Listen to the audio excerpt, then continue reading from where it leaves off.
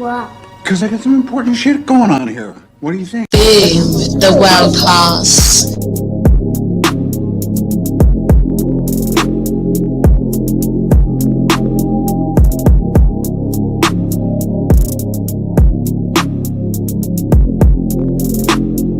Oh my goodness.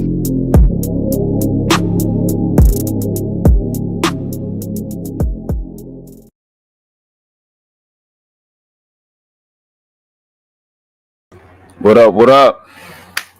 Back at it like jackrabbits. You know what's up when I'm rolling up? Yeah, man, it's slick nigga season. Slide up on you 3 degrees to the punchline, king. I does my thing. I mean, you niggas know good. Don't lie, nigga. So we're going to pick up where we left off. We're going to finish this live, and then we're going to, finish this debate, then we're going to review the Thanos one if we got time. Shouldn't take this so much longer than where it's at now. So I said I was going to do something last live. I was going to make like a special video for like all my female members, like channel members. So anytime they donate any money or make a comment through their membership or Cash App or anything, I got a video and play for y'all. So I'm gonna play it first. Yeah. Then we can go from there. Then we're gonna get right into the review, and I'm probably drop the link while this playing. Only God can do. Only God can do. Only God can do. Do do do do do. Do do do do do do. Do do do do do. Do do do do do do. I'm gonna pay your rent. All your money spent. Baby need a pair of shoes. Giving out a light bill too. Giving out a gas bill too. Telephone disconnect. Waiting on your next paycheck. Won't it do it? All I really wanna see is the money. I don't really need a D, I need the money. All a bad bitch need is the KC. All right. So anytime one of the ladies or some channel member donate, that's for y'all. I don't know if the guys usually don't be wanting special shit from niggas. So you know, babe, that's where we at. Hold on, I dropped the link just now. I'm gonna pin it. Then we're gonna get right into the review. I'll let some of y'all that commented already. Shout out to Arnell Bay, usually the first in the building. What's up, big bro? Appreciate you. Otis, we was tripping on Shabron shit last night. On this live we had last night. Tripping on Shabron shit sound crazy. What's going on, suit? Gorgeous. Gore says, he says, world class salute. Great timing.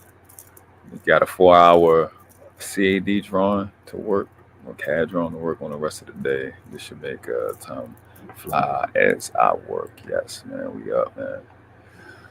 We get right into it, man. Definitely getting right into it. Let's pop this out. Let me see. What's the best look? Is this better than this? Sounds good. Wait, what up? What up? Link is pinned to the top. We're going to review the rest of this debate. Then what we're going to do is I'm going to get into the next one after that. Then we get into some other content after I'm done these debate reviews. I think that's I think I'd have done enough civil service to the space. You know what I mean? So shout out to my guy Gore for the Cash App. Appreciate you, Brody. Everybody who goes in an ambulance car, throw your hands up. If you go in the ambulance car, everybody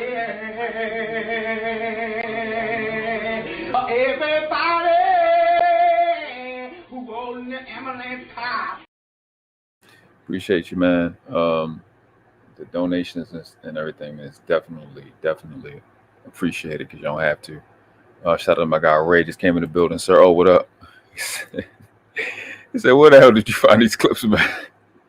Fucking Facebook, IG, YouTube shorts. Like, this shit just be coming through them 3. I don't got TikTok. I don't Snapchat and all that other shit. I just got those 3. And that's it. And people sending me shit. That's it. All right, we're going to get into it. I'm going to back up a little bit because I think, like, yesterday I had kept clicking on this tab and fucking with shit. So we're going to get right back into it and finish this shit out. I should have looked forward. Let me see. I can actually look forward now and see what kind of conversations. Okay, they look like they still. It's like an hour, right?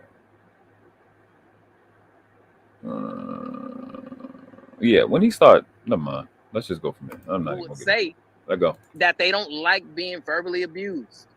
They don't like being physically abused. They don't like men who treat them in an aggressive manner. I don't understand the disconnect. I mean, if he's not willing to concede, surely the moderators will understand the distinction, right? It's not just women. I don't believe men, by and large, the majority of men love to be treated in a toxic manner, love to be abused verbally, love to be abused physically. None of those things. We don't, in general, love toxicity. But once again, that's the flawed narrative that Mr. Fantastic loves to perpetuate towards women, right? So you can easily just Google, hey, do women love toxic relationships? And I guarantee you, if you was to Google it right now, you know I'm at work, I'm on my phone, on the app talking to y'all, so I can't just go to Google and say, do women love toxic relationships? But I guarantee you, if one of the moderators go to Google and say, do women love toxic relationships?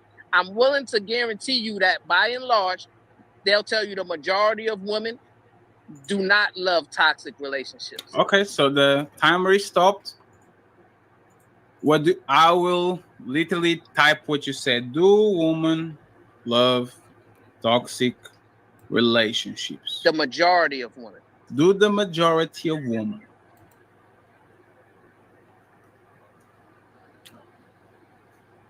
Here we go. Medium. Why do women often fall for this? Doesn't sound like a. Let me actually add steady to see, because this is going to be difficult to prove. Less research.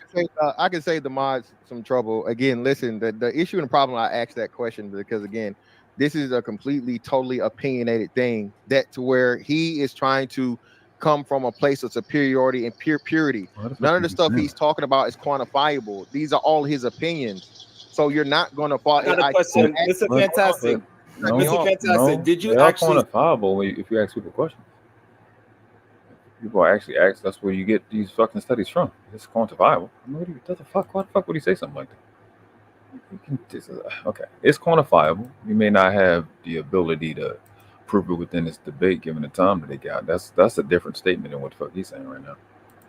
He say on my show that majority of black women love toxic relationships. Did you say that? That sounds like something I would say, yeah.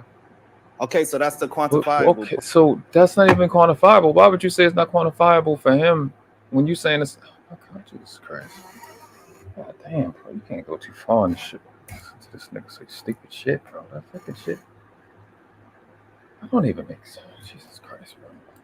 Part is My point is you're not going to find a stat that does it. That's what I'm saying. That's what I'm saying. It's not going to be. At best, you're going to find a study. You're going to find a survey or something. He's arguing. Fantastic is correct. So we don't need to spend an amount of time around on this. I just, for clarification, Brownsville challenged your position that black women love toxic relationships to the majority aspect, right? And your retort to that, well, what was your evidence? My retort and my evidence was the media they support and the way they interact with themselves, be it intimate relationships or platonic relationships with women. Okay. That was the answer. I think this one argument is my bad. Go ahead. No, I think this one is difficult from some substantiate from both sides. But the use of the Google, you are going to find stats with women in average. Hey, Fatty, can I ask a question? How many people are watching right now? 734. So can we do a poll for just the woman to answer? No.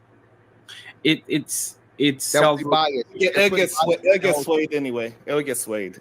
Yes, and you can confirm who is voting. Like you can enforce just woman voting on that poll. Yeah, you can't actually confirm who's. I don't know about the sway part, but I just when you ask women stuff, they're gonna put on their public face. They're not gonna really in public, they're not gonna get the real them, and I just know that because experience. They put on the public face, like people do, and they say stuff publicly that they don't say privately, or they tell you stuff privately that they would never tell you publicly, like most people. You know what I'm saying? So I don't.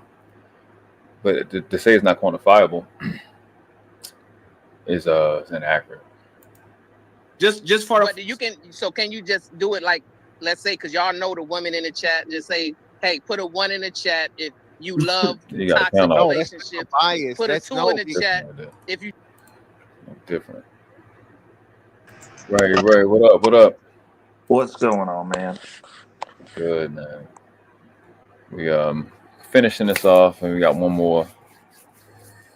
more raggedy debate, then I'm done my public service for the month, if not the year. You on public service? Yeah, I'm done. You can't say I ain't helping. Actually, coming up with, I've been kind of formulating an idea, because me, it's gonna be dramatically different from this, and I'm gonna be hitting some people up about it. Uh-oh. Nice. Well, that's exciting. Yeah, I'm gonna be hitting people up. This it's related, but I think I kind of want to. I think I can put it together. So I'm be hitting people up. Formulate an email or something like that, or some type of shit. Maybe in the video, expressing the idea, see if people want to be a part of it, and see what we can do. No, I like it. I also like that most women want to be in happy relationships. Did you see my last live? No, I didn't get to watch that one. No, man, I had a fucking conniption fit, bro. I'm not even gonna tell you about it. You just gotta go watch it. You have to go watch. I'll even give you timestamps and what to look at, so you want to worry about it. This shit was stressful. It was stressful, bro. It was stressful. It was really bad. Extremely bad. It was horrid. Literally, when everyone's out in these streets just saying anything and everything, that's what happens. All the things. It wasn't a thing unsaid. Every fucking thing that could be said was said. All right, let's because I want to shoot through this, and because I want to get to the Thanos one, and I think my brain is gonna be done dealing with these characters for a long time. Oh my goodness, my brain is stressed out. You don't love toxic relationships. Yeah, but Bronze. Hold on, is he invoking his chat thingy? Help chat thing? Are you sure? I don't think that's what because he's asking the whole chat instead of. I don't think that was the spirit. But you know it's funny, Brownsville. If there's a woman that wants to come up and Gorgeous, your fault. Give credence to his claim, we can use it totally fine. Just put a bunch of exclamation points on the chat, or tell the moderators that you want to intervene, and I'll drop the link so you guys can come up and defend Brownsville point. It would be actually very interesting to hear from y'all. But it's not Brownsville point. It's Fantastic point that he was trying to clear. Yeah, but there's the stuff like this. You see stuff like this. This nigga right here, right? He was on the channel defending Drake pedophile ass. But he says, what gender says, "Oh, he's too nice"? Mr. Fantastic is correct. Okay, if you put "he's" in it, dumbass, it automatically tells you who. But then you dumb because there's gay niggas that say that too. So now what? Well, I mean, do you think it's the same for dudes? Because, like, I mean, within that community, I wouldn't think that you would hear a bunch of gay niggas complain about their heart being broke by another nigga. Like, it's just they just busting each other down. It's just some niggas fucking at that point, right? Shit. I mean, they imitate everything the girls do. So if the girls doing it, I don't know that they imitate heartbreak though. I think they stop short. I think because, like, at the end of the day, when them motherfuckers get mad, they try to get a little bass in their voice. What? Hilarious. They do. They do. Even when they got their dress on, bro. And here's the thing. We don't know. Either way, we don't know because we're not over there. So you can't say that. That's true. That's true. The type of niggas that they attract over there is stupid motherfucker. But it's not Brownsville's point. It's Fantastic point that he was trying to clear. Yeah, but there's the thing. Fantastic gave his opinion and he told as an educated guest. Brownsville has no way to actually prove he's wrong. Well, but that's the problem. Fantastic can't disprove it. That's Yeah, but it's his opinion. Okay, if you just saying his what the fuck, bro? You just acknowledge that it's his opinion, you fucking dumbass. All Brownsville would have to do is have a more convincing opinion. What the fuck? Why do they say shit like this? You're making it too easy. It's just stupid. It's not for you to prove. If it is because you don't want to. Hold on. It is for you to prove because you said it. But if you can't substantiate past what we already got to, then we got to just move on. Because you said what your point is. Brownsville said what his point is. You can't substantiate it. Ain't no Google situation for it. He can't substantiate it. No, say it like you said it for me. He can't substantiate it either. Respectfully. Can't disprove my point. A lot of the things that we. What was interesting about this, right? I don't know. It's because I'm not dumb and not retarded that my brain goes to what makes sense. There's things called domestic violence, right? Right. And in domestic violence, you can get a restraining order or you can get a protective order. At least here in Maryland, it's called protective order. In the protective order, you can bring evidence, but you really don't have to because they have a process that they make the decision based off something called a preponderance of evidence. Where similar to what they're doing right now, where you articulate something, that person go, and the one that's more convincing, that will determine whether you get it or not. So the thing is, when they're trying to say certain things and they don't know how what they're doing actually exists in civilization already, it just bothers the fuck out of me. So like it bothers the shit out of me when they just say random shit. And I'm walking around here with this YouTube moniker called theeworldclass.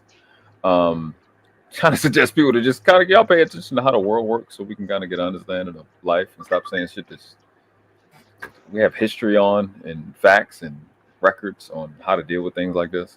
It just really bothers the fuck out of me. So that's that. So I gave substance today. It's not like, well, I do every time, but it's not like I'm just criticizing without giving, something in return. The reason. Yeah. Yeah. What you about to say? No. I was agreeing with you. Just like, what are you doing? Be like, I'm going to explain to you this thing that I just made up that actually exists already. Let me break it down for you. I'm smart. It's going on for a while, but I made it up before I was born. Okay. Say right here, for example, men are leaders and women are followers cannot be substantiated. Okay, is a educated opinion about observation and a bunch of things, right? So if somebody has that opinion and the other person is saying you are wrong, right? Let's just move on. No, it's just for future. It's just for future reference. So, it's the onus on that person to say, hey, I have this information and this disproves this educated opinion that he gave. Like, it's totally fair. Let's not fall into you have to bring status and studies to situations where there's no way we can produce data that substantiate our point. Just to make sure that doesn't happen what happened on the last show with the Jalen situation, where we're asking for stats when stats can be proven about pickup artists being worse than people that are pushing for relationships. If we could get clarification on what toxic is, then we could give supporting evidence. That's actually better. But that's what I'm saying. So there's a problem I'm having with this is that my opponent is using all of these subjective terms, and you guys are using his measurement of morality and definitions and all these different things. I haven't done that once. I haven't tried to because I'm trying to have a debate about something where we have a solid point of reference and we can make a valid right or wrong argument. When his whole thing is emotionality. His whole thing is like men are the problem and women aren't doing anything. But yours is the exact opposite. Yeah. Well, I was about to say, I was like, dude, but remember the conversation that we were having before it got blown up about him not being from here? Yeah. That's literally what he just said is like, in my scenario, what I'm accustomed to, this is how we navigate. But the reality of it is, I mean, technically speaking, like if you want to get down to brass tacks of it, if you go into another civilization with men and you are adherent or abhorrent of that civilization's social norms and standards, those men are at liberty to get you the fuck up out of there. Yeah. To be honest, because it's just like you're the odd man out, and these men have decided this is how we're doing things here. You don't get to come here and do what you want just because you're a man. Like, that's not how that works. You go into a society and you acclimate to the social norms and the standards of the society that you go in, because those men have already done all the fighting and stabilizing for that to exist there. So my question is, wherever you're from, why don't you just go back there if that's how you want to navigate, so that way it can just be normal for everybody? I don't know. I don't think yesterday they were saying he was from Macon, Georgia, but that's like location. I don't know if his genes is from here. Like, it seemed like. Right. That's what I'm saying. Well, I'm just like, I don't think wherever the hell that is in Georgia has like an outlandish rate of assault. Because like, I'm just saying, like the stuff that he's saying, I'm like, okay, so you could make a couple of base assumptions about the way that you carry yourself and the way that you feel, what you feel is normal. And that is not what's even legal within this country. Right? Bro, so what I'm trying to tell you, this nigga is retarded. Like the live I had last go. He's retarded, bro. I just don't think he's from here. Okay, I'm telling you, you're gonna want to, you're gonna want to watch that live I did yesterday. My brain can't. I had a literal conniption fit trying to understand the shit that he was saying out of his mouth. I mean, the link is in the description in case you just want to watch it yourself. You don't want me to influence what you you know. Did you send me the link for that one? For this live that's up right now? I definitely can. Or mine. The one that you're talking about. Yeah. Where you had the conniption fit. Okay, I can see the link for that. I think I might have. Yeah, Blue, it stressed me out. It was ridiculous, bro. I just like my mind. It wouldn't let me continue to do the live because it knew it had to like clean up and shit. You know how you like cooking and you spill something, it's like I got to get up and spill. But the whole thing was spill. So I was in pain. Like I was really fucking irritated. Like I was about to quit and everything. Then the ladies was like, no, keep going. So I kept going and shit. And I regret it. I thoroughly regret doing it. I didn't gain anything from it. Like, I'm really upset that you got me watching a video where I have to agree with anything that Brownsville says. That's your fault. I'm gonna blame you because you know why? I clicked the link. That's one, and then you should have dealt with Fantastic somehow. I don't know how, and I don't care. But you should have dealt with this because this wouldn't have happened. These is like the two extreme, like fucking Scorpion and what is it, Sub-Zero? Two polar opposites, and it's just weird. And Brownsville is the most civilized one, which is crazy. Which is insane. That is like when you make Brownsville look good, bro. That's not good. From a male's perspective, the women like, oh yeah, Brownsville. Okay, cool. But as man, yeah. The one for men is, or the one that's supposed to be for men is the dumbest one. You making us look crazy, right? Let's fight. We are going to be stuck because Fantastic could literally say, "Oh, you think such and such is toxic? Prove it. Oh, do you think this man? Prove it. Oh, do you think that? Prove it." And we are going to stay here forever because now we are going to get on the loophole of if you make a statement like Brownsville said about women brothers being bad for society. He's stuck because Fantastic is going to say prove it, and the conversation is not going to move on because there's no proof about these stats and all that. Okay, so let's be fair about it and have an open conversation before that. Aaron, what's the problem, Aaron? I don't know if that's true. If he says they are bad for society because XYZ and then presents supporting evidence with XYZ, he can create supporting evidence. I think yes, but there's not blanketed statements are of course not. But Aaron, but there's still an opinion. Is not a fact. Let's not turn this into the moderator show. We could. This is shit. This is why this kid is dumb.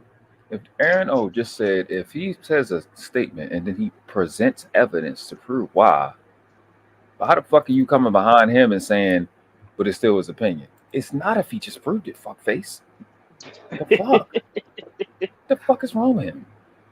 Big Mike, what up? Say words. Yo. For the algorithm. What's up with you? What's going down? Fantastic's hairline. Freezy, what up? Yeah, hold on one second, man. I lost my damn earbuds. Hold on. Okay, I got you. I'm gonna meet you up. My brain cells is what's going down. To answer that question accurately. Dang. Because this is abusive. Very abusive. What's popping? I can't complain. Well, so there, you know how I have eviscerated the the Portuguese pedophile for a while. So because I've been kicking people's ass and saying debate, they want to start trying to debate. So they've been doing them. Okay, let me just rephrase that. They've been doing. You ever seen a mock draft? Yeah.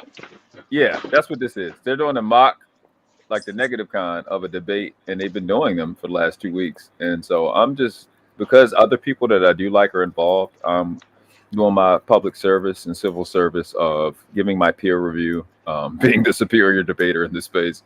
Given my expertise, because I've actually trashed professionals doing this, lawyers, PhDs, shit like that. I've done that plenty of times. So I'm just giving my peer review, helping, people that are involved have a better understanding of why and shit like that. Okay, I got you. I'll be right back on. Gotcha. What's going on, Ayana? What up, baby? You said I'm thick as fuck. Just relax until today. Fun. Okay. Thanks for letting us know that. That's that is never a bad thing to learn. We like them thick. So yeah, that's what's going on. And so one more of these to go, and then I'm done. And I think I've given all my information. Hey, my bad, man. That's my bad. One of my drivers called. So who we trashing today? So the goal isn't to trash anyone. Is we're just gonna highlight as they trash themselves. Is that Poppy? No. So this is Brownsville. I don't know. You know Sharon? You probably don't. You probably don't. Hey, what's going on, Brownsville? No. All right. So let me put the screen so you know who actually on the screen. Because things changed since you've been off, and you on your phone. So YouTube got a different. I'm sorry, StreamYard got a different setup. So that was just a screen. So we up here with Reckless, Ray. It's me and it's you. What's up? What's going on? What's up? Not much, man. Cooling. So we got so the debate is Fantastic in the top left. Brownsville is Sharon's cousin, who was right beneath him, and then it's Fatty and it's Aaron. I'm pretty sure you may be familiar with them two. I know who Fatty and Aaron are. I know who Mr. Fantastic is. Okay. Yeah. They debating. Basically, to make it simple, Fantastic is red pill, as you know. Brownsville is blue pill. Just to make it simple. That's oversimplification, but there we go. What's going on, Quantum? What's up, baby? Quantum, listen. I'm hold up. You might have came. You came in late. Pause. No diddy. Maybe not. When is it women? I think it should be. So I have made a new video for all my female channel members when y'all donate at all. So I'm gonna let you see it before you know what I'm saying. I'll try to be fair. So you like to see it? Here you go. Only God can do. Only God can do. Only God can do. Do do do do do. Do do do do do do. Do do do do do. Do do do do do do. I gon' pay your rent. All your money spent. Better than the pet shoes. Even got a light bill due. Even got a gas bill too. Telephone disconnect. Waiting on your next paycheck. Won't it do it? All I really want to see is the money. I don't really need a D, I need the money. All a bad bitch need is the KC. So when y'all donate and buy super chat, super stickers, even a super thanks, when I see them, get to play y'all video. So I got like 4 of them shit now. I make some more for them. So yeah, that's what we're gonna do. We're gonna break the debate down. I think what I'm looking for is just structured criticism on people's points. I'm trying to create my competition since God won't send them. You know what I'm saying? I'll just do the work for them. Yeah. Well, let's go with it. Let's roll with it. She said, "No, we don't pause." She said, "Ride till we die." Shout out. Make sure I got a joke for you before we get started, though. All right, what are you? All right. Why did Puffy cut all his artists off and give them their royalties back? Is he going to fuck the jail? Nah, because they wouldn't let him get the back end. What? Yo, what's wrong with you? I can't even find a thing. Down the Marco. Down the Marco.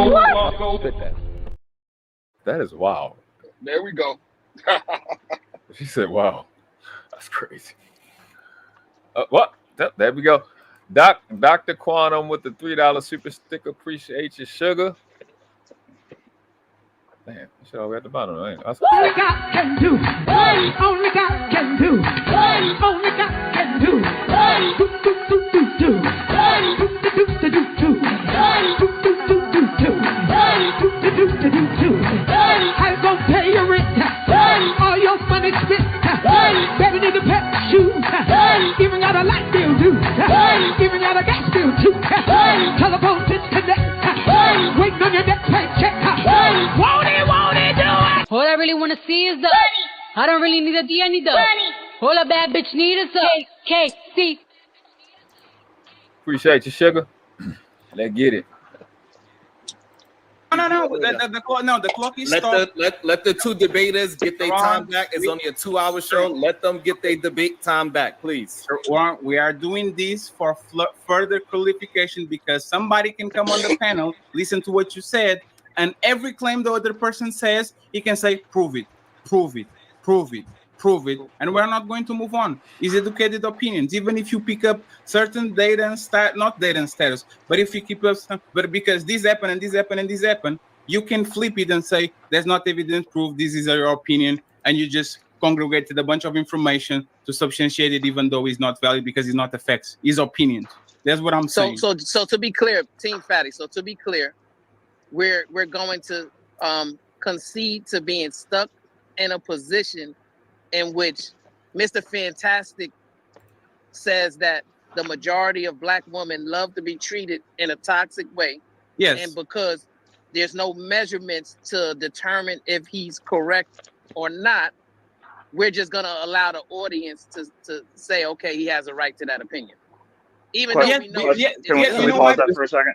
Yeah, I was pausing anyway. Go ahead. So wait a second. So he's saying that Brownsville is saying that there's no data aside from like all the broken homes and the crime statistics and the fact that we're overrepresented in a bunch of ways that one would assume if these women wanted nuclear, perfectly good homes, right? Mm-hmm.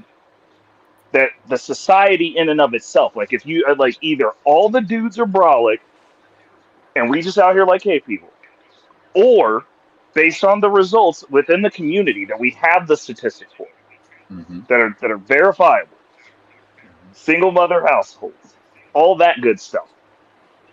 That apparently, if those dudes weren't the stand-up dudes, because there's always something wrong with the guy that you left, right? Wouldn't the results of the community be the barrier? Because, like, I would say, for instance, I think that most Asian women want a nice stand-up dude. They want good relationships, and their society reflects that. They don't have single mother households. They don't have high crime rates.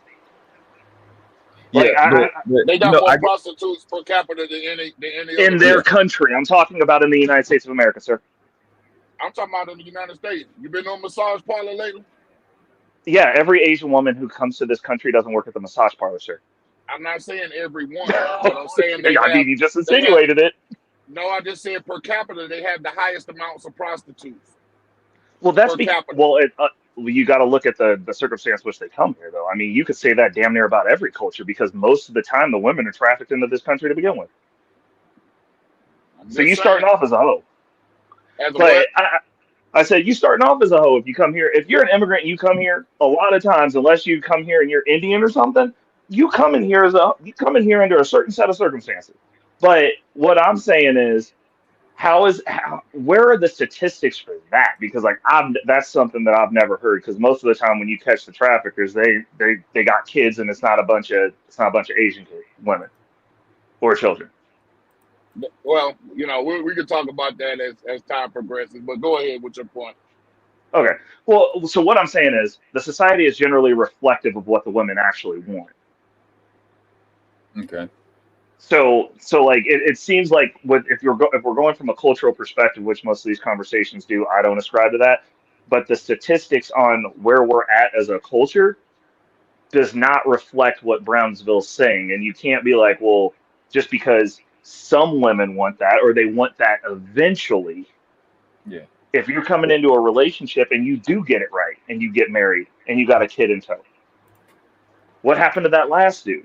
Was that last dude good, or is it, or you went and had the kid with the dude that you initially wanted? Like, why aren't you with him? Why didn't that work? That's all I'm saying. Nonetheless, all that is accurate. But this particular part that they are at, what the problem is, they haven't properly defined, and Aaron did say this, they didn't properly define what toxic is. A lot of stuff that you said just now, Ray, it can exist, but it can also exist without qualifying for toxic. That could just be piss poor relationship skills. You know what I'm saying? Correct. Yeah. So that's the only thing that's the only hole I see in what you're saying. But I do understand. Like I see the approach. The results are indicators that there's a want for toxic reaction. That's why it will be a good framework of evidence would be when women are asked questions. When women are asked questions on camera, what are they choosing? Are they choosing the solvent, wholesome decision, or are they choosing toxic? But toxic has to be defined first, right? Then I think that will be evidence. So I think I mentioned that when I was on the show. I'm like, you can use those different little viral clips when they're asked whether they want a good guy or a scammer, and they be picking a scammer and shit. Even though if one could argue, well, the content creator that's getting it is painting it, or they're editing it for clicks and shit. So that would be difficult. I mean, that would be a valid argument as well. Well, I mean, the other question would be: Are these accurate assessments too, or are they just saying it because they out there and they just like, yo, I'm just trying to go viral, hawk to a right? Like, are they just saying stuff? But it's like I'm a results driven person. Like, I wouldn't just sit there. I'd be like, well, look at the state of the society.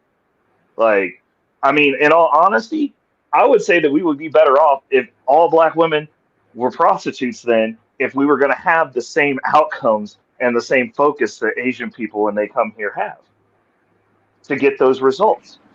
That would be a worthy sacrifice, in my opinion, since they give an ass away anyway. Are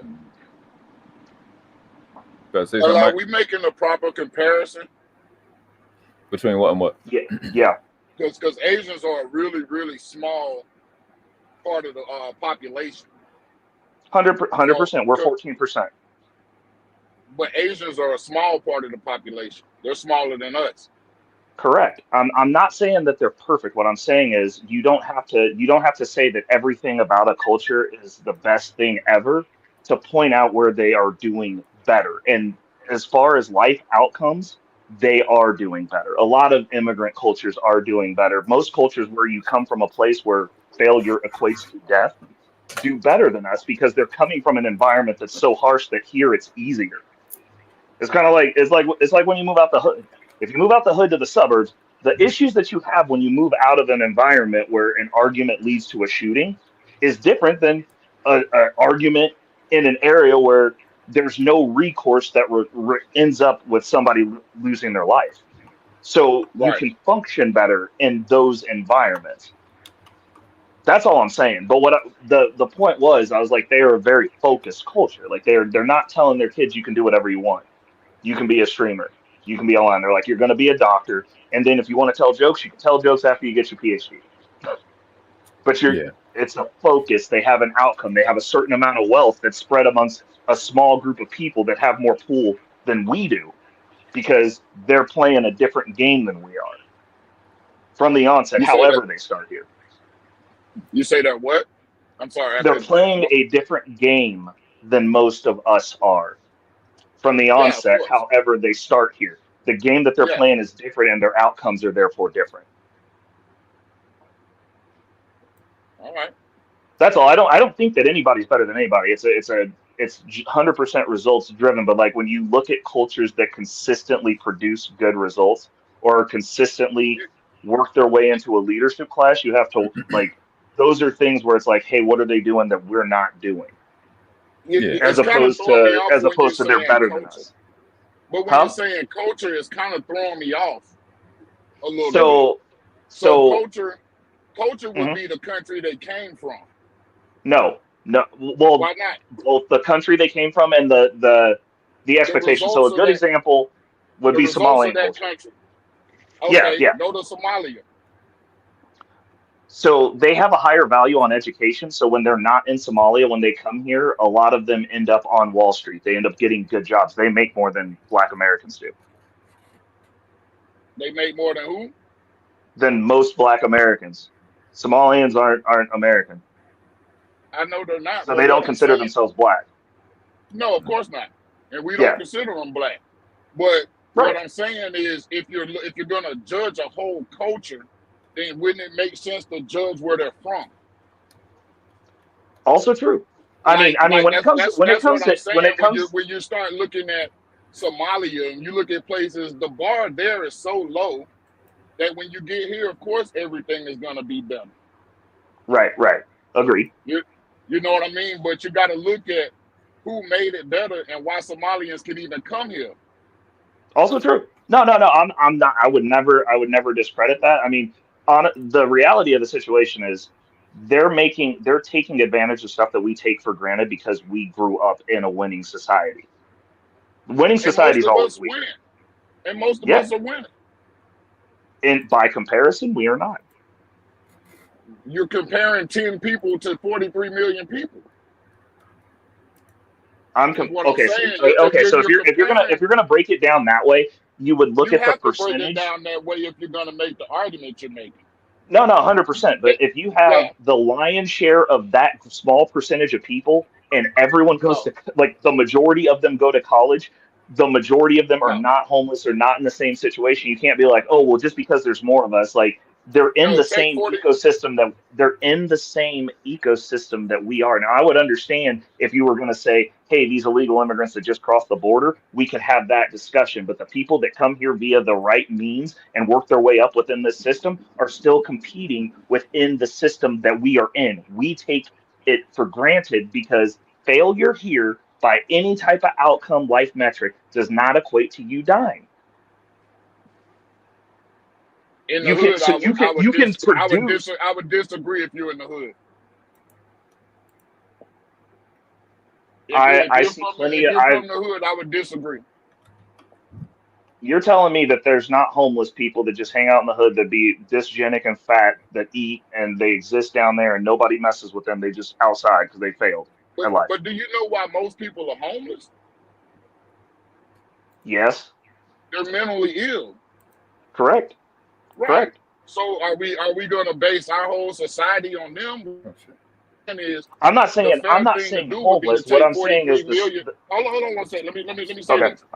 I'm sorry, sir. The thing to do would be to take 43 million Somalians and take the 43 million of us. That's how you make the comparison.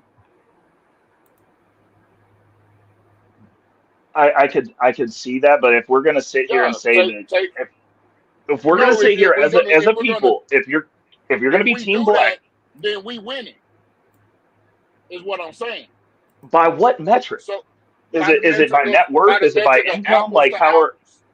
Well, we're the richest group of Black people on the planet. Fair.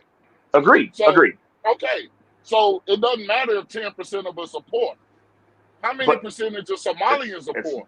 We can't make that argument intellectually honest, brother. That's no. What you're doing is you're being dismissive of the fact. What I'm saying is I'm isolating it down to the chessboard that we're on, because if you took most Americans and put them in Somalia, they would just die because they're not built for any type of harsh environment. Most Americans are not going to be in Somalia. That's why we 100% agree. 100% agree, right. Which is why I say we're isolating it down to the board you're on. So you got to look. So in America and in first world countries, you're playing one game. Okay. If you go to Somalia or a second or third world country, whatever, that is a different game, right? What I'm saying is on the board that we're on, it's like if we're playing chess and they're playing checkers, when they're allowed to come play chess with us, they do better on that board.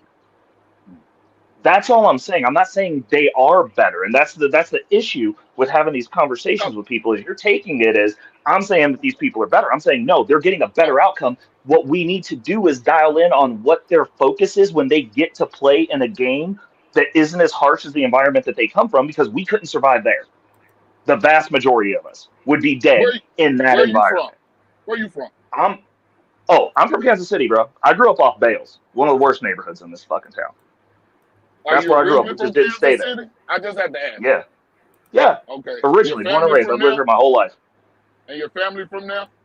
Yes, sir. All right. I mean, I'm just, you know, like I said, I kind of stray away from these conversations. I don't want to monopolize this conversation, but no, you know, I kind of stray away from these conversations because honestly, the comparisons are never made the right way. You can't take 1 million people who came here on student visas. They came here to go to school. Yep. Most Agreed. of them came here to go to school. The ones that can't make it here, back in their country, failing. 100%. 100%. Because the goal is to get to. So it's not fair to take. It's not fair to take the top 1% of that country and compare it to the bottom 10% of our culture. No, it's not a comparison to the bottom 10% because when you look at averages and you take this data, it's an average across all of us. So it includes a person like me who is successful. It includes people like you who are successful. It includes people like World Class who are successful. What I'm saying is, if you're looking at that data, it's taken the best and the worst, and you're averaging it down, but it's on this board. We don't also take the numbers from Africa because we don't take Africa numbers and be like, yo, those are our numbers too, like, and put in the average. It's the average of the country that you're in. Every country does that. You can go look at those averages. And one of the things I tell people all the time is I'm almost at a spot where I'm going to be able to live outside the country for 3 to 6 months out of the year. When I go somewhere, people are like, oh, are you going to go work? I'm like, I'm not going to go compete in their system. I'm going to make my money here in my system and have leverage there. I'm not going to be a draw on that system. And and the one thing that I think you need to take into account, and the reason, like, this sounds like talking to you is very reminiscent of when I talk to my folks, because like they have the same deal, but the issue is this, and it's the reason I go back to results, is I grew up around other cultures. Like I was friends with all the immigrants, all the people that came here. That's where I learned my work ethic. My family always worked hard, but I learned how to flip that work ethic into something by doing things that traditionally people that look like us don't do, by being exposed to a culture and for instance, being willing to work 3 jobs and just grind it out. If you don't have a skill, you put your nose to the gridiron and you grind it out to get what you need to get. The other thing is being able to work communally with other people, including people that don't look like you. Like the situation that I'm in right now, one of the reasons that I'm in that situation is because I'm willing to have roommates. I bought a place that on a mortgage that I haven't touched. I haven't paid a dime on that house in 5 years. I just sleep there. And I'm leveraging that money, buying assets. Again, one of my mentors is Jewish. Put me on game, told me when I bought my house, helped me work that deal out. While y'all are sitting around, and that's the reason I'm saying, I'm like, sometimes you got to look at somebody, and when they tell you like, hey, bro, like how we navigating is fucked up, like we're playing the wrong game. You got to go, do you have results that we don't have, or that I don't have personally? And then be like, okay, if I'm fucking up, like tell me how I'm fucking up then. Put me on game, because there's people out there that will help us, that will help you, that don't look like you. Because if everybody around you is getting a shit result, or a result that you don't want, or a result that's subpar to what you think you're capable of doing, then you got to start figuring out what some of these other people that are coming past us, because I've grown, like the immigrants that I came up with, we all in a different space than anyone in my family, with the exception of my aunt, because she went the school route. She's smarter than I am. I'm real dumb. I'm good at making money and I'm good at financial strategy. Those are my 2 skills. Bro, I'm in Atlanta, bro. Really great at working hard. I'm in Atlanta, so what you're talking about, I don't see that on a wide scale basis, is what I'm saying. Well, I mean, normally when it comes, so are you saying you don't see? Well, I mean, you're in the mecca for black folks, dude. You actually have access to black people that are wealthy. Alabama. I'm from Alabama, and I don't see that. I just don't see what specifically. I don't see this great leap forward that they're making ahead of us. I really just don't. And you're like ingratiated in these people's lives and understand what their net worths are and what they're doing with their money behind the scene. Because not everybody who got money put on a Gucci belt. Like that's the first thing. I mean, no, I understand that.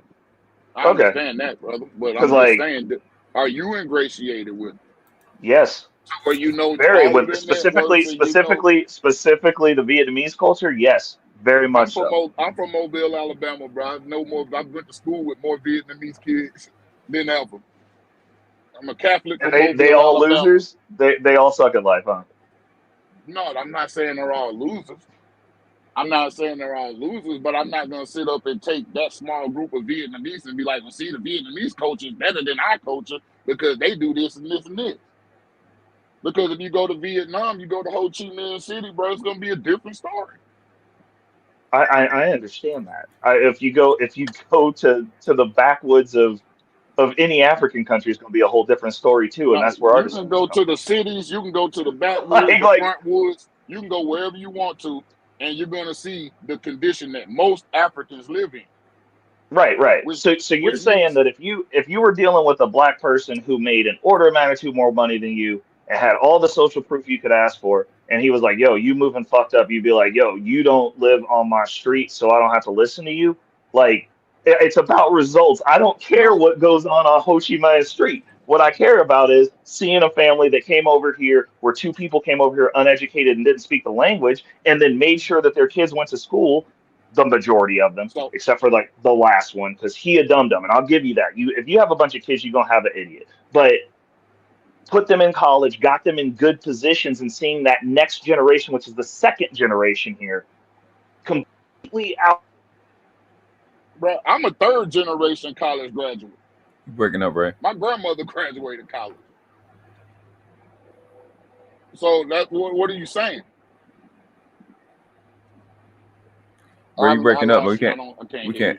No. I think he breaking up. You might even. Hello? Can y'all hear me? Can you hear me? Can you hear me, Mike? Yeah, both of y'all messed up. I don't know what's going on. Appreciate everybody coming through. Nobody. Can you hear me? I hear you. Yeah, some damn phone call came through. Hey, Ray, you here? He just started going off. He probably got a phone call too. I bet he got an iPhone. iPhone get a call, it drops all the way off. That's some people. And took what he's saying and just took the average earner from here and sent them to the other country. So if my income went to Ethiopia. Yeah, you breaking up real bad too. Rights to sit up and tell these folks that, you know, y'all moving fucked up because I'm making more money or I got more money. That's not respectful. You back? No, Ray? Sorry. So what I was trying to get to was I don't see what's wrong with looking at people in a system that you were existing in. I don't care what's going on in Ho Chi Minh. What I'm saying is if somebody's getting a result that you aren't getting here, I don't understand why if they're replicating that result a good amount of time. I'm not saying like some one-off go buy a meme coin in crypto and I got lucky and got rich, but I'm like, if you consistently seeing some people that are producing an outcome going, what's that and how did you get it? And replicating that doesn't mean they're better. It's not saying that the culture in and of itself is better. They're producing an outcome that would benefit us. Person by person. Correct. But right. if you know anyone who's rich and they're richer than you, ask them what they're doing that you're not doing. And just replicate that. It could be anybody. It could be somebody who looks like us, somebody who don't look like us. But when you look at cultures that are running things or have a lot of swing or have the power that we should be having here that have less people than we do, then you got to start running things here. What culture is running things here? The small hats. We got an Asian hate crime bill passed well before. Like we ain't even got a lynching bill yet. Like there's very few of them that sure as hell cared about Asian hate crimes, right? So I'm just saying it's because that's because the vice president Asian, man. But the vice president's Indian, and Indians don't really fuck. So see, this is the thing when people don't know about India and Asia fucking country, bro. Like India and Asia, they are not in lockstep with them like that, they do not It's get not along. about It's like telling lockstep. Are it's they like in saying Asia? Vietnamese. It's like Are saying they in Asia? Vietnamese and Laotian people get along. It's like saying Korean No, people and Japanese people get along. They don't get that's along, not bro. saying that. They're I'm different saying the groups reason you got an completely. Asian hate crime bill is because your vice president is from Asia. I didn't say they were lockstep. If our vice president was assaulted, they would not be putting them in there for an Asian hate crime bill. It would be a hate crime against black person, and you know that full well. Like no one, if besides us knowing it as a talking point, no one would look at her and be like, "That's an Asian person." I get Don't be what you would look disingenuous, at, bro. bro, but she's Asian. She is not part of the Asian power structure in this country. She's what? Not part of the Asian power structure in this country. That's not how they roll. I'm just letting you know, Indians are not included in that. All right. So you know. let's get back to this Asian power Okay. structure. Okay. This existing Asian power structure. For the most part, what I've seen of Asians, they stick to themselves. They do business with each other. And us and everybody else. Oh yeah, You're correct. We do business with them because they have products we want. But when it comes down to it, the Asian dollar does not circulate into the American economy like the black dollar does. The Asian 100%. dollar stays in their community. But see, you're correct. I think the Asian dollar stays in the community up to almost a month before it has to leave. I agree with you, but you're right and wrong for different reasons. So this is how, if you're in a community and you're dealing, because like isolated communities don't work. The black dollar conversation, the reason where we fall off with that is that A, we don't make businesses that compete with everybody. B, we are not a producer culture within this system. We're not. We don't produce anything. So there's nothing specifically that you would go to and be like, yo, like that's the spot that I want to go to, and this is what we're going to do, and we're going to get down. The Asian culture does do business amongst themselves. I 100% agree with you, and you are correct. But the way that dollar is allowed to circulate without the culture dying and how they are able to attain power is they take dollars from other cultures. The issue being is in America.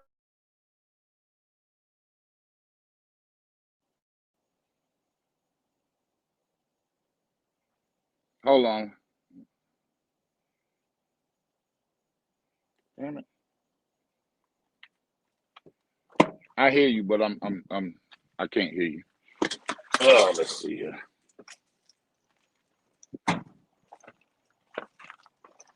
Did he drop off or was that me? I can hear you. I can't hear him. Can you hear me? Oh, he dropped off. Can you hear me? Yeah, I can hear you. Can you hear me? Yeah, I hear you. I was doing shit. Yeah, but yeah, I mean, you know, I see what he's saying, but like I say, comparing apples to oranges. No, let's get back and forth. It's a good conversation. Yeah. You see, I'm working on my temper and stuff, man. I've been going to anger management and shit. Well, I can tell you how both Ray and Big Mike have I wouldn't say buried, but they definitely are the political side of the space. So you know, I think it's the first time y'all been on the panel together, so I was definitely letting y'all have a conversation. I didn't think I was gonna argue, but I just know that he's political, he's involved with it. You definitely, man, you've made that clear. But you know, that should stick. that's your deal. So I love a good spirited debate. Now don't get it twisted. You know that. Yeah.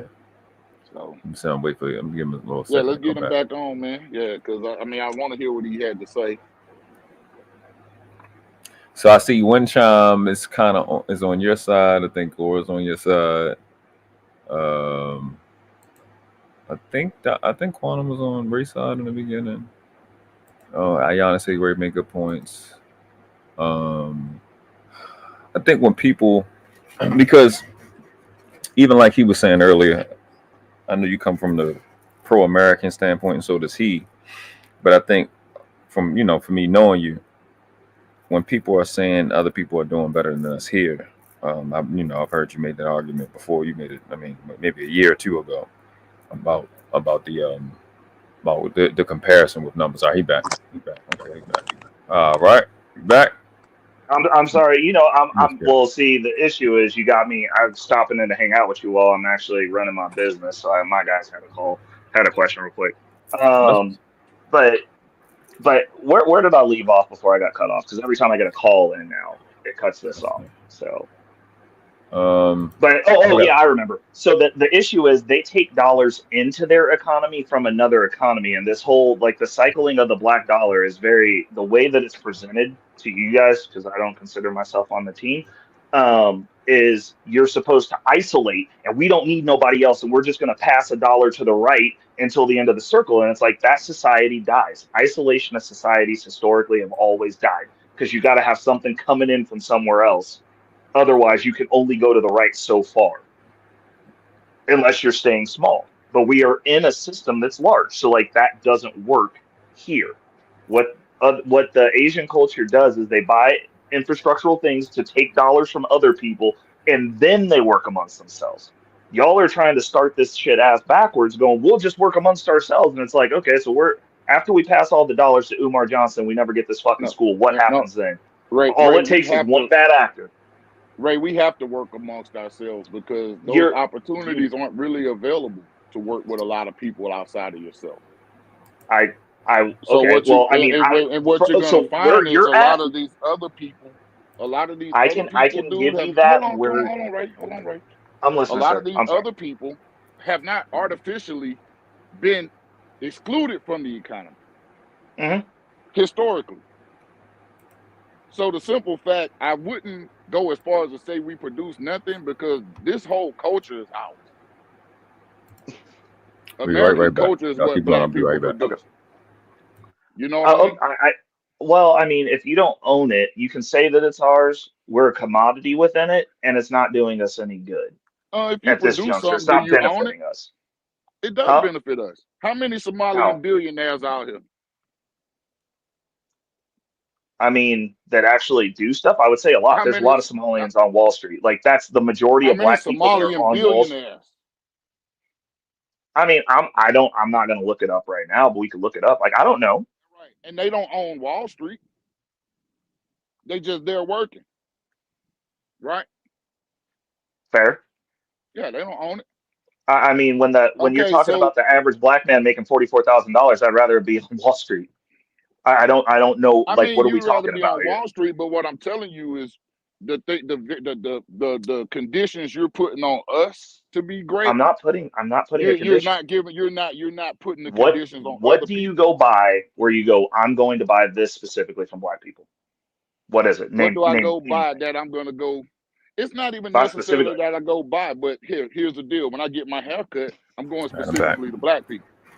Okay, that's fair. I mean, most people get their haircut within their culture. Yeah, most people get their haircuts within their culture. Most things we have to do for self-care, we do within our culture. 100%. So do most other cultures. When you talk about Dillard's, the mall, Belts, Macy's, don't nobody own that. Everybody goes there, right? Well, I mean, technically speaking, by your definition, you would count that as the white man's.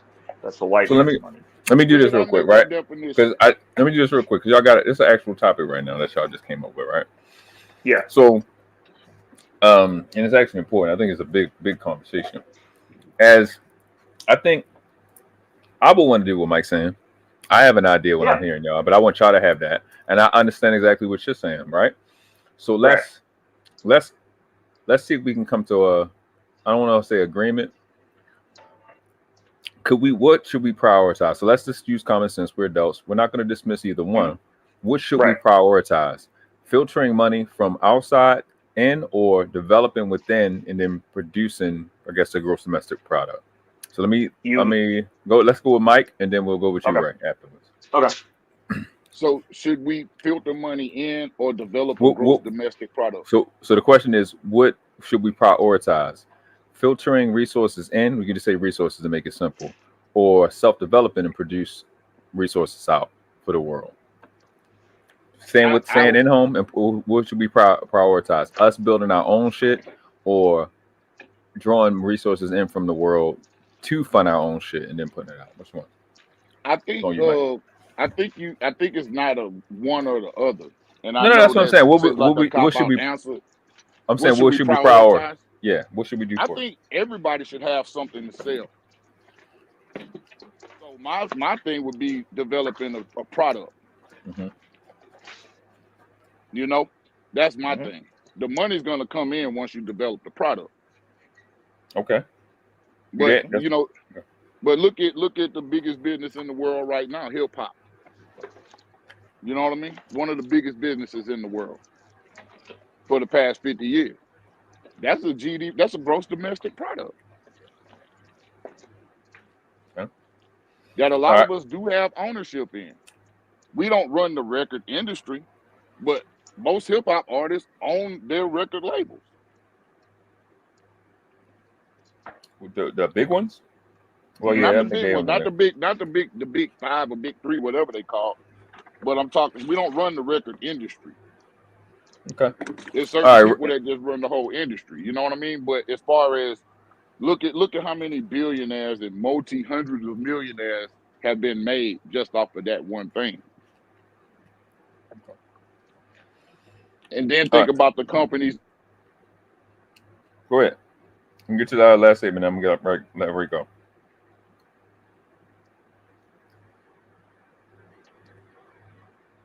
All right, Ray. Okay. I actually agree with Mike. I agree with a lot of stuff that Mike says. I think our issue is how we're getting to Rome and not the roads that we're taking there. I think there needs to be a prioritization. First of all, in order to establish the infrastructure that we need, you're going to have some people that are actually educated in something that's relevant. So we're going to have to go get money from everybody else first.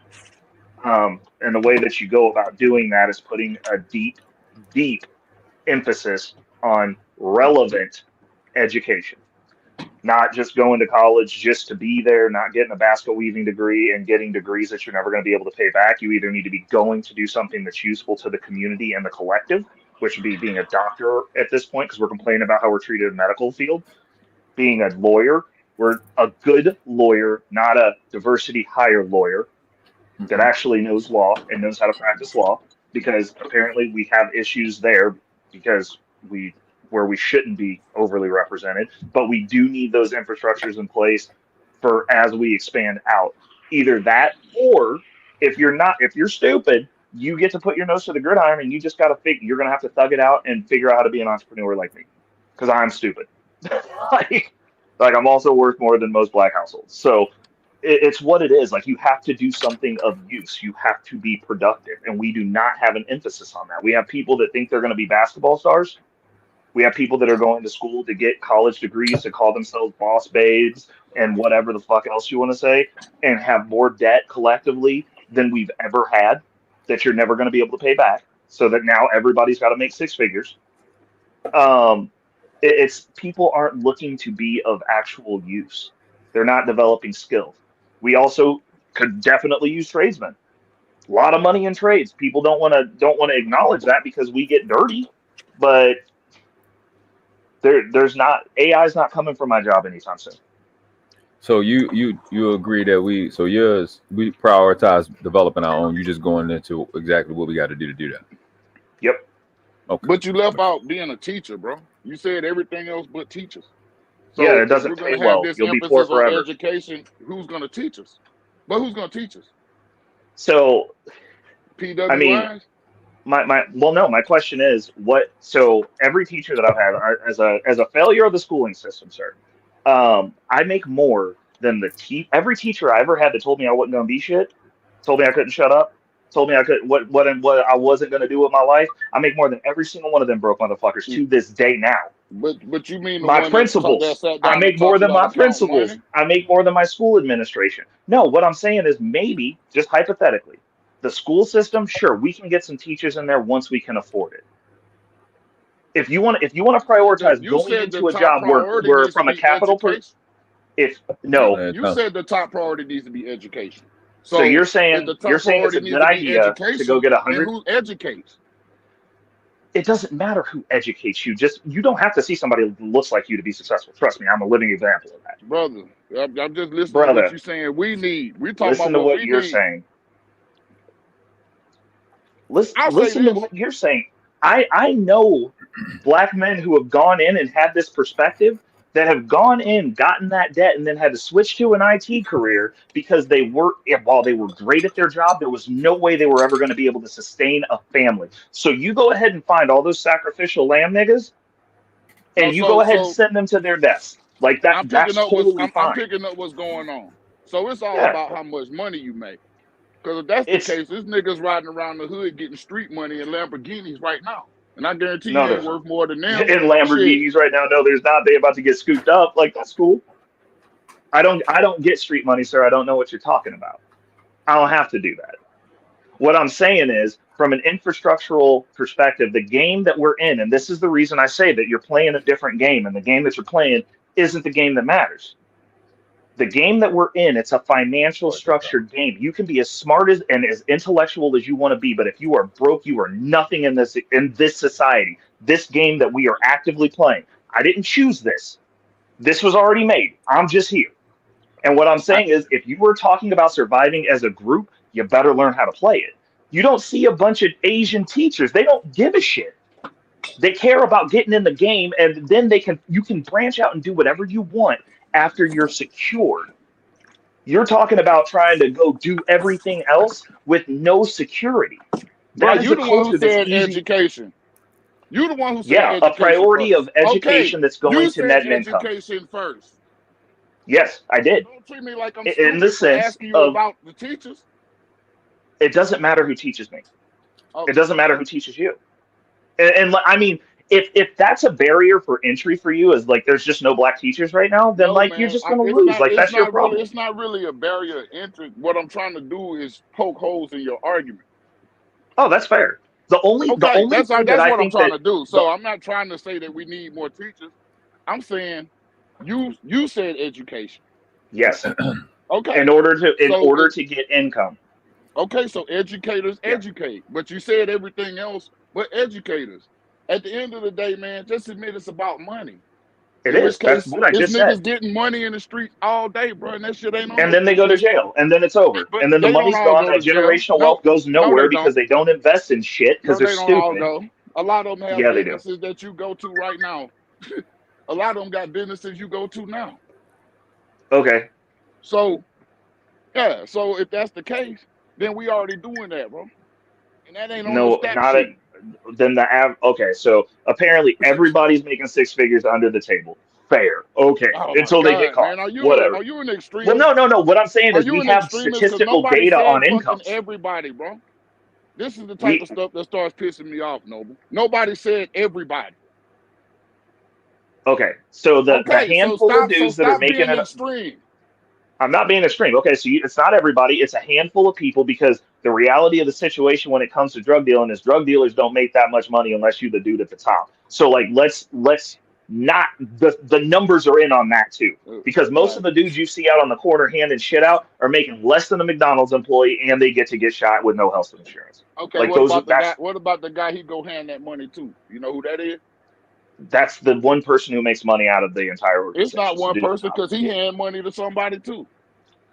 Okay. It's a fucking chain. It's a pyramid, but you don't understand. No, I understand. You don't understand that. I'm talking. Yeah, I understand a lot better than you think. Head on that. No, not really.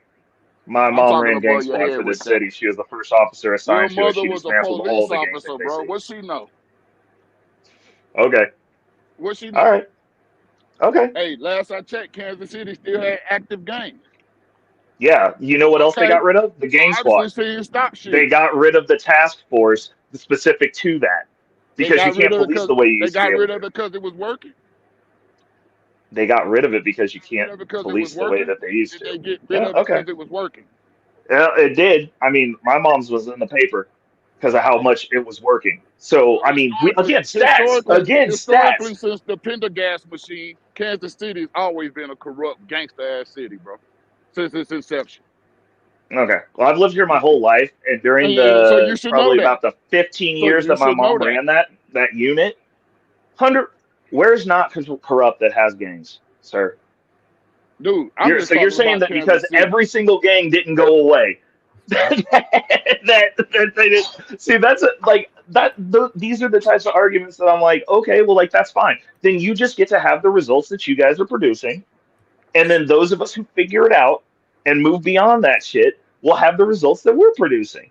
I'm not saying that we don't need teachers. I'm saying that you can focus on the shit you want to do after your community's secure. If we all go be teachers right now, we'll all be poor indefinitely, and we'll all still be extra liberal. Said educated.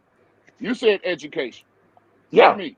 Is I know, and the cultures that I reference are not teachers. The cultures that I reference are not even teachers. And I said you have to have a priority on education. They're going, are you going to be able to pay back this student loan and get a degree so that you can be secure in the system that we're in? Education. So that, like, if you're going to be a doctor, you got to get a PhD. Education. If you're going to be a lawyer, you're going to school for 6 to 8 years. Education. I don't see why that equates to having to be a teacher. I'm not saying it had to be a teacher. You're not understanding what I'm saying, bro. It's all good. Well, no, you asked who's teaching them, and I told you it doesn't matter. You go to the next topic, if you want to, brother. All right, let's do this. We can't do circular arguments. So it's not circular. So Mike's point was, you mentioned everything of it in educator, right? Yeah. And your point was the things that we're educated in the system isn't working. Which Mike stated a fact, and what you said is what I live. Self-education is far superior than formal education. My response to both of those is that I think the people that are living the thing that we have to do now, obviously I'm talking about professional, should be the people who should be teaching, right? But that does exclude the infants, the toddlers, the young adults, the preteens and teenagers, to a degree. My mindset will be homeschool. Yeah. And making the parents responsible for raising their children. But I guess a kind of life that we used to live back in the day. But yeah, we would have to have an education. I would really change the word to edification, enumeration, and education. All those, a whole reform to make it make sense, because it just doesn't make sense. But like I always say, I'm not a teacher, right? My sister Crystal, she's way better at teaching. And I think it's a craft that is, I think we can all three of us can agree, it's unappreciated. It's 100%. Extremely important. And I think our inability to value teachers is because of how less they're paid and the piss poor education that we get, making us not appreciate the evil teachers that are the conditions that create those evil teachers that tell us you ain't gonna be shit when you grow up, because her pay look like how she feels. You know what I'm saying? That part. So this clip I'm gonna bring up, I want us to react to that, and we're gonna get back to the debate.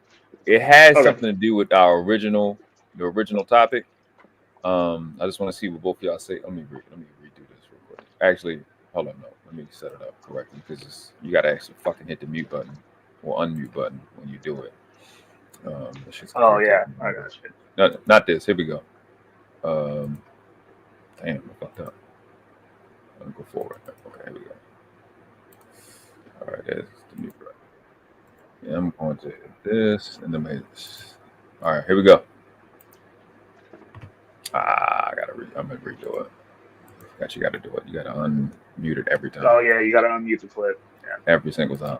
Man, with my knowledge, what can you tell a man like me now? What's your suggestion? That's your question. Okay, you talking to me, not a dumb nigga or a pork chop eater. Don't know the truth. I'm free now. I woke up. Now, what are you going to tell me now? I done gave you my solution. Some land of my own, doing something for myself like you, England and America do. Now, I know you're not against the black man. I know you're not against me having my land, are you? I know you English the ruled and slaved forever for a long time. But do you still today don't want me to have my own country and build for myself and govern myself? Would you think that's bad if we thought like that?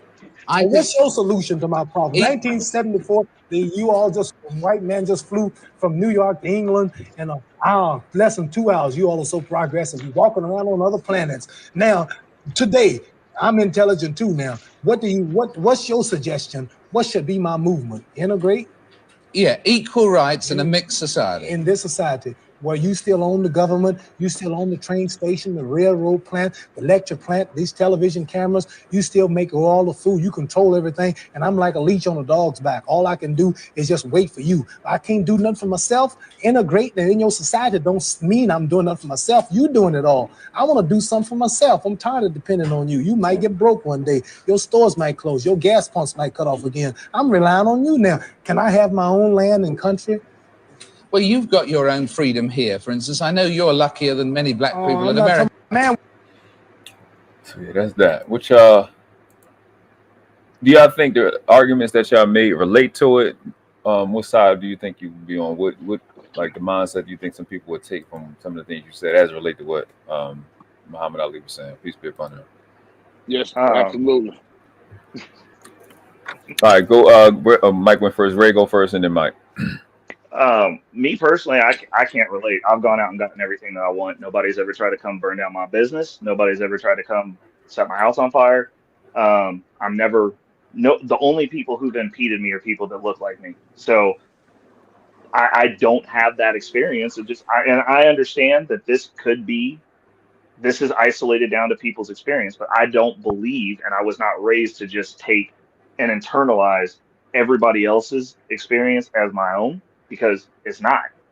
Like I have a really great mentorship circle, bunch of people who are not of our culture. I understand that during that time period, that was the reality for him. And I understand that especially some of these older cats, they're older than me, y'all did experience that. So I can't take that away from you. I'm just saying that, like, my generation, I wasn't raised to be scared of no white folks. I done got my lick back every single time. I don't have that experience. I don't have an ingrained fear. I don't have an ingrained sense that they are superior to me in any type of way, because I done felt plenty of white boys. It is what it is. Are there some dumb ones? Absolutely. But there's nothing that I cannot do in the year 2024, period. And in my upbringing, there was never anything that I couldn't do. But I can't degrade the experience of the generations that came before mine, because I understand that if you one generation before me, they had some different experiences. So, I mean, for me, it's dope that he said that during that time, and I understand during that time that was the standard. The standard for 2024, ain't nobody stopping you from doing shit. So, like, in the fast forward and, like, my generation,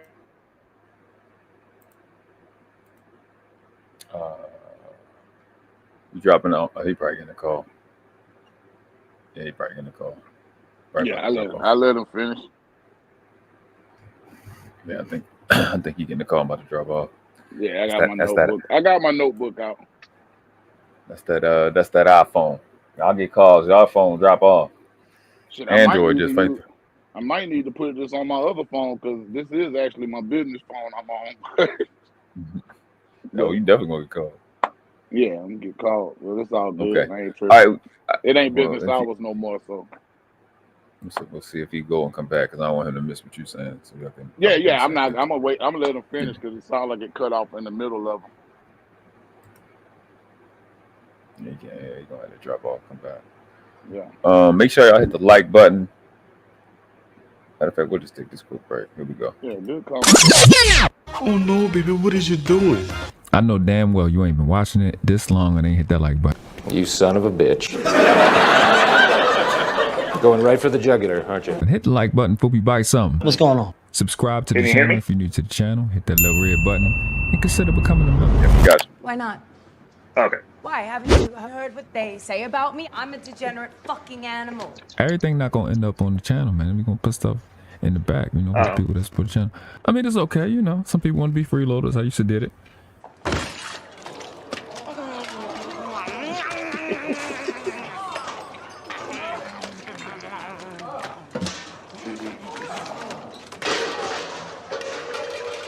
Cash App, IG, link, it will be in the description.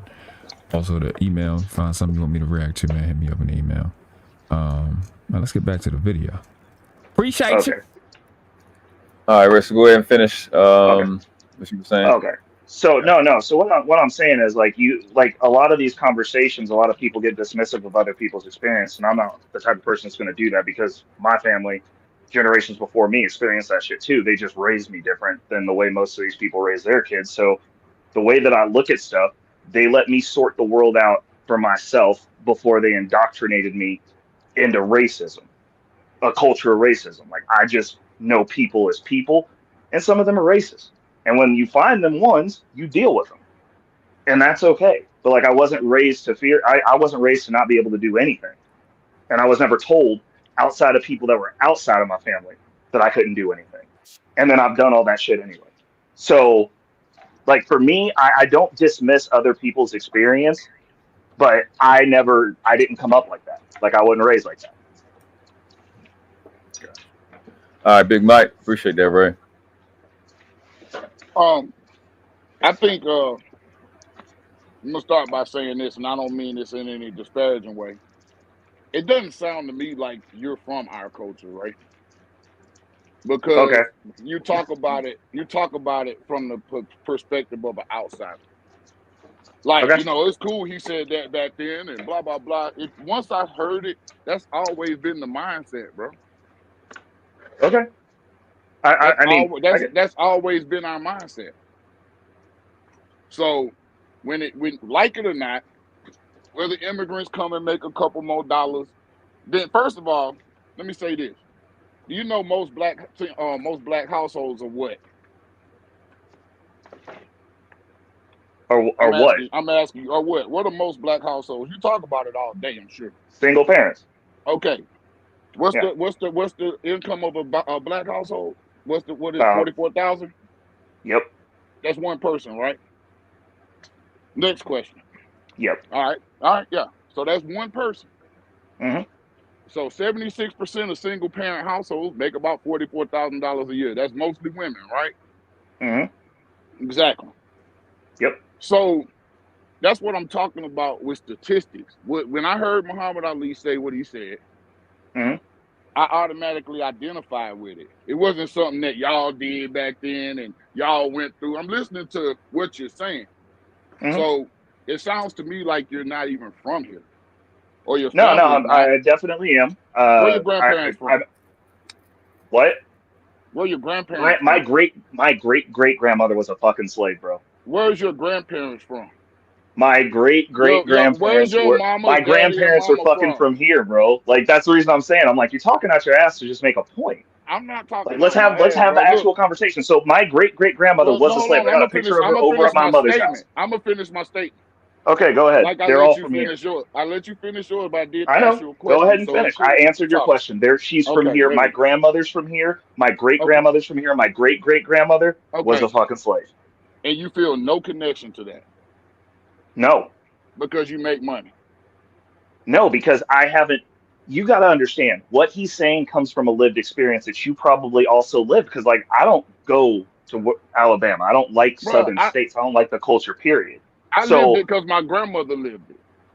And Muhammad Ali is from Kentucky. So, that's right next to Missouri. Louisville, right? Yeah. So you still act like you have zero connection to it. Remember when I told you that my family decided to raise me different? My grandmother and my grandfather, my grandmother who raised me, I come from a single parent house.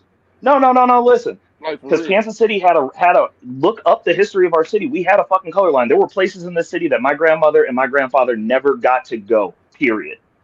And she took me to all those places and never said shit to me about them not being able to go there. They didn't raise me to have a superiority complex or think I was behind these motherfuckers in any type of fashion. So I'm sorry that I'm an alpha predator.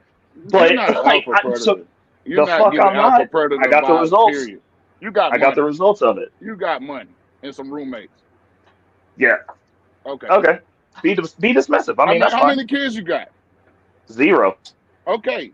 Guess who doesn't fuck up? Alphas reproduce. Alphas reproduce. That's I guess if you want to be broken on child support, giving away your income to a bunch of bitter bitches your whole life, like sure, I guess so. You just get a bitch and get married, bro. That's it. Okay. And have a baby. Okay. Is that the standard within the community? No. That's a standard. Okay. That's a standard within males and alphas. Okay. Look, I would recognize the alpha predator if I was in the space with one. Okay. All right. I mean, I really would. I don't know how old you are, man, Good. but I'm an older guy. Okay. So I've been around the block a couple times, and I'm a business owner, and I have employees. Okay. You never had to worry about how you gonna pay them. Isn't that the worst? What do you mean? Don't worry about it. Like I mean, when business gets slow. When you first got started, yeah. What's your biggest Yeah. fear in business? Business drying up or business partners not being able to hold up their weight. My biggest fear is having to go tell those guys that work for me that we got to shut the door. So we do whatever. So what Muhammad Ali was talking about, that get up and go. Yeah. We got HBCUs, bro. We can't educate ourselves. No other culture has their own colleges here. So where's this power structure that you're talking about? This huge power complex structure. In regards to they what? Can't even educate themselves, bro. They in court right now for affirmative action, trying to get it back, and they the ones who killed it. So let me go ahead. I know that wasn't even coherent, but go ahead. No. I listen. The disagreement is, I'm fine with it, because if y'all have different fundamental positions, at least just what is said, this is a place to hash it out. Yeah. But to Muhammad Ali's point, right? The big thing from the video is that he's asking this guy. He's asking, like, I think it was genuine. He asked him, "What do you think I should do?" You're not talking to somebody that's dumb. Should I go have my own land like everybody else, or do I need to stay within yours? Now, granted, this is a reporter he's talking to. He's not talking to a head of state. Right. But the mindset of him was, no, you got stuff within here. Stay here. What is that? Like, irrespective of how you was raised, I was probably raised different from Big Mike. Big Mike was raised different from you, Ray, etc., Quantum and stuff. But when I hear that, y'all either have a fear of us retaliating or having our own, or y'all dependent on us. That's what I hear when I hear the guy say, "You got freedoms within this state." And this is a guy in England talking to somebody. Are you talking about the United States? Yeah. So this is what I'm saying. This is what I'm saying just now. I have a different response to that then. The UK guy is telling Muhammad Ali to stay within the confines of the United States there. And then the last thing he spoke to for the video went out, he said, "You have freedoms." He's speaking to the fact that Muhammad Ali has money and he's famous. Right. Like, that should be enough. Yet his people get to have their own country. So I think that's the big, I think that is where it relates to what y'all specific conversation that you're having, is that where you're saying, Ray, I make money, I'm good. I make money, I don't live like y'all. It's kind of the same thing that the white guy was saying to Muhammad Ali. You can make money, but hey, I can make money, but I can't have my own shit. No, I have my own country. So my question is this. Go ahead. My question would be this: Where are black people going to go take over? Who we killing? Right. And secondly, in that respect, I am an ardent American. Is it perfect? No. Is there plenty of stuff that I can bitch about this country? Yes. But as somebody who leaves the country, you're an American no matter where the fuck you go. Like, you're on the team.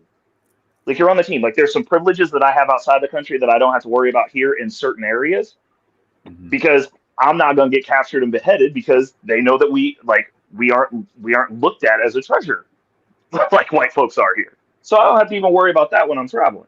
But there's nowhere that I've been that they weren't like, "You're an American." I think that's an important experience for black people to have, is to go somewhere and just be an American for a little bit. Like, it's actually kind of nice. So do I want to go somewhere else? Like, fuck no. Most places in Africa, by comparison to here, suck. At least where I live. Like, I'm not trying to, but I am, the way that the system is, because I don't agree with what's going on here as a value set, I am finagling myself into a position here to where I will be living outside of the States 3 to 6 months out of the year. And I'm just going to bounce around and go experience other cultures and have fun. But I'm going to be an American that whole time. Like you don't get to just not be an American. Like we were born here. We can't even trace ourselves back to a specific place in Africa. They tell us that we're not them. We tell them they're not us because it's different culture. So we would have to parse out land and take it over and then develop it. So like if we're gonna go do that, then like cool, like I fucks with it, but I'm an American. Like I've known nothing. My family has been here. My family worked this land and actually built shit for free. Like I'm an American. Like we done fought for this country. I done fought for this. They done fought for this city. Like I don't have a tie to anywhere else besides here. Whenever it gets through, is it perfect? Absolutely not. But nobody thinks that their country's perfect. Got you. Leave it right there. That's perfect. That was perfect. Big Mike. Go to the next question. Well, no, you was responding to the thing I was saying about what Muhammad Ali said in terms of not more so responding to Ray, but when he's asking the interviewer about us having our own shit, where's our own land, like he got, and the guys responding to him like, live within this, you have freedoms within what you have. What's your thought process on that? That, because that was the basis of the clip. I mean, we in particular here have been the driving force behind capitalism in the Western Hemisphere. Mm-hmm. We've been the driving force behind it. There would be no capitalism. There would be no system if it weren't for the stock. You know what I mean? Okay. Yeah. So we were the stock. We're the labor, the free labor in certain situations. But we're the ingenuity. We're the driving force behind America. We are the creators of this culture. There's not one music genre besides the waltz and the polka, and that shit came from Europe. Facts. There's not one music genre that hadn't been created by us, pioneered by us. Not including one. Classical. Facts. Maybe even classical. Beethoven. Yeah, including classical. The Moors came up with that. Yeah. That's not even a question. The thing you got facts. Hold on. Yeah, go ahead. I'm sorry. Like, we're the driving force behind the world. We're the reason anybody else can come here and do anything. And so it's almost like one of those situations, man, where, like you said, and I'm not trying to pick on you, Ray, but something you said that kind of sat uneasy on my spirit is you talked about how broke your teachers were compared to you. But at some point in time, somebody taught you something about how to handle money besides your parents. You had to learn how to read and do grammar, because I know that once your parents are working, a lot of our parents don't have the scope of what the teachers have, the expertise that they put into you. So it's almost that same mentality. It's like you colonize somebody until you can get what you can get out of them. Then you disregard them once you got more than them. And that's kind of where we are. And that's what immigrants do when they come here. Like I say, 10,000 Somalians making $1 billion a year. How much money do black people in this country spend? I mean, I hear these 1.6 trillion. 1.6 trillion. Where the fuck broke motherfuckers get that from? Credit cards, debt. How you get credit cards if your credit bad? I mean, it doesn't start off bad. Yeah, it does. If you're black. No, it doesn't. Oh, did he drop out? I don't know. I think he might have hit a patch. It sounded like he was driving. Hey, y'all hear me? Yeah, I got you now. We got you. Yeah. Yep, there you go. You good. See, I told you he was in it. Yeah, I say, but how you gonna get a credit card with bad credit? And it doesn't start off bad.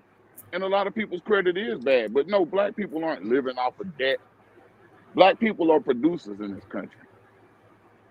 If you look at our median income, like I said, $44,000 for a single household. A single person household, 76% of the time, right? Right. Look at the poverty rate. What's the poverty rate? What is it? 20? Pull it up now. No, it's 17.1%. 17. Okay. It should be, as long as it's under 20 something, I'm good. Yeah, while it's still higher than Latinos by like a point. Actually, it's 14.3%. Just saying, that's a better number. That's a better number. So when we're talking about these numbers in regard to us and the scrutiny of us, which I do get hot at. I don't like hearing about us. from a bunch of fucking losers from overseas. I really Oh, do. that's fair. I mean, I'm not from overseas. I wouldn't care if you came over here and made $1 trillion fucking dollars. Okay. When you got a whole country back there, when your grandmama back there, your great grandmama, you done up and left your folks. Some of us got kids back there. Mm-hmm. You know what I mean? And they I'm not to go make money. Hold on. What's the okay. average age of the average immigrant? Nah, that I haven't thought about. I'm asking right now. 42 years old. The average African and West Indian immigrant is 42 years old. The average Latino is 6. What's the average? The average Latino is 6 years old. 6 years old. Yeah, because they bringing all them kids over, bro. That's what I know. That's all. They had to be bringing. Hey, you know what? Hey, they got of children New Year roses, bro. You was right. It's 46.7. I'm mostly right all the time, bro. And I don't mean to sound conceited, but I don't get up and open my mouth when I don't know what I'm talking about. I only talk about money, bro. Yeah, well, you know. And results and stats. I mean, I like stats. I get it. But no, I get it. But I'm just saying, I looked. But find something else to talk about, but don't bore your friends. But what I'm saying is, you're not comparing the right things. The average age of the average black person in this country, look it up. I think it's about 26 or 27. What up? Hold on. Yeah, this is where information gonna get dropped. See, real quick, this median is why age for the U.S. black population is 32 years old. All right, 32 years old. When do people hit their financial stride? Like the what, 35 to 40? And no, it's actually a little later. Yeah, 40 to 50. 40 to 45? Right. Oh, 40 to 50. Wow. Yeah, so you're comparing a 42-year-old person from a war-torn country who did what they had to do to get out of there to a 32-year-old. With luxury. Okay. I you know what? A lot of 6-year-old Latino. So come on, man. We got to stop throwing these numbers around because numbers are. So you're saying throw the baby out with the bathwater. If they're doing something that works, then fuck them anyway. Is that what you're saying? That's all. All I'm wondering, because my point was, if we see someone doing something that works, maybe look over and be like, oh, how the fuck does that work? And be inquisitive versus dismissive or combative or arrogant about it. That's all. That's all I was getting at. I never. And again, I'll reiterate this one more time for you for the clip. I don't believe that these people are better. Most immigrants, actually, you know what? I dare say all immigrants that come to this country are losers because if they wanted to rock how they wanted to rock out, they would have stayed where the fuck they was at. So I am not a pro-immigrant person. So like you might be, it's a circular argument, but like we're on the same side of the argument. What I'm saying is everyone that you look at, if they're getting a result that you are not, you should be inquisitive about how they're producing that to see if it can work within your system of what you're doing. That's all I'm saying. And then what do they become when you do that? What do you mean, what do they become? They become your teacher. Yeah, you can learn from fucking everybody. I'm learning from you right now, Mike. You a teacher. Okay, so we all teachers now. That's what I'm telling you. You can learn from a dummy. Agreed. Agreed. Of course, black people know how to work this system to our level of comfort, bro. When niggas get uncomfortable, they make shit change, bro. True. If you see somebody living in poverty, oh, you got Patrick in. Yeah. I think what he was about to say was they're probably comfortable where they're at if they're living like that, which I agree with. I don't think me and Mike disagree. That's the reason I'm trying. I know like, y'all. I love this conversation though. Yeah, you back, Mike. There you go. We got you, Mike. I know. Yeah, I can hear you now. I said I know y'all enough to know that y'all really agree a lot. It's just, you hold on, I'm gonna drop it. Oh no. Yeah, he gonna come back. I said I know y'all enough to know that y'all agree in a lot of areas. Y'all take is just y'all approach is just different. That's why debates are actually valuable. You know what I'm saying? Is this what you find out that I'm not sitting up here trying to take shots at Mike though. Like, and he's not going to get under my skin. I worked in mental health, bro. I deal with whole ass retards. So like, I'm pretty hard to piss off unless you try to book a flight. You back, Mike? Yeah, I'm back. Okay. My bad. I got a phone call. Gotcha. Knew that shit was gonna start. Dude, see there, it kills StreamYard every time. That's what was happening to me a minute ago. Yeah. That's why I hate being on the phone. That's why I'm be calling in other people's shows unless I'm in the crib. because that phone is trash, man. StreamYard and the phone don't work together. They need to fix it. Nah, they need to figure something out. But they doing better. They made some leaps and bounds over. They made that little stream change thing, but that shit's trash. I think I see both sides. I'm more so fundamentally probably in between and around y'all points. I deal with the middle and the extremes. That's my mindset. I understand, like I've proven on this channel that they changed the people that were called Indians into Negroes in their law diction, in their law books. I've seen that. So I know we've been here and I know how to track that. My community has proven that over and over again. That my answer, and it's crazy that's Muhammad Ali saying what he's saying, because he was a couple generations, I mean maybe 10 or 20 years from learning that this land here is yours. It's where you come from. This is the land, right? But nonetheless, that intel aside, him talking to a European and hearing from the horse's mouth that they want us to just be up under them, to Mike's point, to continue to be their students, is a problem. Now, nonetheless, even though what you're explaining the Mike, right, we still have to be willing to learn, because there's some things that I learned from Europeans that I didn't learn from my people, right? And that at least initiated it, and then it got into my brain, and I took it to a different level. Hey, y'all, look, we got this on some Robin Hood shit, still from the rich get to the poor.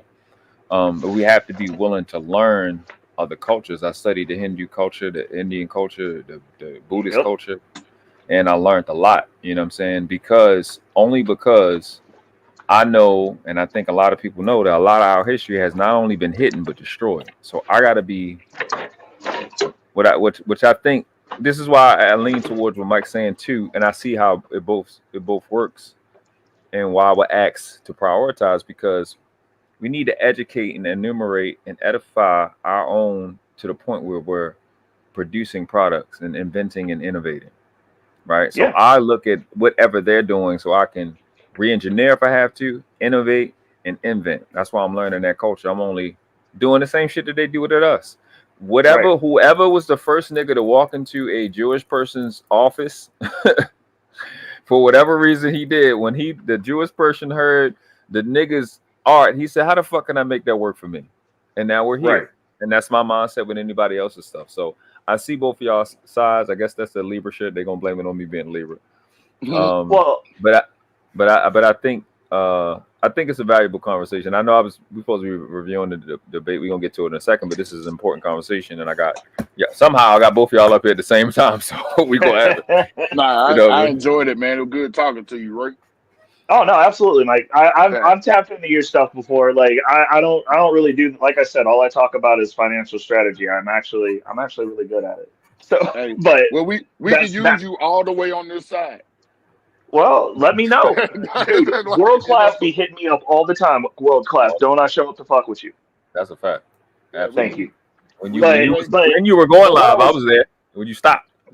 Well, no, I mean, I hurt myself. Like as soon as we get ready, we're gonna be ready. But the other thing I was gonna say was, in regards to being a teacher, like for me, my priority, and this is the thing, I would never disparage Mike, because like I think everybody's plan, as long as it's enacted upon, is a good plan, because at least then you can find out whether your plan's bad quickly. So I don't tell people what not to do. I have people that I can speak to that probably would prefer to hear whatever it is that I got to say from Mike, and that's what Mike's here for. I'm not for everybody. I know I'm not. I'm an asshole. I'm condescending, and I'm an ardent classist. So I'm who I am. I can help who I can help.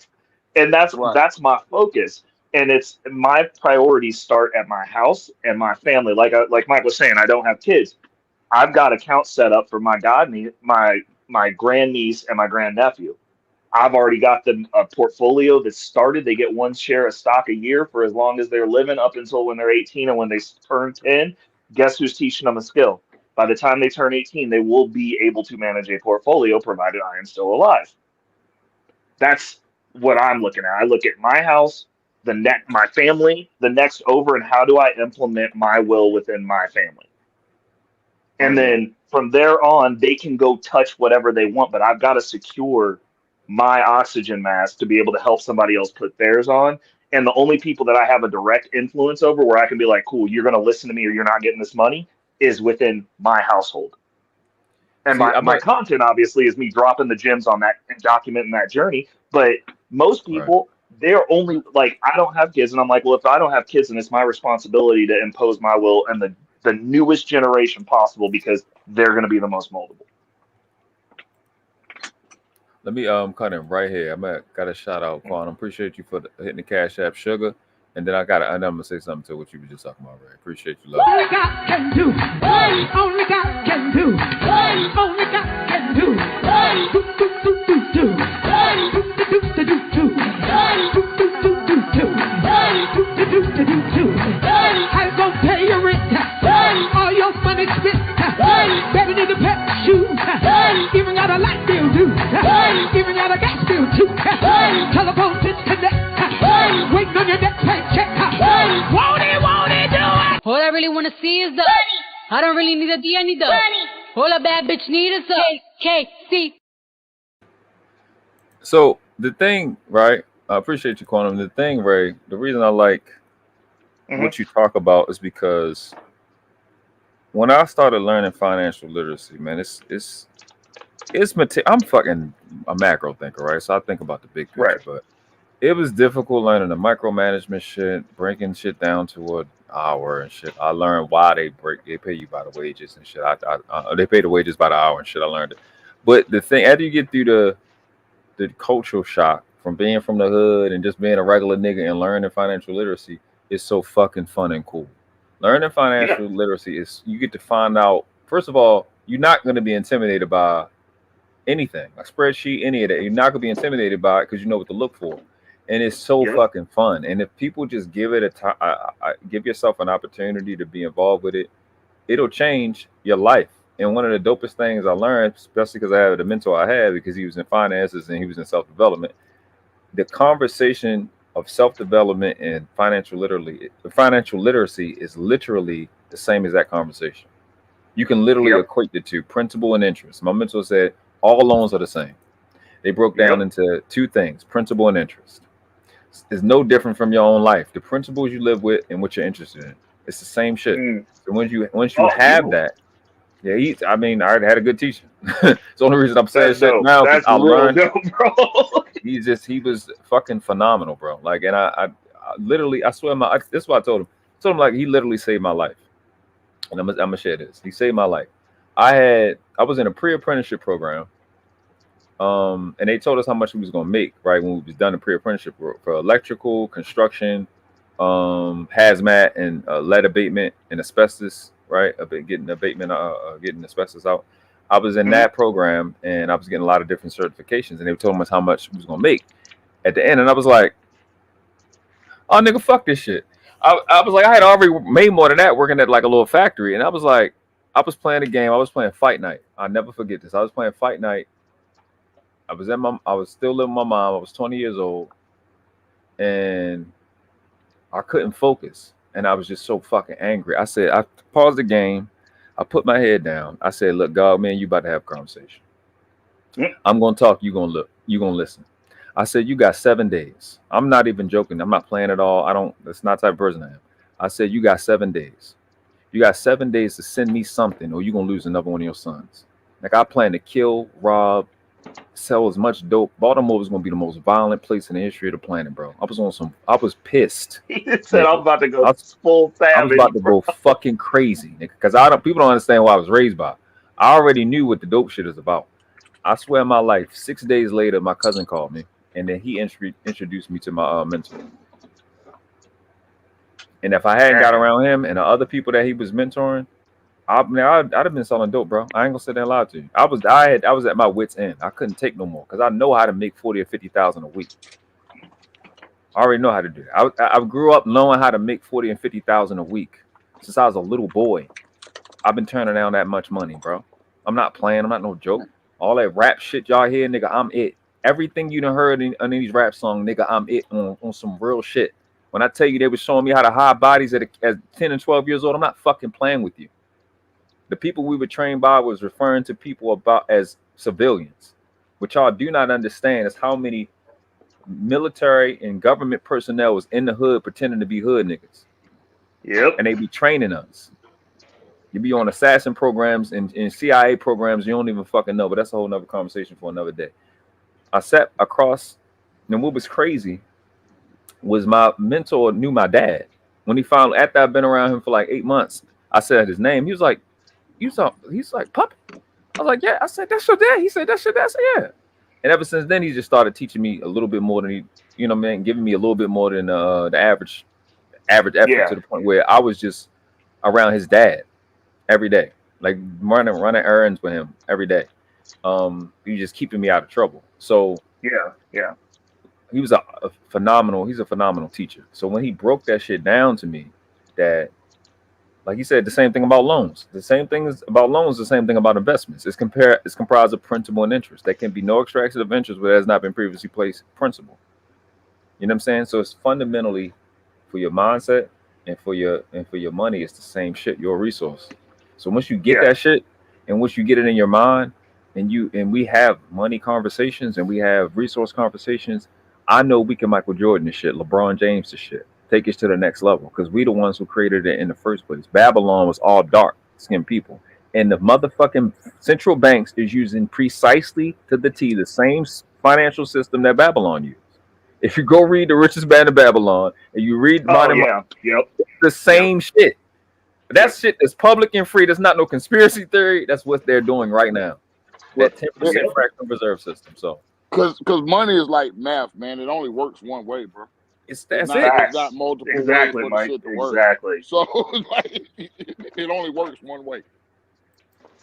Yeah, and it's just dope. I just think if we you know what it is, I see it. It's like if you can look at our people as one person over 200 years, like if you could see a person that was just restrained for so fucking long, and they like, as soon as I get free, nigga, I'm gonna go eat every fucking thing I could possibly eat. I'm gonna go see everything I could possibly see. And that's just what we're doing, right? We was compressed for a while, and you have certain people that's, because we're not just one being. Some people are over it a little faster than others. We over it a little bit faster. All right, we play. I want to do something serious now. You know what I'm saying? And I think we got to be patient at the same time we got to operate in our sense of urgency and encourage others. So go ahead, Ray. What were you saying? No, I was like, I agree with you. It's just, for me personally, the way that I look at it and the way that I've looked at it for the last decade, it's like, we ain't got time. Like when I talk about the time, like it's getting ready to be bad out here from a macro, both macro and the system, the game that we're playing. It is shifting, and people are not dialed in, or they're dismissive. And it's like, okay, like that's fine but when you're not in the game, do not talk about equity and inclusion then, because you're making decisions now. Like in 2024, the issue that we have is we have access to everything, and freedom is chaos if you're not, for the unfocused mind, and most minds are not focused. And so when it comes to those types of conversations, like, I'm super condescending, because I'm like, I'm laser dialed in. I understand what's going on. I'm in certain markets where we're looking ahead. I'm like, look, like I've been screaming. I screamed for 5 years hard. Stuff's getting ready to get bad. I told everybody before they voted Biden in, if we go this way, shit's going to get bad faster, which is going to benefit me. I prefer doing it slow. Nope. We went with Biden. So like, here we are. And it's like, that's my only concern, is because like when we start talking finance, like I get real hot about that, because when I look at it from a perspective of like, this thing is happening past us, and we are a generation that grew up during the internet boom, and we're living another one. And we saw, and like my reference for that, and it's the reason that I went down the rabbit hole on crypto as hard as I did 10 years ago, is because I watched my parents watch me use them little AOL floppy disks every fucking day and not invest. And then a bunch of people get real fucking rich off something that they easily could have done. And they saw that it was in their house. We were all using it. And they were like, cool, like that's neat. And I'm like, yo, it's happening again, except for during that time period, we weren't uncomfortable. The only thing though, Ray, I don't think an investor mindset it doesn't seem to be normal.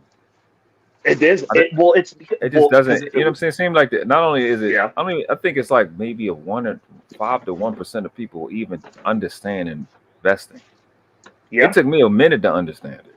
Like it wasn't natural to me to put something in wait. I think maybe a farmer don't, because a farmer be making it. A farmer does. Well, they'll plant a seed and they'll do stuff. I think most people think to work, and as a self-employed business owner, most people don't understand investing. Yeah. Like they don't think about it. You know what I'm saying? I 100% agree with you. But the reason being is because that's not the way that this is designed. It's the reason I'm very dismissive of our public education system. I think after they teach you to read and basic financial math, they're completely worthless beyond that point with the way that it's set up. But the intent of that system is to create workers, automatons. Like they're not meant to create thinking people. My generation was the last generation that they had critical thinking as part of the public school curriculum. They don't even want you being able to break shit down. People are just dumb. Well, I'm gonna go ahead and pose something to you real quick, Ray. I'm gonna push back on you on something. Yes, sir. You're talking about your parents with the AOL floppy disk, right? Yep. And how they didn't invest in it, like they made a mistake. Yeah. But they invested in you. Also true. No.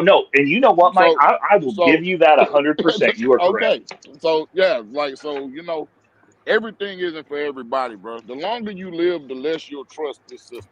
That's a strong especially if you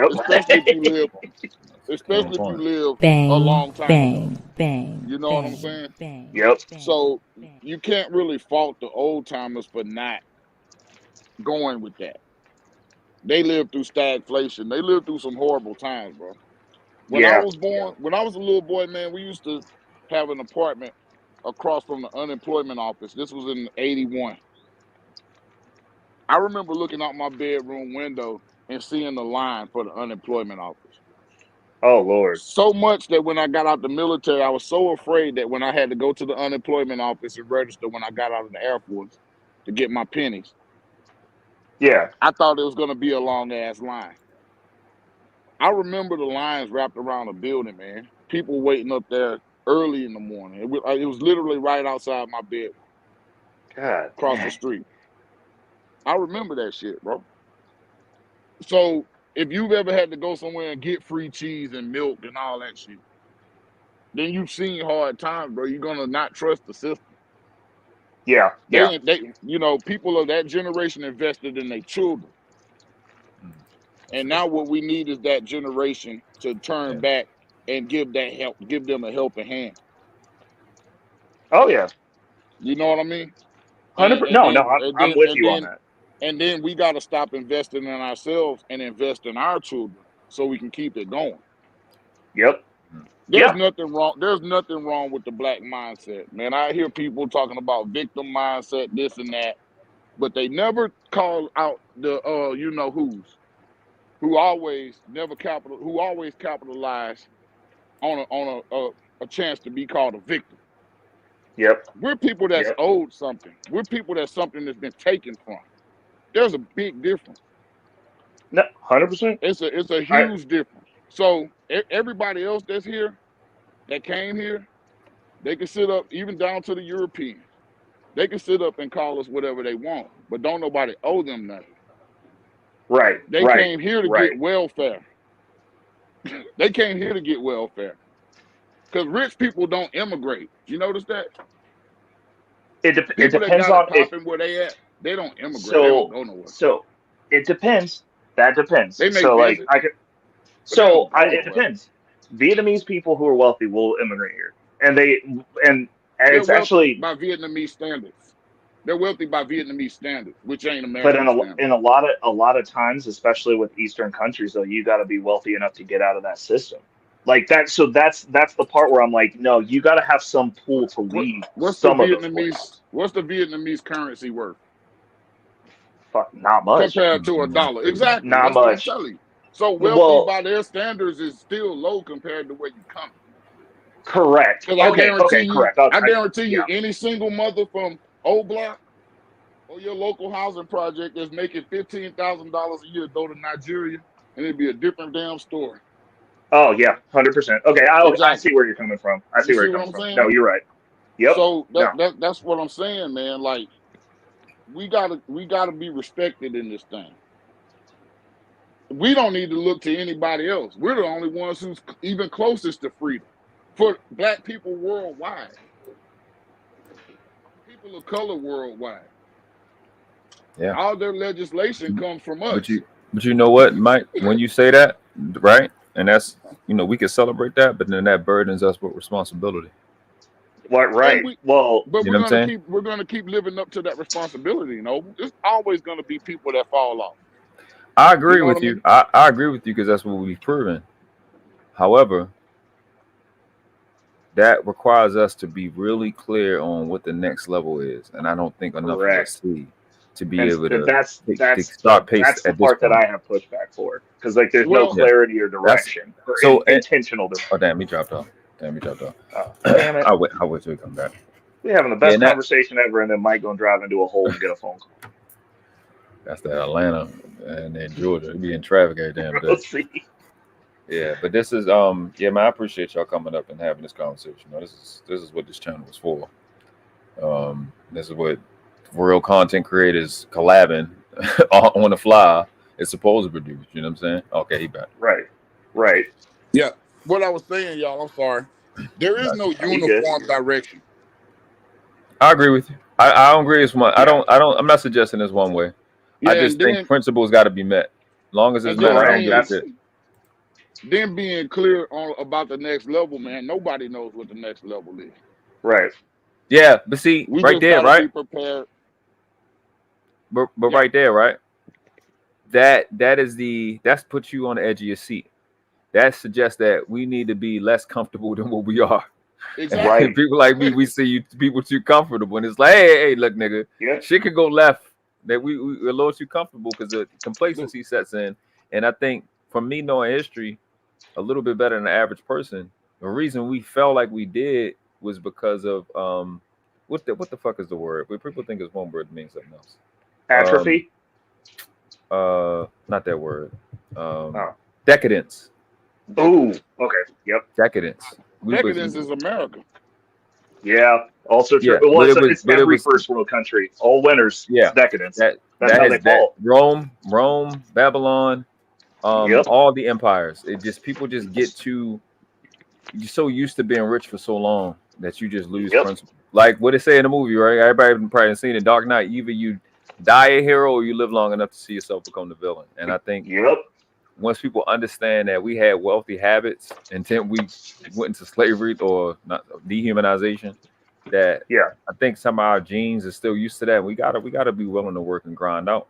You know what I'm saying? And that's so like Mike, I don't disagree with anything in terms of that you're saying, because we have adapted. And I think even when I'm talking to somebody, look, we got way more than what you think we got. We better than what you think. That's why I be telling people, you don't have any fucking clue of who and what you are. But at the same time, we're a little too comfortable and we're not prioritizing. That's why I asked y'all that question earlier. We're not prioritizing what needs to be prioritized at this time to make it matter. Go ahead, Mike. I know he's about to say something. What's going on, Shanika? What you about to say, Mike? Yo, you at work? Yeah, I can hear you. Can you hear us? Yeah, you there? I'm sorry, man. I something happened with the phone. I heard you where you said we got too comfortable. Yeah. So you mind repeating that what you just said? I'm sorry. Can you hear me? I hear you. Okay. Yeah, we've gotten too comfortable. Mind you, I'm in the Morristown symbol of America, so COINTELPRO is something that we are obligated to understand. So I know exactly why we got too comfortable. Yet it's like if somebody give us cancer or somebody give us a disease, we still got to deal with the problem. So we've been convinced that it's okay, and I could go through all of that shit like with almost every part of our mindset, and the likelihood of it leaving within the next 7 decades is less than possible at this point. And we kind of gotta, let's just say I understand why they do propaganda now. Oh yeah. Because if shit don't go wrong, if a COVID don't happen, niggas is not adjusting. If the corner store gonna be open, people are gonna stay doing that same fucking routine. So like in the self-development world, They suggest you just do something dramatically different from what you're used to. That's why I talk like I talk. That's why I'm the way I am online. I do stuff to scare people with the truth, like I was showing with Brownsville. So what I was saying yesterday too, I'm sorry about my last live too, Ray, as I literally displayed to Brownsville high levels of debate skills. I told him what I was going to do, and he still couldn't stop me. I literally told him what was going to happen. I said, I'm going to distract you with this, and he still got distracted. Right? And the reason I did it, it's not that he's dumb or he's or buffoon or anything, is that when you know how to live in the truth and you know how to use the truth and you know how to assess your competition, you can play at a very, very high level. You can be a Muhammad Ali and tell niggas, I'm the greatest of all time, I'm going to be the GOAT, and still do it. Yep. You know what I'm going after, and you too weak to stop me. And I think we're that good. I think when we have guys that like Ali, that shows you, look, this is what you really are. And I want to get to that, to where Muhammad Ali is the standard. I'm the standard, not a fucking exception. You know what I mean? Right. Because I was here when I did all the stuff that I did. And I was there when I learned it. I'm the standard from what we were. And our standard as original indigenous Americans to this country, or indigenous earthlings, is the world-class level. That's where we start. Right. Yes. Hey, so I got a question for you. Let's talk about this power thing. Because what I think is happening, man, we're missing all of the cues. I mean, it's context clues. God throwing context clues every day. In this election, who are they talking about? This election that's going on right now. Who are both candidates talking about? Who are they talking about? I mean, they're appealing to the masses, which is, they talking about black people. Yeah. They may be putting on a show for the masses, but he talking about black people. When they get to talking, they talking about black people. Because there's way more of us than what they lying about. Do they talk about us like we 14% of the population? No, that's every exactly. And that's every election cycle, bro. Exactly. Shanika said it too. That's every motherfucker one. Every election cycle. So I think that our power, they playing in our faces with our power, bro.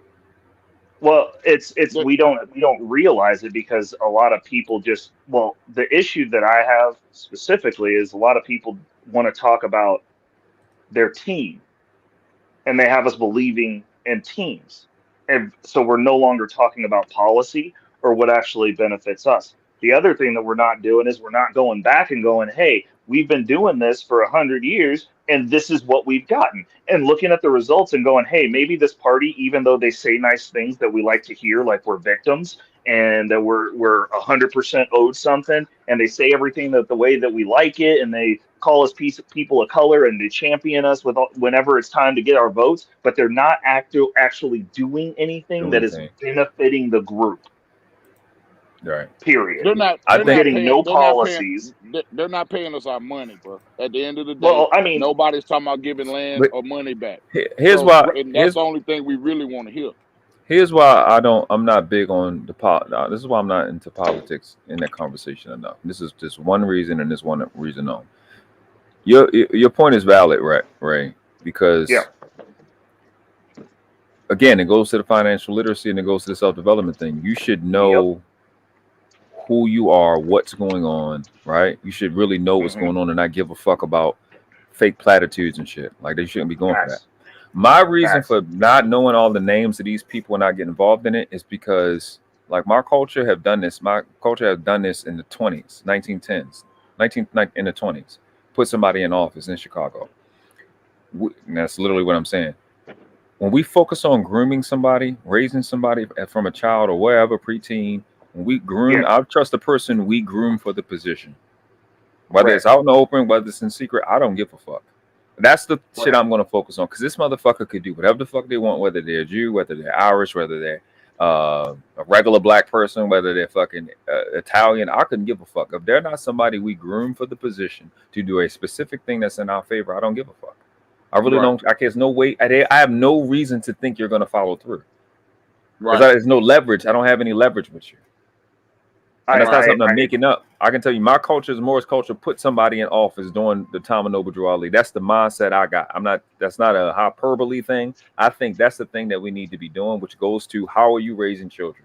Are you raising children in a way that are open for them to be a physicist. We need you being an engineer. We need y'all to be engineers. We need y'all to be scientists. We need y'all to be politicians and financiers. We need y'all to do this, and that's what we need, right? While you're feeling that need, you're going to be taken care of. You're going to get the best education. It needs to be a understanding of resources, and we haven't prioritized that. But we want to play and fucking joke and do stupid shit, and that's the shit that start pissing me the fuck off, because we really good at the fuck shit and looking cute and doing dumb shit.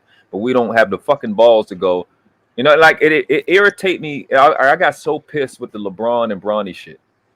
How many fucking people that shit pissed me the fuck off, bro? I'm like, they don't be telling these fucking Rothschilds and these Rockefellers not to fucking follow their family name and live up to it.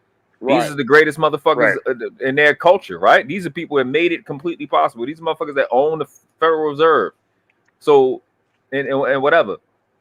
Stop fucking telling this kid that he don't have to live. It's a lot of pressure to live up to LeBron's name. Who the fuck is LeBron James? He's nobody.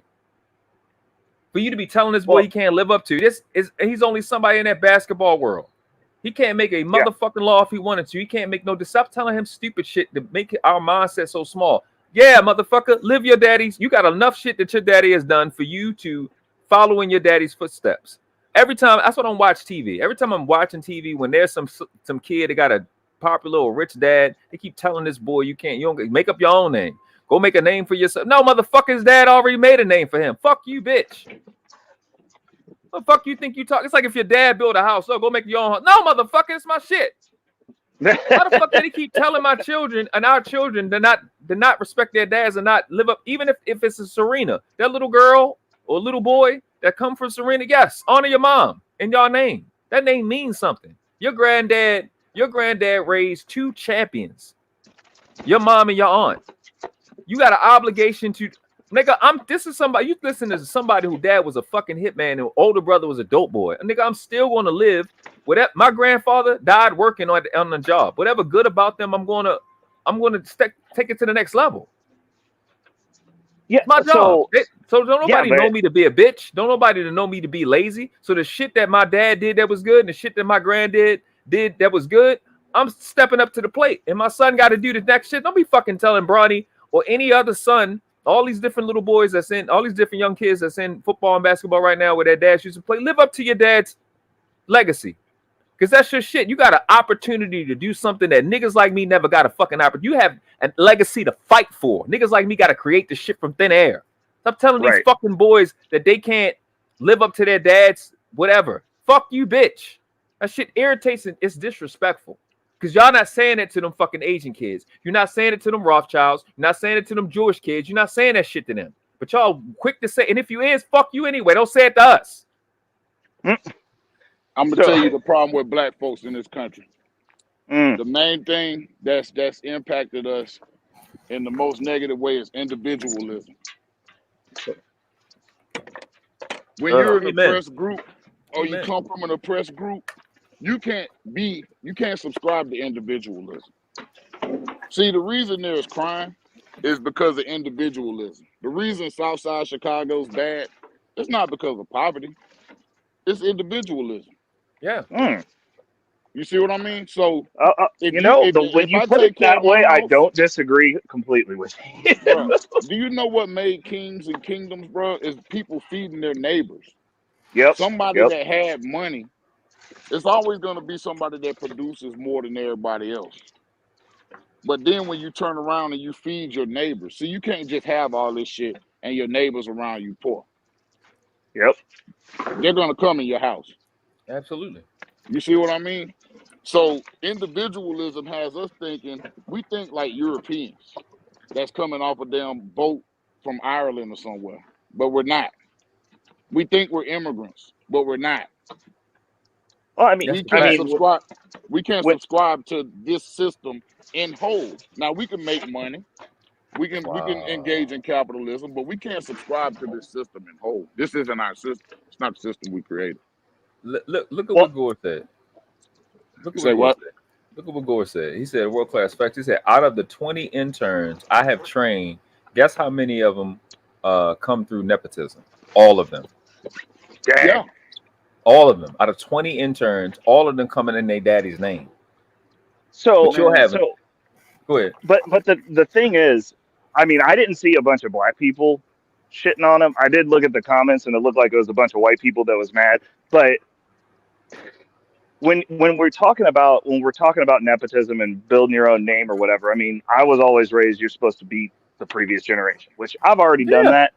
But it's the premise of as a good human and as a good citizen in any society, you should be the best and most useful version of yourself within that system. So whatever game it is that society has decided to play, like if you move to Somalia and everybody's like, we're picking beans, you should be a really fucking good bean picker then. Indeed. That's useful to them. Hey man, listen, Ray, that's my listen. If you go through those big names, right? The Vanderbilts, the Rothschilds, the Rockefellers, they're in multiple things. Fashion, right. Movie production. They're financiers. They got the degree in everything. Why the fuck we gotta be great? If LeBron is great at being a basketball player, his son wants to follow his father's footsteps because obviously it's in the bloodline. My dad was a mechanic. My dad wasn't even around between 3 and 15, and I love cars. We never had a conversation. Sometimes somebody's gene pool just attracted to it. But now I'm over here in the other thing I didn't know that my dad, he was a paralegal. Oh, no shit. And I was study law intimately. So some things are genetic. So if you follow your dad into his profession, and you don't have to be as good as he is, right? But then you can go do something else. Right. Well, I mean, the important thing is now that Mike's got me thinking about freaking my thoughts on individualism, because like I'm an ardent individualist, but on that same note, it's in order to be of use to my family so that I can set up stuff and be like, cool, we're going to move this the way that I want to do it. And I can teach them a skill. Like my business is in a trade and it's a skill. I don't necessarily think every other European country, because like white people don't exist outside of 5 places. The other countries, like you see multi-generational households, like they stick together within their family group. Like, I mean, Ireland is literally split in half and they kill each other over their religion amongst themselves. So it's for some reason within the American Western culture, the individualism so extreme because you had to apply for whiteness in this country. There really were no groups, period. Here. So it's always been hand to mouth, and like once they split it out into a class structure, because like everybody who's playing that race shit, it's not about race shit. It really isn't, unless you're dealing with poor people. The only racist white people I know are all poor, in comparison to me. But black and white is class. Exactly, that part, Mike. That part, but white people don't see it that way. Like my business partner is white and from Jersey, and when he moved spots over here, he was like, I'm not in there with them poor motherfuckers. Fuck them. I'm locking. He feels more comfortable driving through the hood in Kansas City than he does the trailer parks in Belton. Because they don't know them. Locks his doors. So like, the game that people think that's being played out in America, because you're right, we do have an extreme level of individualism, and it's so bad that we can't even work within the family. Yeah, like that's really where most of our problems come from. Is like we can't work within our family groups. Like you're like, I ain't doing shit for them. I'm taking care of the people in my house, and that's it. The day my son come to work for me will be the happiest day of my life. Yeah, he said he's coming. You got something to teach him. But the day he decides to come work for our company, you know what I mean? It'll be the best day of my life, even if he doesn't stay. Because and it's one of the things that I always tell people, especially with involved fathers, period, at this point. I always tell people, especially when it's like multi-generational, I'm like, this is really dope that you have this lexicon of like being able to pass that knowledge down. Like, oh, this is my dad and my granddad's here. And you get to see that interaction and build that standard to where like that's normal. Because like I didn't grow up with that shit. Like me and my granddad don't talk. Like, and he's still alive. And I'm just like, I just really don't. I force myself to talk to him when I'm over there out of respect, but it's literally a conversation. Like, I got to fucking talk to you out of respect because you fucked everything up and I know it. I appreciate that shit, man. I because I've only got to meet one great grandparent out of the 8. Like I think Financial literacy taught me to count stuff that I never thought was important to count. When it's one you got 2 parents, you have 4 grandparents, you got 8 great grandparents, you have 16 great grandparents, you have 32 great grandparents, you have 64 great grandparents, or 4 greats. So when you start to think about that shit, right? When you really start to process the information and start to go back, again, financial literacy and self-development is the same conversation. If you think for a fact that you're here by accident, that all those 64 people, and then the next generation 32 people, and then the next generation 16 people, and then the next generation 8 people, and then the next generation 4 people, and then the next generation 2 people, just mystically, fistically, by accident made you're crazy. The numbers do not suggest that. Let alone all the sperm cells that failed and to be what they are, to be able to hit the egg for you to be here. You're crazy, right? For you to think I'm gonna take my life because my life not going the way I thought it should. You haven't been thinking yet. Right. So, and then for somebody to come, and I'm gonna say this real quick, unless you go, Mike. Go ahead, bro. In addition to that, for your own self, for you to, it irritates me, Mike. You be mad. I just be holding it in. For somebody to fucking come from another motherfucking country and open your shithole of a fucking mouth and disrespect my ancestors, bitch, I'll kill you. You know how many motherfucking people I just mentioned? 2 parents, 4 people, 4 grandparents, 6 people. You just said fuck, bitch. And then the next generation is 8 people. And that's 14 of people that come from that made my face possible, that you just said fuck them. Let alone my best friends, let alone his friends, let alone his parents and his cousins. It's disrespectful as fuck to come to somebody else's land, run your motherfucking mouth, whether they're imported guests or unwanted guests or not, and just say the stupid shit that you said when we've been here for fucking, according to y'all, 4 centuries. It's disrespectful. I'd be pissed as shit, Mike. I really be fucking pissed. I'd be pissed. Nigga, you saying, you know what I'm saying? Like, so there.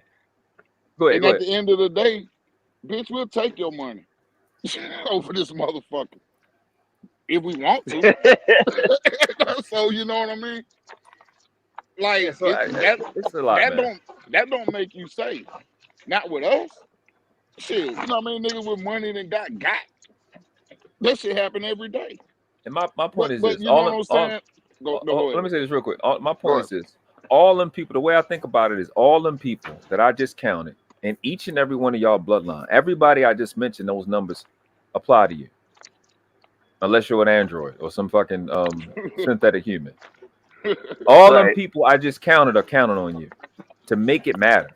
Like Mike said to Ray earlier, they may not have invested in a floppy disk or in Google, but they invested in you. Yeah. And that's what I realized when I turned 15 years old and I was tired of crying because my brother got shot in the back of his head. I said, you know what? I'm going to make it matter. I'm going to make it matter. Every motherfucking person I come from, whatever the fuck I got to become to make these bitches pay for taking from me. This is how I look at it. I said all that to say this. I take it as you took something from me. You took all them people from me. Your games to make us sick. Yep. Your slavery games, you took some shit from me, and I don't come from them people that you can take some shit off and walk off safe. So if I gotta seem like I'm a good civil person online, whatever the fuck it take, aka the Wit series, whatever it takes to make you bitches pay for taking my brother, for taking my uncle, my uncle, my dad, my grandmother, I'm gonna make you bitches pay 100 times over. So if I gotta seem like I'm a civil person and be fucking fake online, to act like I'm not trying to fucking erase the rest of you, I will do it. Whatever it takes. But bitch, you gonna pay. Because I don't come from them people you can take some shit from and walk off safe. The Saracens, the Moors back in the day would chop your motherfucking head off and staple that shit to the foyer and the grand entrance. We don't come from people that you can play the motherfucking games with. You don't come from no bitches. If nobody else told you, I tell you. Tariq Nasheed got famous off the Moors and the Moors only. Then FBA shit. Let me tell you some real shit. Let me tell you why they really did what they did to you. Because these white people that these motherfuckers love, the Moors used to make leatherback books out of their skin. We had the motherfuckers in slavery for 7,500 years. You dealing with the most vicious niggas this world has ever seen. That's what you come from right now. We're not the motherfuckers you can play them games with. And I'm one of them. I'm woke now. That's the only thing I'm thinking about 24 motherfucking 7. You don't know pain. You don't know murder and death and chaos. They kept it from you. We gonna remind you. Shout out to the Duke of Tears. Remember what you fucking with. We woke now. You killed the wrong one. You should have killed me. You shouldn't have killed my brother. That's what I be thinking about. Because I love these conversations because that's all I think about is everybody that suffered, everybody that you took from us, every fucking designer, every athlete, every freedom fighter. Like that's why I would talk about, Mike. This is why I talk about the deletion numbers of 24,117,000. Who the fuck remembers numbers like that? Right. Other than dedicated people. Right. You don't see nobody else talking like that. I say that shit. I memorize that shit. Because that's 24 million fuck yous. I take all of them personal. Every single solitary one of them. Every murder number. From every city, I take it personal. You saying fuck me. That's how I take it. Mm-hmm. Every one of these numbers, every one of those homeless numbers, the eviction numbers, I take it personal. You gonna put our people out of their own shit in their own house, on their own land? I take that shit personal. That's why I love information, because it allows freedom. Know ye the truth, and the truth shall make you free. I've been made free. I've been in the know since I was a little boy. I already know they got indictments for everybody that sell dope. They already got them written up. I already knew that. I knew that since I was a kid. And I'm not no more special than nobody else. Everybody just as smart as I am. I did so bad in my 12th grade year in the first quarter, I could have failed for the year. I didn't even fill out my SAT since I was committed not to go to college. If my ass can be this smart, y'all can. Because all I did, I failed my 6th grade. My first time I was in 6th grade, I failed. Because all I was doing was fighting because my brother had just got killed. I went to school and just beat white boys up every day. I swear I'm not even playing. I saw the fucker that would smack the shit out of them. I'm fucking evil as fuck. I used to smack the shit out of them just because I like to see their way their hair flop when you smack them. Evil as fuck. I was evil as fuck. Somebody was gonna pay. You know what I'm saying? So I love the information, right? Because it allows freedom, and then it allows me to understand that we are capable of way more than what we think we are. When you learn history and then you really put this information to the test, it's a lot of y'all that's way smarter than me. Way smarter than me. You just don't apply. And the only difference between me and everybody else is a little bit of information, just a tiny bit of information that will cause you to be inspired to go find the rest of you. You don't have a clue of who the fuck you already are. Once you figure that out, one strand of your DNA has over 400 terabytes of information. 400 terabytes of information in one strand. You can't go nowhere and buy nothing like that. Nope. And if you put a price on it, then you can see how valuable you really are.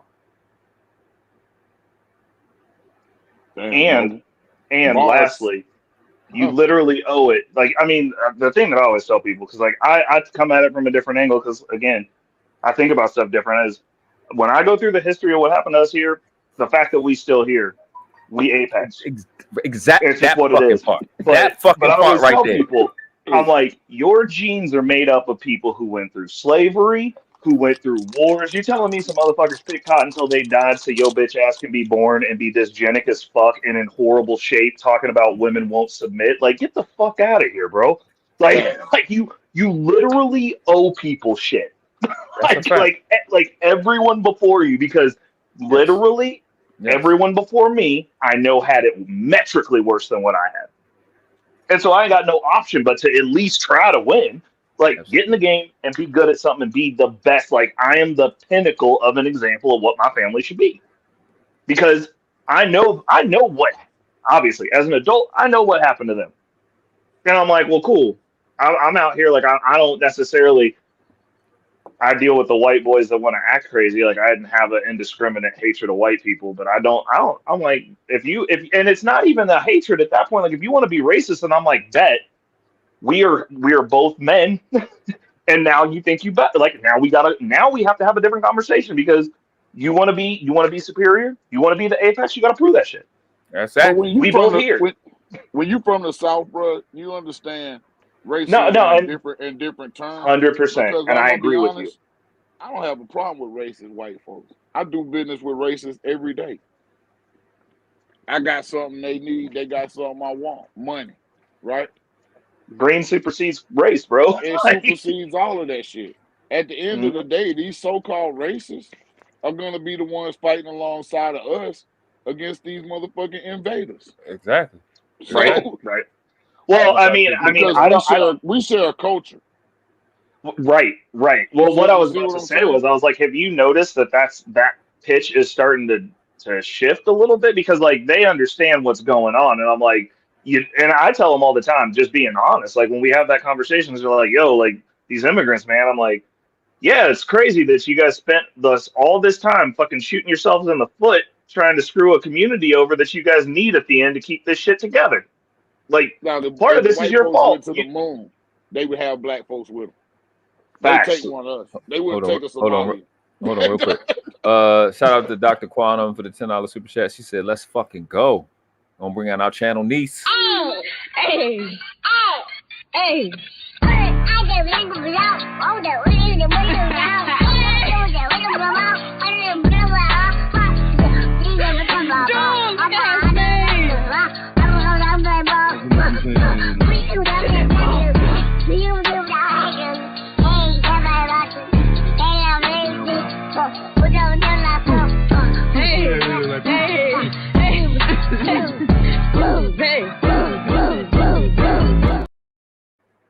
Appreciate you, sugar.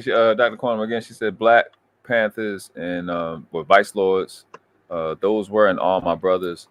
We are raised to fight and stand strong. Shout out to them. Only God can do. Only God can do. Only God can do. Do do do do do. Do do do do do do. Do do do do do. Do do do do do do. I gon' pay your rent. All your money spent. Better than the pet shoes. Even got a light bill due. Even got a gas bill too.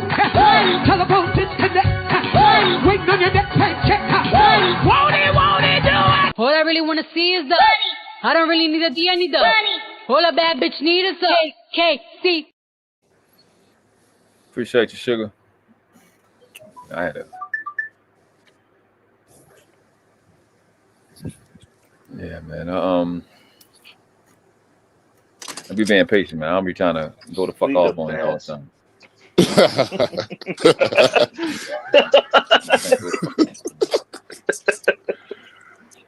Hey man, this a stand-up brother right here on this line right here, man. You know what I mean? You're a stand-up brother, man. I appreciate y'all, man. Hey, I rock with your message from day one. That's a fact. That's a fact. Shit, it was even from Palmer channel. It wasn't even before you was even Yeah.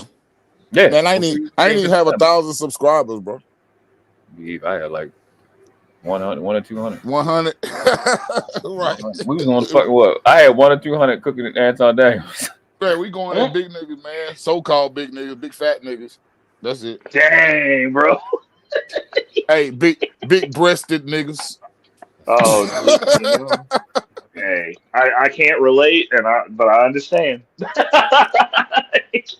Nah, man, we've been cooking since COVID, bro.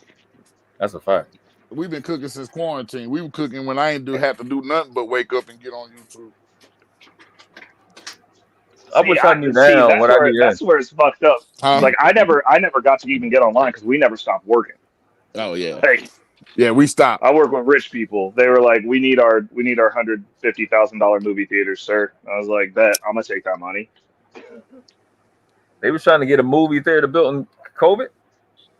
Dude, we had that's when they were building everything. Oh yeah.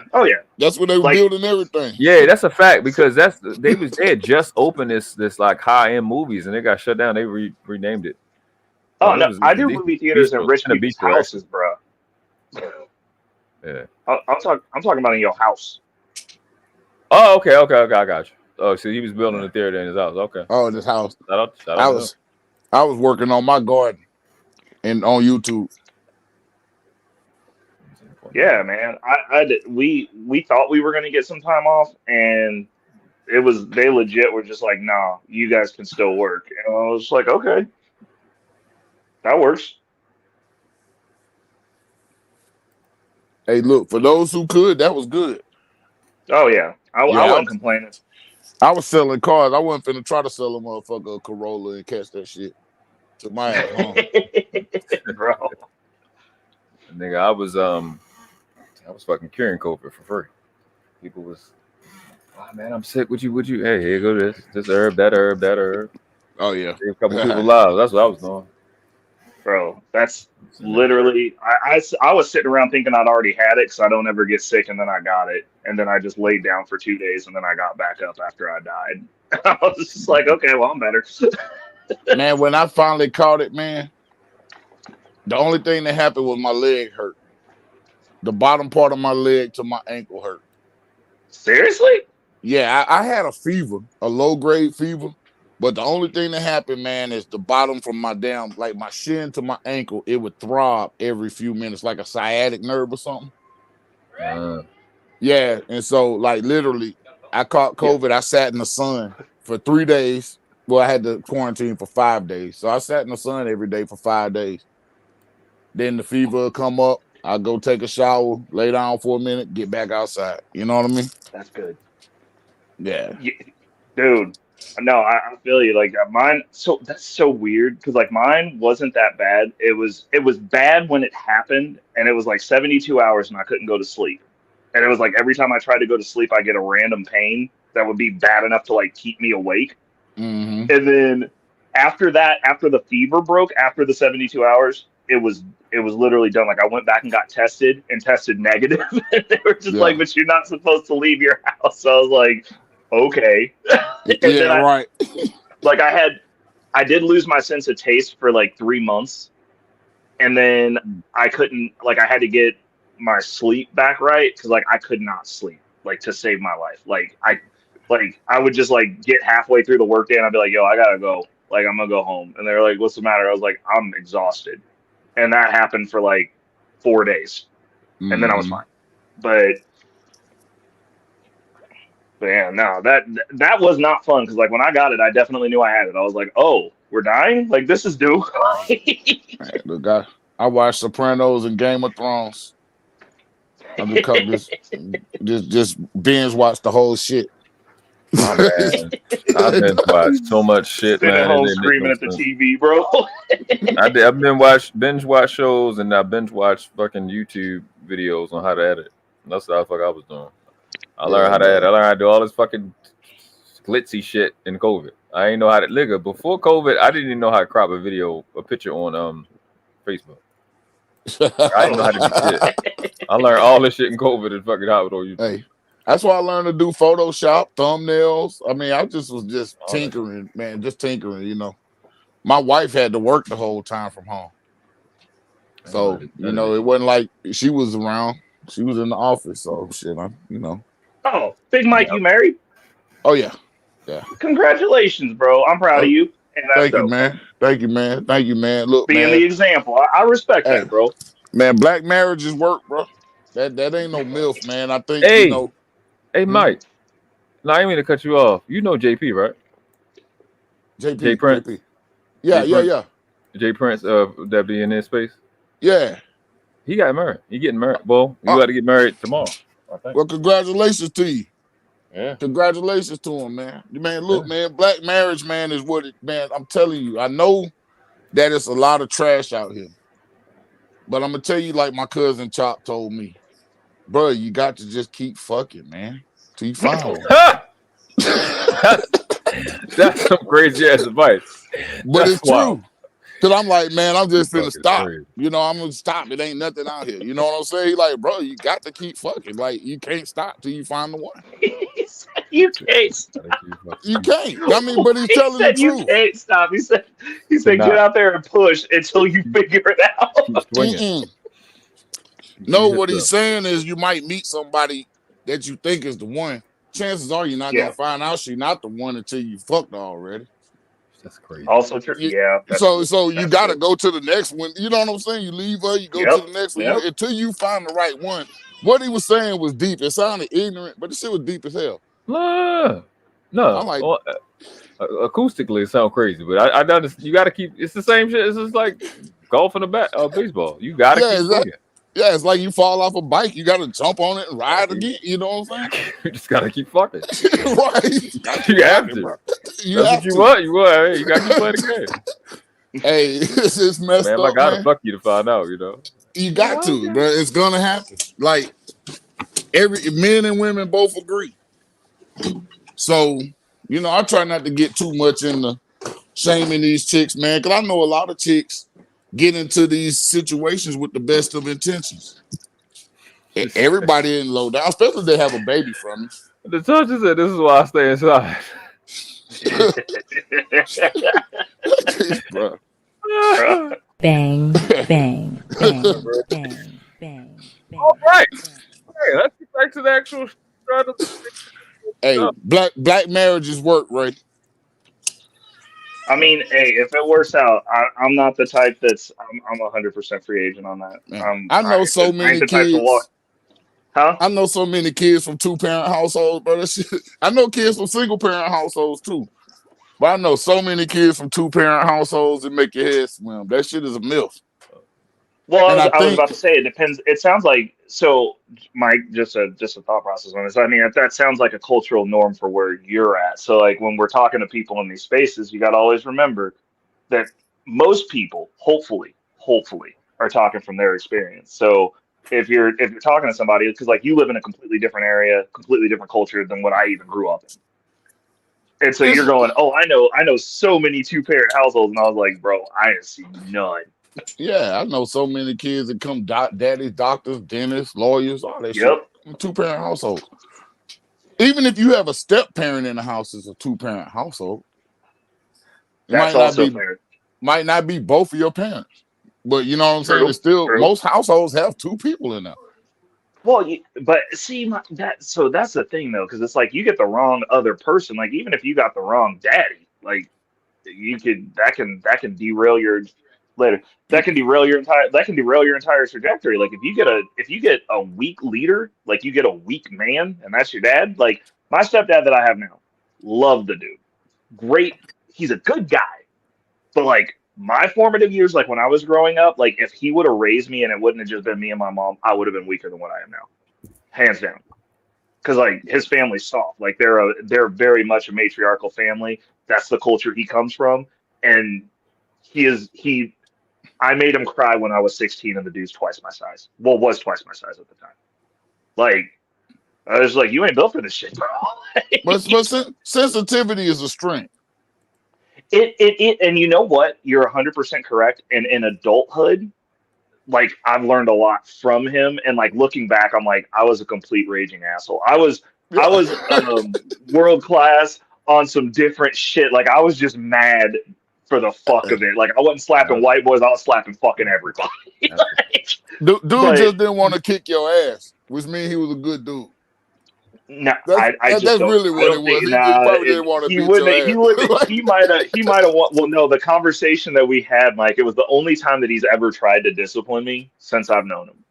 And like during that time period, so like I moved out from when I was 16 to 17 and a half. Like I just left home. So like me and my mom didn't go along. My grandmother raised me, and when she passed away, I dipped. Like I was just like, I can't be around this. Like we were going at each other. Everybody was mourning their own way, and I'm solitary.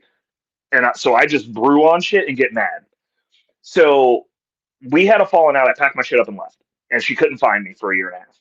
And so when I came back home, she was marrying this dude. So like we lived together, but like I was literally just home to eat. Like I'd been working. I had already established my own place of residence at that point in time, and I moved back home.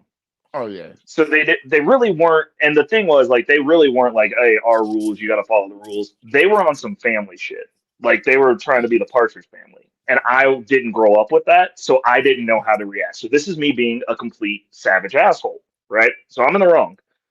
Right. But I came home one day and they were playing a board game, and I walk in and I did what I normally do. I walk in, I'm trying to go to my room to go to bed so I can go to work again, and my mom was like, hey, do you want to play this game with us? And like very rudely and very dismissively, I was like, no, I don't want to play this game. And I got stormed off into my room. And so Helston was in there with her, which is my stepdad. And he got up and walks into the room and busts in the door, and he was mad. And so, mind you, I did grow up fighting. Like when I was younger, my temper was very unchecked a lot. And with a mom that was a detective, I knew what I could get away with at the time within the confines of the law, and I skirted that line as much as possible.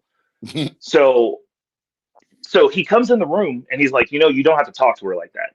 And he was legitimately mad. Like I looked him in his eye, and he's like, rage. There was rage in there. And I was like, oh, so you do have the capability to be mad. Like, this is cool. I can work with this. And so like he gets his big dick energy off and yelled at me. And I just looked at him and I was like, you go to sleep before me, right? And then I stared at him until he left the room. And like I was not joking. Like at that time period, like if he would have touched me, I would have killed him as soon as he went to sleep. Like it's not even a joke. Like that's where I was at mentally during that time period. And I grew up with her. And so like I have training. So I'm like, you're not necessarily going to walk away from this fight, but I'll tell you one thing for sure. As soon as you go to bed, if I'm not dead, this whole shit will be over for everybody. And so he left. He backed off of it. And I was like, it wasn't my greatest moment, but it was like looking back on it. And even after that, the shit that like when I got my first car, like he's the reason I have good credit. It wasn't that I needed him, but I needed someone to co-sign the car, and he had good enough credit to co-sign the car. So like my first car, he was the one who facilitated that.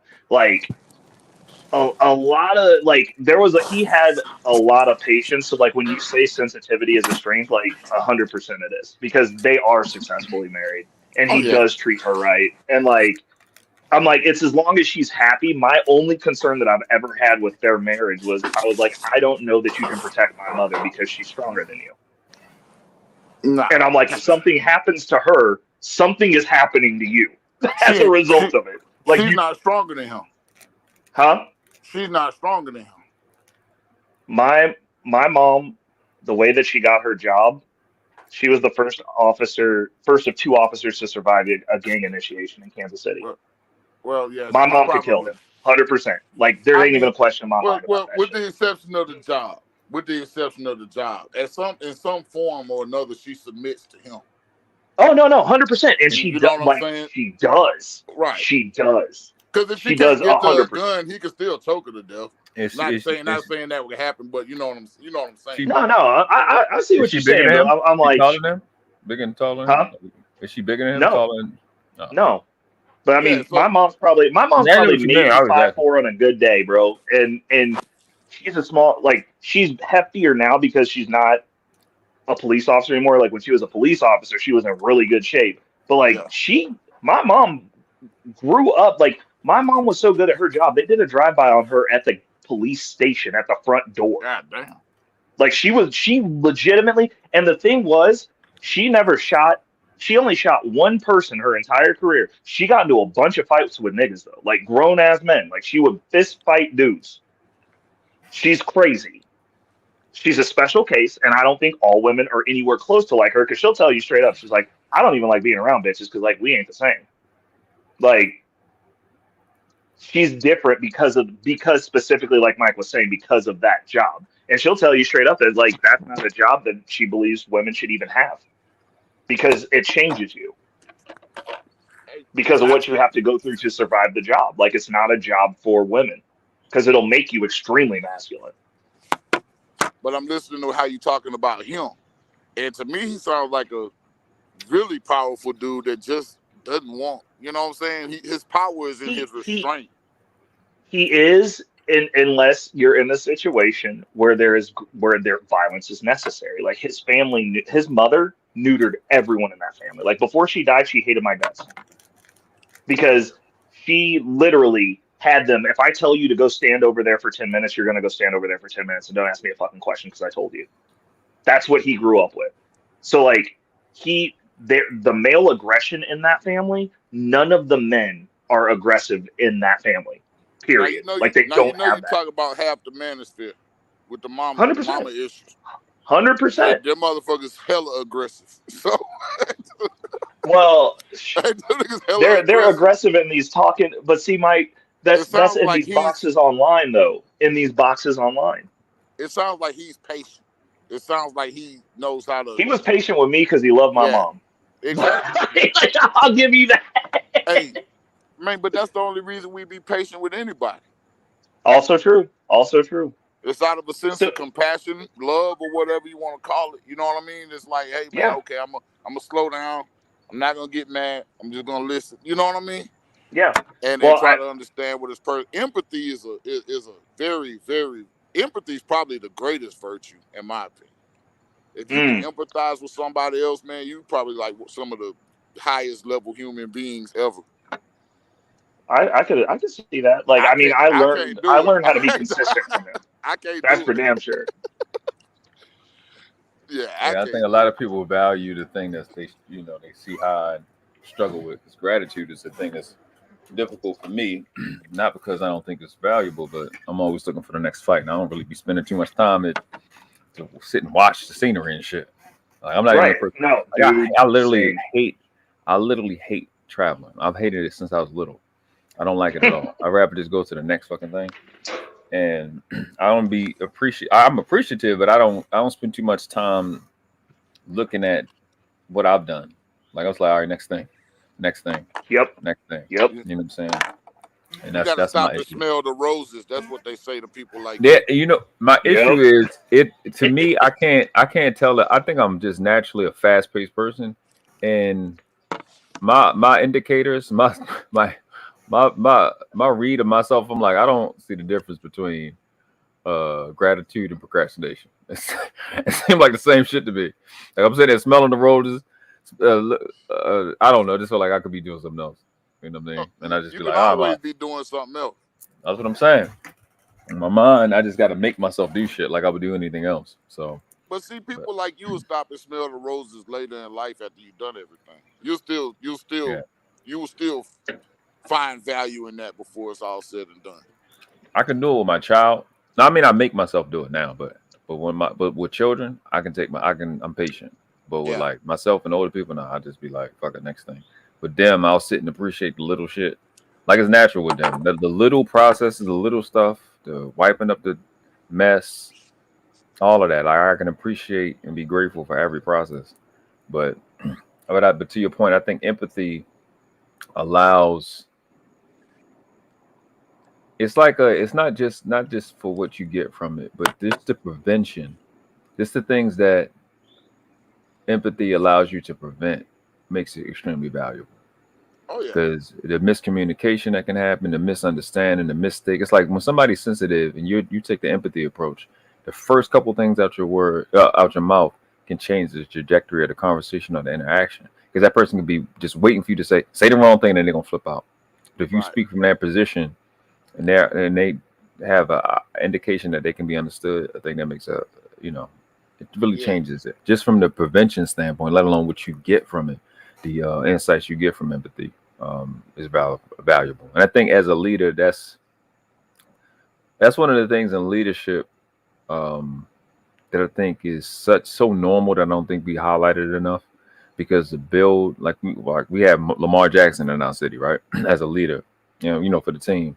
Yeah. And LeBron, his ability to just make friends with his teammates. Like, LeBron got all the different handshakes with all his teammates, and just the way that he just is involved with his people, being himself. Like, just being yourself allows somebody to go, I can just be myself. So empathy is not just some effeminate female, let's just sit and cry about shit thing. It's an active thing. It's a masculine thing as well. Preemptive, like I said, preventative, that guys need to understand. They have a broad perspective of how things are. It helps you in competition when you can see from I was saying at the Brownsville, the last live I was doing, that I showed when he actually came up here. I know how to look for my opponent's position. I know what you're looking for. I put myself in your shoes. What would I do if I was you?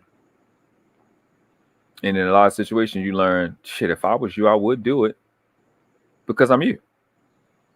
You know what I'm saying? Empathy is a dope. It's unappreciated. Yeah, I mean, it's definitely undervalued in this society, man. But I do have a question. Do you think Trump is going to feel empathy at this point in time in his life? I think that he's won the election. I mean, I think when he gets in office, I think from a policy perspective, I think he's going to go in there and hard-nosed do what he said he was going to do at this point with reckless abandon. Hey, I think maybe your audio switched to your Bluetooth, Bray. But I think he's gonna be on some bullshit. I don't think he's gonna be empathetic. I think he's gonna be on some payback shit. I mean, he's And gonna I pay don't back think his enemy. He's gonna pay back his enemies, and every man has the option to do that. How you deal with your ops is up to you, in my opinion. You know what I'm saying? Yeah. Unless your ops happen to be one of my people, then we're gonna have to negotiate something else. You know. But I think that going through a situation like that, do you realize, man? I was gonna say this earlier. Do niggas out there listening? Do you realize that you may have been 2 centimeters away from getting lynched, shot, anything else the other night if you were out of pocket and out of That bounds? they were going to come for us? Absolutely. Wow, I don't know. Okay, so again, culturally, I'm friends with all the rednecks where I live. We're not on that. It wasn't even a black person that shot him. It was a white dude. I get it, but you get caught out of bounds. White people like to mob up and take their anger out on people. So you get caught out of bounds, not in the know is what I'm saying. I'm not saying they were gonna just storm black neighborhoods, but if you was a nigga in the wrong place, you could catch something. You see what I'm saying? Just because like, hey, it's a nigga, let's go. You know what I'm saying? They didn't even have to know who did it. All I'm saying is awareness of surroundings and where you are and who you are, knowing who you are and knowing where you are at all point in times and knowing what's going on. That's really what I was trying to get at. Okay. No, that's solid. That's solid. I 100% agree with that. You see what I'm saying? There was people out at clubs getting ready to go to the club. They ain't watching the news. Anything could have happened.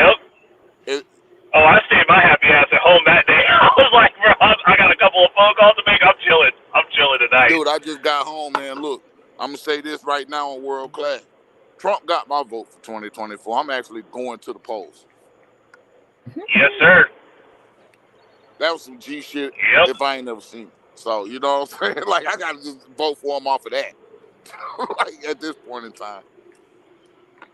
Well, I mean, there's that. And the thing that I never understood was that the entire Democrats playbook was, we're just going to tell black people Trump's racist and hopefully they don't actually. He was the only person who presented any kind of policy specific to us. Ever. That I've ever seen in my existence as a voter. Facts. Like, I was like, and they were just like, well, he didn't mean it. And I'm like, literally every year we vote for Democrats and then they don't do anything and we act like that didn't happen. You know what they call that? They call that benign neglect. There's a name for that. It's actually a term for that came up by Nixon, if I'm not mistaken. Benign neglect. I like that. We're not going to do anything to you, but we're not going to do anything for you. For you, right. So, but vote for us because those other guys are racist. what it is that this is still the separate but equal day. It may not be that on paper, but it's still separate but equal. You can get out here and get what you can get. You know, if you get caught out of bounds, you get caught slipping, you know, we may get you, may not, whatever. But otherwise, nothing is stopping me from getting out and getting what I get. Right. You know, nobody's blocking me. Matter of fact, the people that put me on is European Americans. So, you know what I mean? That's who gave me my first big contract. And now we move our own product off of that. But you see what I mean? So well, I mean, but the thing is this is like at a certain level, especially like so me personally, like I'm a big pro America first, which includes black people, because if we're not doing well, this country's not doing well. The country is only as strong as its weakest link. And if they're going to make us the weakest link, then you want the weakest link as strong as fucking possible, because that's the trapdoor by which you lose your civilization. Like, So like when you get to a certain level, I was like, you find out that like a lot of these people, especially a lot of these white people, a lot of these really conservative white people, if they see you grinding your face off, they're going, yo, let me help you. Like you trying? Like I have an insurance company that's one of our clients, and I'll go in there and he has white, black people, everybody working for him, but like the black people there, because they're suited up black people and I show up dirty sometimes, they're always down their nose at me. Like, the black dude that works for him, he always has this smug-ass look whenever I walk in there, like I'm the only one who's supposed to be in here. And it's like, I went in there one day, and, like, I'm friends with him and his son who runs the office. Again, nepotism, you know what I'm saying? Hook your family up. Right. But his son also runs one of the offices, and so, like, I'm in there doing work, and they're like, yeah, you want to go to lunch? And, like, homeboy, like, looks at me sideways, I'm like, yeah, like, you have no idea who the fuck you're talking to. Like, I understand you got a more expensive suit on than me, but I guarantee you if we were to compare footnotes on net worth, I'm worth more than you. And there's a reason he wants me to come sit with him at lunch, and you're not fucking invited, dude. Like, it's fucking, it's like, so I understand why some of the people on this side of the street don't like me, because they assume that I'm that guy, and I am very much not. Like, when I got my business partnership, the next thing I did was advocate for the other black person who worked at my company to get into an ownership position as well. Right. So I'm like, you know, like, you out here grinding your face off, like, let's go. And, like, people note that. Like, that's actually a value that people will gravitate towards. Like, if you're working hard and people see you working hard, it's real hard to dislike that guy. Like, you can't even give him a stereotype. I mean, you could give anybody a stereotype, but he's just not going to live up to it. You know what I'm saying? And the thing about it is this, man. I'm going to tell you, like, we have to really get to the point to where business is business and personal is personal. Yep. We have to get to that point, man. Like I say, I'm in business with these people, man. I'm definitely maneuvering to be able to be free of them at some point in time. It's not like they're a burden. I mean, I enjoy doing, you know what I'm saying, providing the service we provide to their company. You know what I'm saying? And I hope we never lose them. But at the same time, I'm still using what I got with you to branch out into some more things where I have more independence and control. Always. You see what I mean? And then I think, and I'm always going to be looking, but one of my longest employee, I got an employee that's finally been with me over a year now, and he in there for me. And he made the comment one day, like, damn, you and I are the only black dudes that work at your company. I said, it's not because I want it different. I tried. I had all black people at one point in time. People quit, people move on and do other things. I'm hiring who's qualified. But it was funny when he brought that to my attention. You know what I mean? Oh, yeah. But I've had people tell me that me putting another person in an ownership position isn't enough. And I'm like, am I supposed to go catch niggas to make them come work for me? What am I doing here? Nah, bro, you can't make the horse drink the water when you take. All you can do is show them the way. Right. You know, some are gonna make the decision to drink the water, and that's the ones you gotta fool with. Not saying you discard the other people because you know everything isn't for everybody. Right. That too. You know, everything isn't for everybody, man. We gotta learn as people to put business where business belongs and personal where personal belongs. We can't let the two intersect. Right. Look at JD Vance and Donald Trump. Look at how bad that man was talking about Donald Trump just 4 years ago. Yep. But they met from a business perspective. Yep. And they like, hey, we can still do this business though. You know what I'm saying? If black folks get like that, dog, we'd be unstoppable. But we can't get like that because everything they have going on unravels when we get like that. Well, I mean, I don't necessarily think it does. I think that what you said earlier, way earlier in the conversation where you were talking about people being comfortable.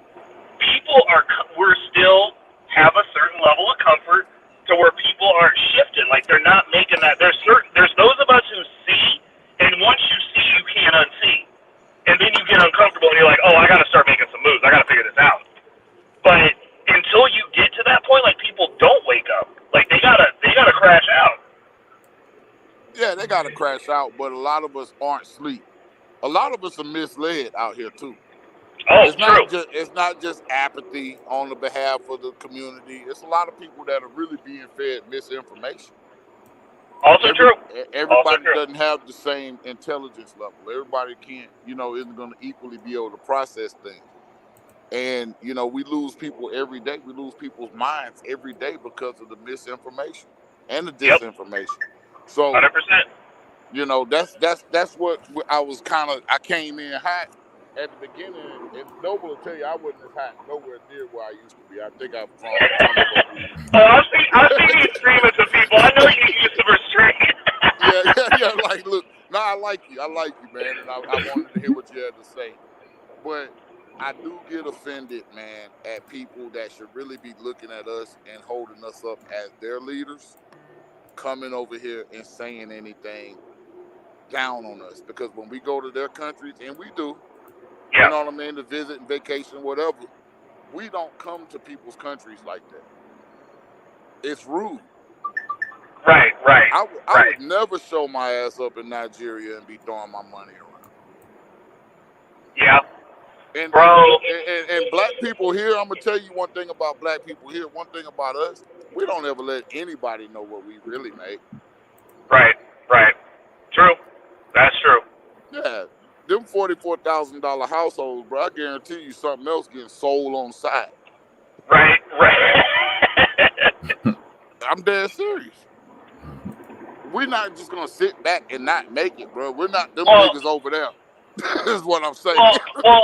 But that's again with the issue of like the different games, because you know how much Elon Musk makes on his W-2. He makes less than I do. He makes $50,000 a year on his W-2. Right. That's not where you want to make money anyway. But it's a metric that's a talking point. But like we don't own shit either. So like it kind of reinforces that like you could be making something on the side, but like you don't own property, you don't own assets, you don't have a brokerage account, you aren't worth shit. If you just money in, money out, then it doesn't matter. You've lost this game that we're playing. If you're just money in, money out, you've lost. So good example. My aunt makes $250,000 a year. She makes an order of magnitude more money than me, and I'm competing with her at net worth because it's money in, money out. But it doesn't matter that she makes $250,000. She ain't worth shit. I'm married to an engineer. You're a scientist. Yep. So that's where our disconnect is. I'm more liberal arts type of guy. You know what I'm saying? I'm more philosophy. You're more science. Right. Okay, that's fair. You see what I'm saying? Yes, sir. Like, I'm the one that's like, yeah, everything ain't for everybody. And then, like, your level of comfort and success is, like, totally subjective. Right. Like, paying more taxes doesn't necessarily make you more successful. True. You know what I'm saying? I think the things that define success, I'm going to tell you what a guy told me one time. I never forgot it. The most valuable things in life don't cost you anything but time. I agree with that. I got one for you though. Coming back, money doesn't buy happiness, but it buys everything else. It buys everything else. If you're whatever issue that you're in, money is a means too. Money is just energy. And oh, go ahead. No, go ahead. Finish what you were saying. I was going to say, so if you're in a situation where you go, you know what, I feel like I'm successful and whatever happens, and then a hurricane comes and wipes you out and your net worth is $44,000 and it was all the equity in the house that got wiped out. You are awash now. You have no ability to. You know what I'm saying? So, like, I don't look at wealth like it matters. I don't give a shit about things. It's the options you have. I got to go sit at home for a month when I shredded my Achilles, and I got surgery within 5 days because I've got money and connections. Most people, if they sat at home for a month, would be homeless. Like, you losing everything. If you take those people out of the game, so for me, with the money aspect of it, I like to have the ability to navigate. And I told my mom this one time because she gives me the same conversation. She's like, you're too focused on money. And I told her, I was like, if anything happened to anyone else in this family that was in dire straits, an emergency, I was like, only one person at this juncture, which is my aunt, would have the ability to do anything about it. And that doesn't sit well with me because I owe these motherfuckers something.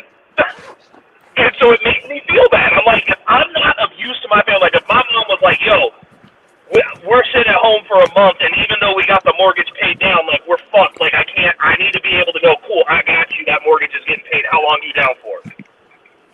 Right. The inability to do that is the reason that having a high net worth or being good at the monetary game is important. Because, like the philosophy side of it, I 100% agree with you on. But then what happens if somebody gets cancer? What happens if your parents' house catch on fire? That's what I'm telling you. You're an engineer. Yeah.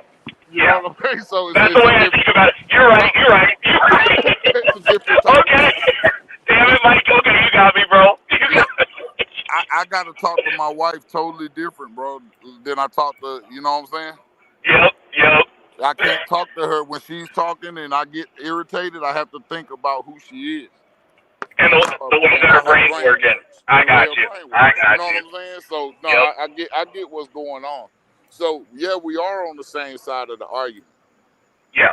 And we are on the same side, and I don't think that I would ever be able to get you to come to the philosophical side, but I think that even being able to hear it, you're intelligent enough to decipher and take what you want from it. Well, I love philosophy, but it's like when it gets into stuff like about culture and like how to move forward, you're right. I flip 100% engineer at that point. Like I go very analytical, and I'm like, yo, that's cool, but I'm gonna tell you this, brother. Nigerians and foreigners ain't moving American culture. They're not moving. No. Well, they don't even want to acclimate to the culture that we have when they get here, which is the problem. It's a problem that you got more Nigerian doctors in America than in Nigeria. Well, the problem is, it's like if you have a bad system. So like it goes back to my game analogy. If you're playing a bad game, then what you experience is brain drain. They go, okay, well, we'll take the opportunity to go get educated here, and then they go, whoa, their game's way better than ours. I'm not going back there to be back as back. Which is the reason that it stays the way that it is, because everyone who's intelligent or talented ends up here. Right. So they're at the end of the day, they're here to benefit us. If I go and use your doctor services, you're here to benefit me. Yeah. You're moving American culture forward. You're not moving your culture forward. Also true. 50 years from now, Somalia will still be dirt poor. Nigeria will still be dirt poor. It don't matter how many millionaires over here from there. You know what I'm saying? If they're not putting it back into there. It depends on how our game goes, because right now the way that our game is being played out, like it's still more advantageous for them, but like for Americans, like if you're an American and you're getting to the bag and you're trying to move up in the system at this juncture, and you're staying in America all year, I think that's a waste of fucking money. Like because they're not making the game. Unfortunately, for those of us who are already existing here, if you're born in America, it's not the same as if you're coming from nothing. And it's making it, the issue is we're competing at the same game for the same resources with people that are coming from nothing and are also entering into our game. No, they're competing with us and we're not competing at all. We here. Right. But we don't have to compete. We're not going to go into their country and be like, oh, compete with me. You know what I mean? We're not going to do it. Right. Well, when you say not competing, what do you mean by not competing? Like, what are you not competing with them? In what regard? In any regard. In any regard, we're not competing with them. They're competing with us, but we're not competing with them. Which is why these all conversations that we start online all go a certain way. It all goes back to they making this money and that money. Look, if you don't come from shit, bro, having running water is a luxury. Right. You know what I mean? So I can't really talk to you about what you think is good and versus what I think is good. You know what I mean? Like a good shirt for me isn't necessarily going to be a good shirt for somebody else. No. I may want mercerized cotton. You know what I mean? Right. Cotton may be good for them. Hey, I got this cotton shirt. Okay, that's cool. You know what I mean? But we're not really competing with them. They're not anybody that's coming in that we're competing with. So when I say compete, I'm talking about like in regards to like our resources. So like for instance, I'm not going to say them specifically, but like if you look at our the invaders that are coming over the border willy-nilly right now. They're training. Those people are coming in, and they are directly competing in the sense of they're able to drive down prices for jobs that they're in the job market, in the job pool. So if they'll come in and do the work for cheaper, now it's driving down the prices, and they're coming in from a situation where they go, hey, we'll have 9 of us be in a house together, so we can just make less money, and we're still coming out ahead to send money out of your ecosystem, which is the other issue. But the only reason they're getting there is because the government refuses to enforce the law. Correct. So Correct. So if the government were enforcing the law, none of that would be an issue. 100%. Trump 2024. That's what I'm telling you. I'm agreeing. Damn straight. No, I'm with you. I'm with you on that. 100%. That's what I'm telling you. We won't be having these conversations in 4 years, bro. And look, I'm looking forward to 9 because this shit's terrible. Yeah, because if you actually enforce the laws of the land, they're not supposed to be here. You're supposed to be giving those jobs to us. Correct. And I don't know if you saw the president of the Teamsters did a speech at the RNC last night. Oh, no joke? Yeah. So the American worker is back, bro. But this is the other thing though. Think about this, and this is the way that I look at it coming from the engineer, because the mental health field that I worked in was an engineering mental health field where you engineered behavior. It was behavior modification, so everything was data driven. Right. The issue that we have now is we have a party that has done this. Like, we have an administration that we've seen what they've done, that has outed itself as anti-American. Like, that entire system, everyone who's co-signing all these immigrants coming here, they're like, what are you incentivizing? What data point are you pushing to institute a behavior change by bringing in a bunch of people that aren't of this country while people in this country are struggling, and then going, well, we're just going to have them do those jobs? They're trying to replace us so they don't have to pay us. Right. Right. There's rent owed on this land that people been staying on for so long. 100%. Based on their law. They're trying to replace it so that they don't need us to vote for them also. That's another part of it. But they're trying to really replace it. They're trying to drive the numbers up and replace it. Now, what we need to do is force the government to enforce the law. Right. They wrote Hold on real quick. Shout out to Dr. Quantum for the $10 super chat. She said hashtag we up, hashtag we fine. Sorry having to type in outburst right now. I'll laugh my butt off. Chat, y'all. All right. Hold up. Only God can do. Only God can do. Only God can do. Do do do do do. Do do do do do do. Do do do do do. Do do do do do do. I gon' pay your rent. All your money spent. Better than the pet shoes. Even got a light bill due. Even got a gas bill too. Telephone disconnect. Waiting on your next paycheck. Won't it do it? All I really want to see is the money. I don't really need a D, I need the money. All a bad bitch need is the KC. Appreciate you, love. All right, y'all can get back at it. All right, go ahead, Mike. Yeah. I lost my train of thought. But no, I'm on my soapbox, man. So, I'm just cooling, man. I'm enjoying the conversation. So, but I think, bro. Be on it. We gonna golden crush your soapbox, bro.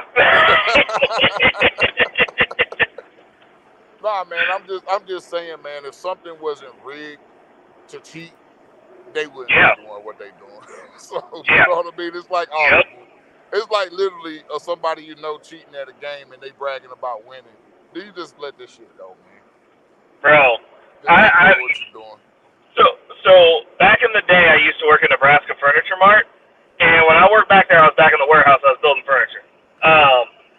And the truck drivers, there were 2 dudes that were from Africa, and they used to come in flossing and throwing the fact that because we were like, bro, how do you make that much money? And he was like, well, the job pays this.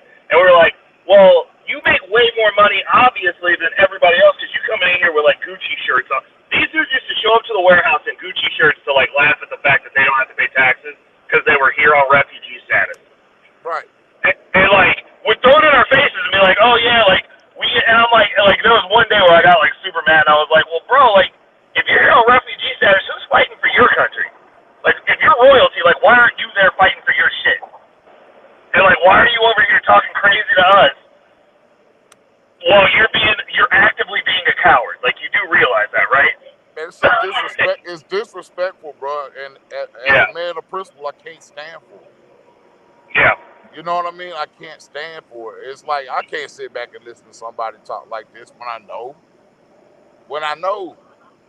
And you know something, brother? If you humble yourself, it'll be all right. We want you over here. You know what I'm saying? But you're not all right. No. Hey, not like that, bro. Like them dudes was wild, bro. They wouldn't have been throwing it in me and my niggas' face. They wouldn't have been working now. I'm sure they would have got a job somewhere else. They wouldn't have been working now. Right. It would terrorize them and get them up out of here. Like for real. Unless they got something to back it up. Which they don't. No. Right. So you know what I mean? It's just like I'm not advocating going there with people like that. You know what I mean? But I think that going the legal route and just enforcing the laws that's already on the books, man, is what we as black people need to be voting for policy-wise. I don't want to tell people how to vote or who to vote for, but I'm telling you what to vote for. Maybe is that a good answer? Oh yeah, no, because that should be the conversation anyway. It's like policy. Should we just have people flooding in here? Probably not. Should we enforce the rules we already made? Yes. That's not a hard one. They're bringing them to black neighborhoods. 100%, and taking up all the resources. That's what I'm saying. So it's a direct impact on us. Like most people don't mind living in the hood, which is why they live in the hood. Most people would rather live around their own people than live around other people. Right. So that's why people deal with what they deal with in the hood. It's not because they poor. You know what I mean? I used to date a girl in the projects, man. Projects dirty as shit. Go over there, you know, see and shit. Yeah. I mean, if that's what you're used to and that's what you want to be a part of, then like, no, I mean, it's a culture thing. It makes sense. Yo, y'all hear me? Yes, sir. Hello. We can hear you. Can you hear us? Feel like Does Joe Brown on this shit.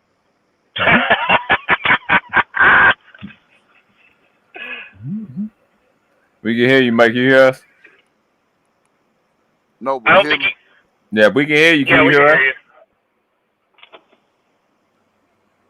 That's some calls, bro. StreamYard. Yellow. Damn. Can you hear us? Can you hear us? You gonna have to drop and come back. Oh, yeah, he can't. So he can't hear us. We can hear him. That sucks. I don't know what that is. I've had that on StreamYard before. Matter of fact, a year and a half, if not 2 years ago, I had that same problem. They ain't fixed this shit yet. I don't know what the fuck that is. I guess they can't help if somebody make a call on your phone. Bro, mine only messes up when people call me. Yeah, that's when it messes up. Yeah. Shit, while y'all was talking, I was doing shit, making new layouts. Cause I don't fuck with this shit. Bro. That's what happens though. When you start having them real conversations, all of a sudden people's stuff start messing up. Oh, you see that part? See my live, man. I was going off and they dropped. Well, no, matter of fact, you was there. When you? I had to hold it down for you. Yeah, you was like 3 times, bro. Absolutely. They cut me the fuck off. That was the first time this shit ever happened to me. They said, "Oh yeah, nigga, DDoS attack right now." Got my ass the fuck out of there. Bro, the YouTube Iosauron saw you, bro. They said they was working fast too. They said, "Oh yeah, nigga, get your ass out of here." Like, turn his mic off. Turn his mic off real quick. Cut his mic. Hold on, I'm fucking up. There we go. Yes, I do. I have to complete this fucking I gotta complete this. One of these days. abusive fake debate. Then I got to get to the next one because I promised somebody I'm gonna do the next one, which is gonna be way worse than this one. Oh Lord. Right, he's taking a minute to come back. All right, let me rush through this. Let's see what we got. We don't have to remember where we were because it's gonna be dumb. No, one second. Let's go back and give an example. Right? I ask you, if we remove all men from OnlyFans, CEOs positions, brothels, like all that, awesome. would that industry collapse? Yeah. Fantastic says that the majority of black women love to be treated in a toxic way. Yes. And because there's no measurements to determine if he's correct or not, we're just gonna allow the audience to say, okay, he has a right to that opinion. Even though we know you know why? No, one second. You know, Brownsville. Let's go back and give an example. Right? I ask you, if we remove all men from OnlyFans, CEOs positions, brothels, like all that, would that industry collapse or it will be replaced? You said no, it would collapse. You have no proof. But I accept it because it's an educated opinion. You have no proof that what is happening. I'm just asking. Hold on, and mods, I gave, and that's what I'm saying. You guys have to keep. I gave substantial, as Aaron said, I gave substantial proof. He talked about media support, women relationship between one another. I was listening. Not just that. Specifically for the brothel things, so on and so. I brought up Heidi Fleiss. I brought up the other madams. Those people, those women exist. There have been women that are independent without a man, and they still sell their bodies. No man involved whatsoever. So then I'm giving direct counterpoints to him. He's yet to give me anything substantive.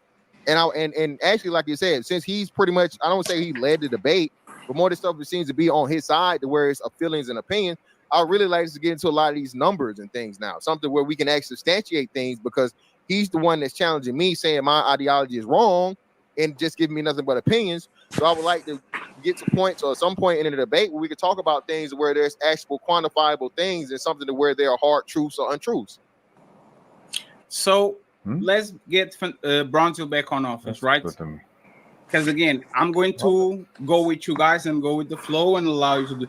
Can you, like, is there any hard stance that you have about the Rim Brothers, MrFantastic, or all this debate that you can substantiate that is bad for society, bad for relationships, bad for the way that our women and children are? Hey, fellas, man, I'm about to lose my whole battery, man. So right, bro. I'm gonna drop off, man. But I appreciate y'all for having me up, man. It's good to talk with you guys, man. Ray, pleasure to meet you. Yeah, man, I appreciate you being up here, man. It was a dope conversation. Yeah. I had a mature adult conversation for a minute, you know. Yeah, let me get a copy of that, man. I ain't get a chance to get to the fishing, but we'll get to that next time. I feel like if we're gonna be talking to young men, we gotta be showing them how to do men shit too.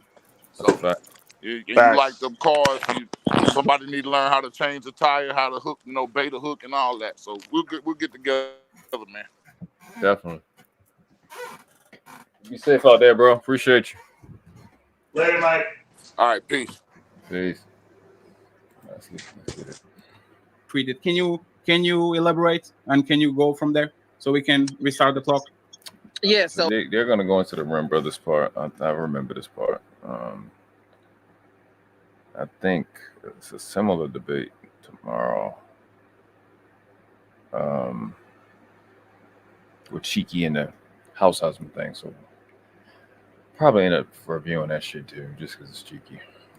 So one of the talking points that the Rim Brothers love to perpetuate is that women in today's time are, and by and large, more promiscuous than before, right? Which pollutes the market. They love to point to promiscuity as a way to say, well, it's hard for a man to find a suitable wife, right? That's why they talk about body counts and things of that nature, right? And a study that I read, I think it was the Institute of Family Studies or the Institute of Family Structure, something like that, IFS. They said that by and large, promiscuity has not changed within the decades from 1950 to now. They do say that they are outliers, right? To where women are being more sexually liberated. The woman. What do you say? Institution of family structure. Let me say. Institution of family structure. An institution of family is no, that's not an actual thing. I've never heard of it. That's the United Nations. General introduction of major trends.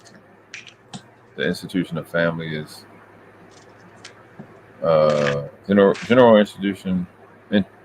general introduction to major trends. I guess this is from the UN. Seal on it. No, it says welcome to the United States. What says that?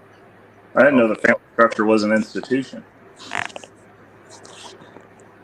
He said IFS. That's what he said. Institution of Family.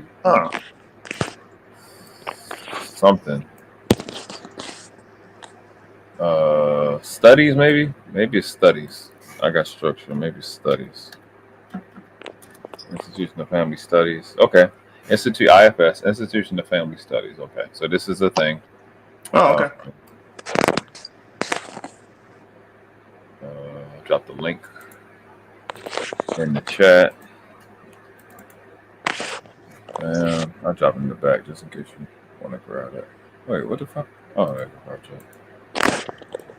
So yeah, it's it is a thing. Institute for Family Studies. And what did he say specifically? Let me see, what did he say? I think he was if I'm not mistaken. Say it again. Oh, I don't know. He said something about promiscuity, right? Yeah, they were talking about promiscuity. Yes. Okay. Promiscuity.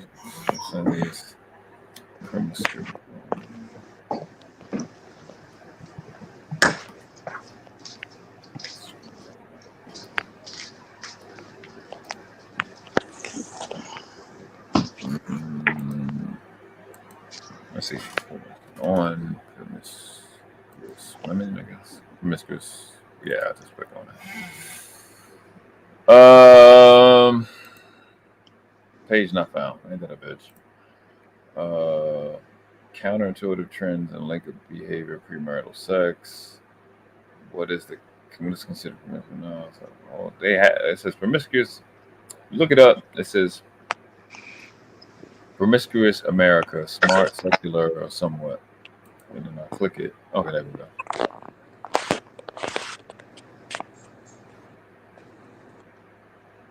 Okay, well, let's kind of look it up. So he's saying that it hasn't much changed since the 50s. That's the claim he made. Promiscuous America, smart, secular, and somewhat less happy. We like to think of America as sexually permissive. We're bombarded with stories of rapid fire. Hold up. Is this even on the screen? Okay, it is. I was making sure. Well, actually, we can be there. We know how to check. I'm sorry. We're bombarded with stories of rapid fire, tender liaison. What? What the fuck is that word? Liaisons? Well, the fuck my question there. And meaningless college hookups. The reality isn't monistic. What is it? Monistic. But more stead than most of us think. The median American woman has had 3 sex partners in her lifetime. The median man has had 5. These numbers have remained unchanged for decades. You have to look at people born prior to 1940 who came of age before sexual revolution to find lower numbers. The one exception is college-educated men whose median tally has declined over the past couple of decades. The number of men who didn't complete college have stayed the same. But medians don't tell the whole story. The distribution of promiscuity is skewed to the right. Most people have only a few partners, but a few people have had a whole lot. The data. Mm-hmm. That's what I was about to say. Yeah, that's what I was thinking. As I was like, dang, man, those are abysmal numbers. Jesus. So the skewed distribution of promiscuity, the life number of sexual partners, men and women, or the women shit outlandish. Source is General Social Survey from 1989 to 2016. This graph we're looking at. Note NS equals 17,252 women and 13,531 men. Results are unweighed. Okay, it says the yellow bar are medians included to provide some perspective. Although most people have had only a few partners, a few have had a multitude. Indeed, I capped the maximum at 100. So a single page graph would be intelligible. Thank you for doing that. 5% of women have had 16 or more partners. 5% of men have had 50 or more. That's crazy. 1%, that's actually pretty consistent, actually. 1% of American women have had over 35 partners. The comparable figure of men is 150. Please, Lord, don't let them find me. Oh, it's more than one graph. Okay, so this is what it is. So that's just, yeah. So it's just giving a percentage. So once you kind of get out of 5, it starts to mellow out. But the smallest percentage of women have, it's like it's extreme. It's like it's pretty serious. It's like almost twice the amount of men, even though the numbers are saying differently. Well, I mean, you gotta think about it. It's easier. Yeah, they don't have to think. No, like they just be like, yo, you know what I'm feeling, and like 90 dudes are in their DMs before she finishes a sentence. Women's trend in top 5 percentile promiscuity from 1990. So it's going up. Well, proportion of women with 16. Well, that shit is going up. That's what the fuck is showing to me. Yeah. So more women are having the same. Okay, I guess it's saying the same amount. 5%. Their body count is going up from 1990 to 2015. Well, from 3 to 7, which is a lot. But I mean, the liberation, bro. Well, this is showing women's is trending up and men's is trending down. It's the same type of concept. Well, it says 50%. Okay, 50. So 50. So the guys are not fucking 50. They're starting to dwindle down. Then you got a few that'll get up to 7+. Okay. All right, I'll drop this link in this chat too. So, we at least found what he was talking about. He said not one. So, yeah, that's at least in the there you go, for people that's like, can look at it and actually type the fucking address out. I don't know how y'all do that. I gotta copy and paste. I cannot. I get fucking pissed off. I'm like, nah, nigga. Bro, he said, "I'm not doing that." No, I ain't even doing that. I guess I'm lazy. I gotta stop being comfortable, right? All right, so we at least found the stat. We posted the stat that he's referring to. It does exist, so there's that. Okay, from a real debate, validation, peer review type of deal. So it's a stat that exists. We've seen similar to what he said, and let's just see what they come up with from here. Within the decades from 1950 to now, they do say that they are outliers, right? Where women are being more sexually liberated. The women who are being promiscuous are having higher body counts, but they are saying that it's an outlier, right? But when you hear the men who are perpetuating the narrative towards the woman, when you hear them speak, they're not saying that it's an outlier. They're saying that it's the majority of women. Fantastic.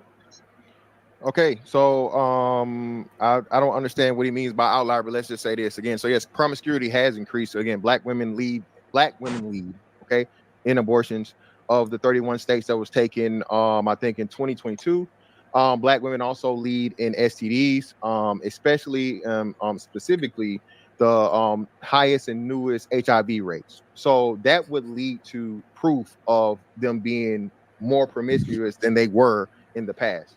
Okay, when you look up STD rates, out of wedlock births, which was not as high as it was. Again, it was not, what was it now? I think it's 70%.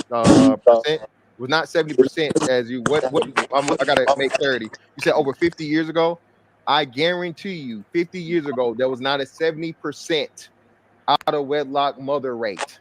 So again, I've directly disproven a false claim that my opponent made, and I knew as soon as we got to the point to the numbers, he's gonna have nothing to stand on. Okay, so I would like him to disprove or counter my points of the stats and numbers that I've given him to make his next point. Right, and what I'm saying is, Wait. I was reading, looking up the words when he was talking. And I just thought never mind. That's my fault for thinking he could think. I'm wrong. Guarantee you, 50 years ago, there was not a 70% out of wedlock mother rate. Okay. So again, I've directly disproven a false claim that my opponent made, and I knew as soon as we got to the point to the numbers, he's gonna have nothing to stand on. Okay, so I would like him to disprove or counter my points of the stats and numbers that I've given him to make his next point. Ray, what do you think about that, bro? That's the best question I got. That's the best question I got. I ain't gonna say I don't. I'm like having trouble tracking what he's saying because like he's just hurling stuff at him. Like you're throwing spaghetti at the wall, and he's like, "Ha, gotcha." The other issue is like when I do these, like even when I'm on panels, like I normally have like something to like jot down notes, and like no one, you can tell that they're not listening to each other because no one's taking any notes, and when people start giving you like 18 bullet points to contest at a time, you're not having a legitimate debate. Like it's not like, hey, we're gonna drill down this one thing, then we're gonna move to the next thing, or even like under 3 things.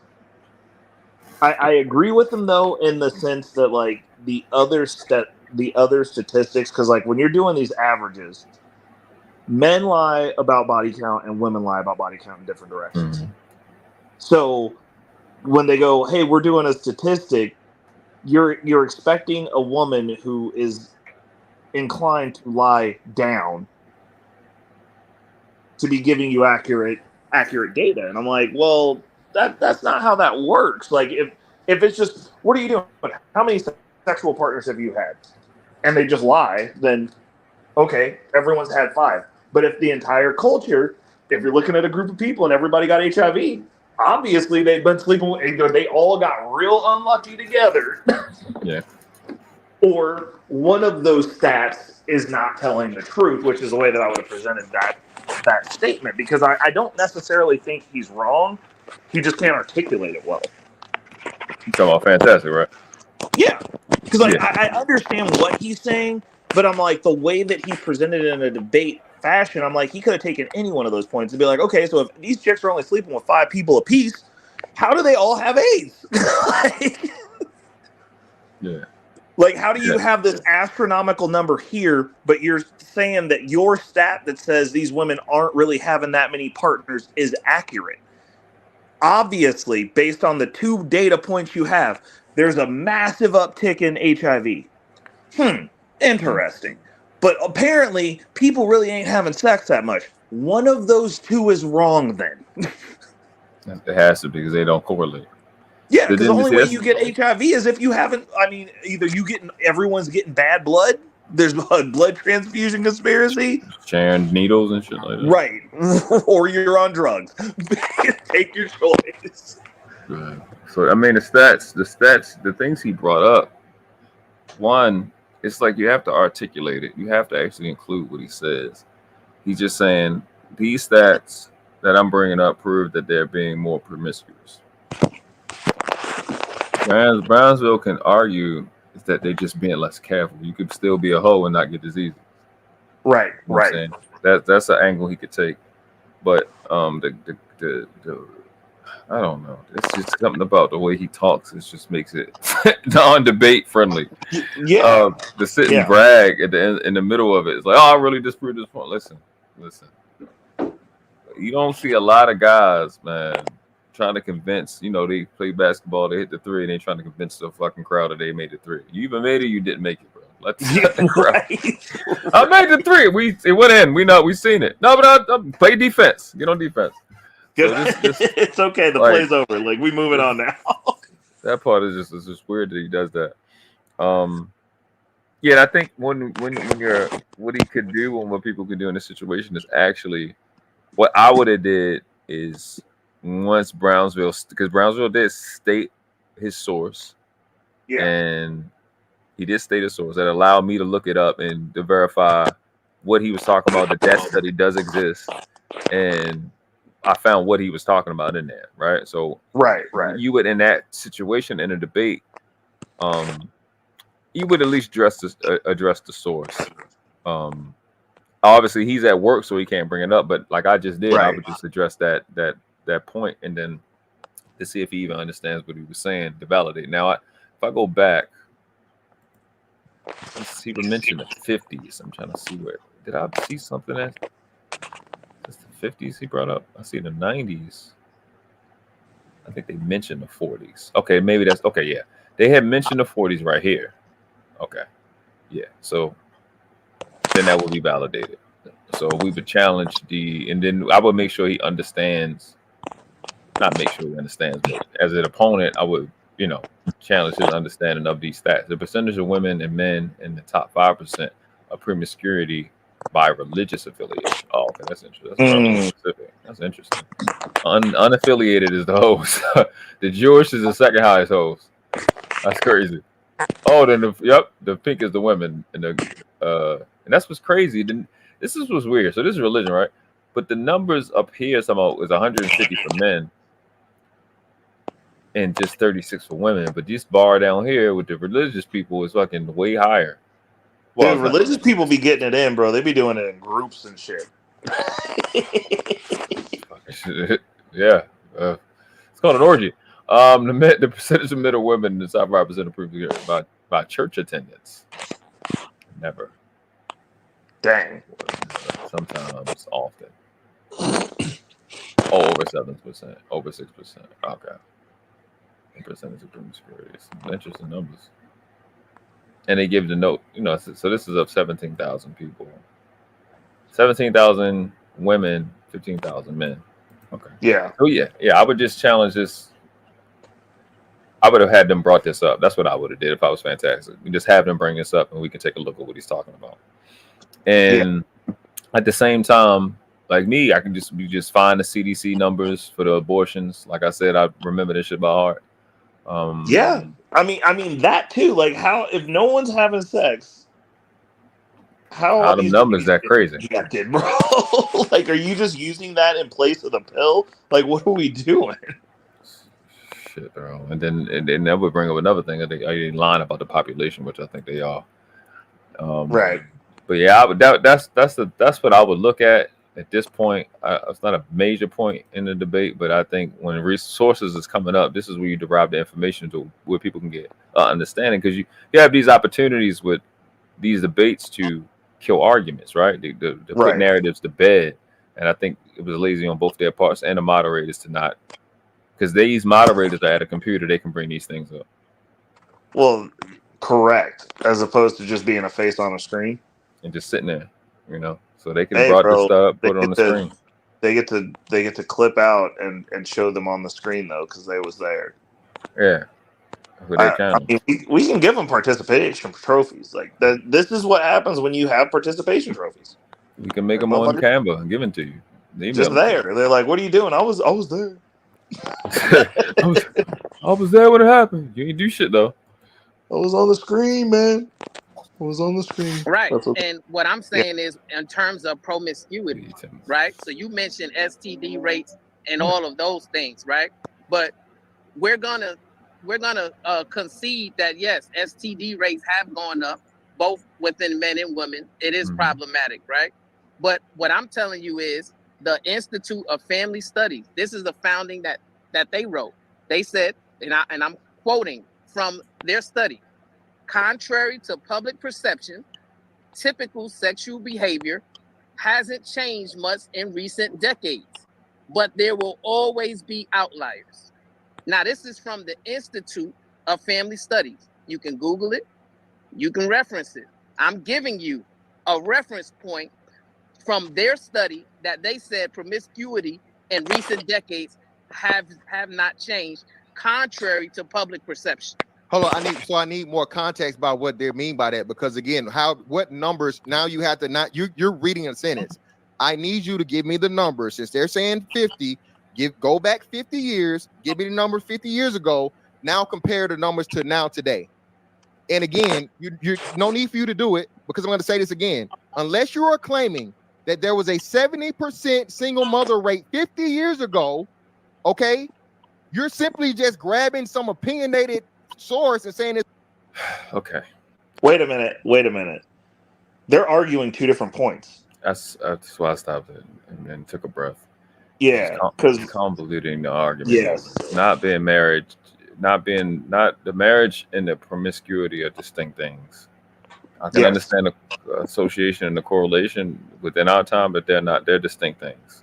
This is people aren't deciding to get married based off the marriage laws, which is what niggas be saying, based off the laws in the marriage, because it's a almost impossible safe exit for you.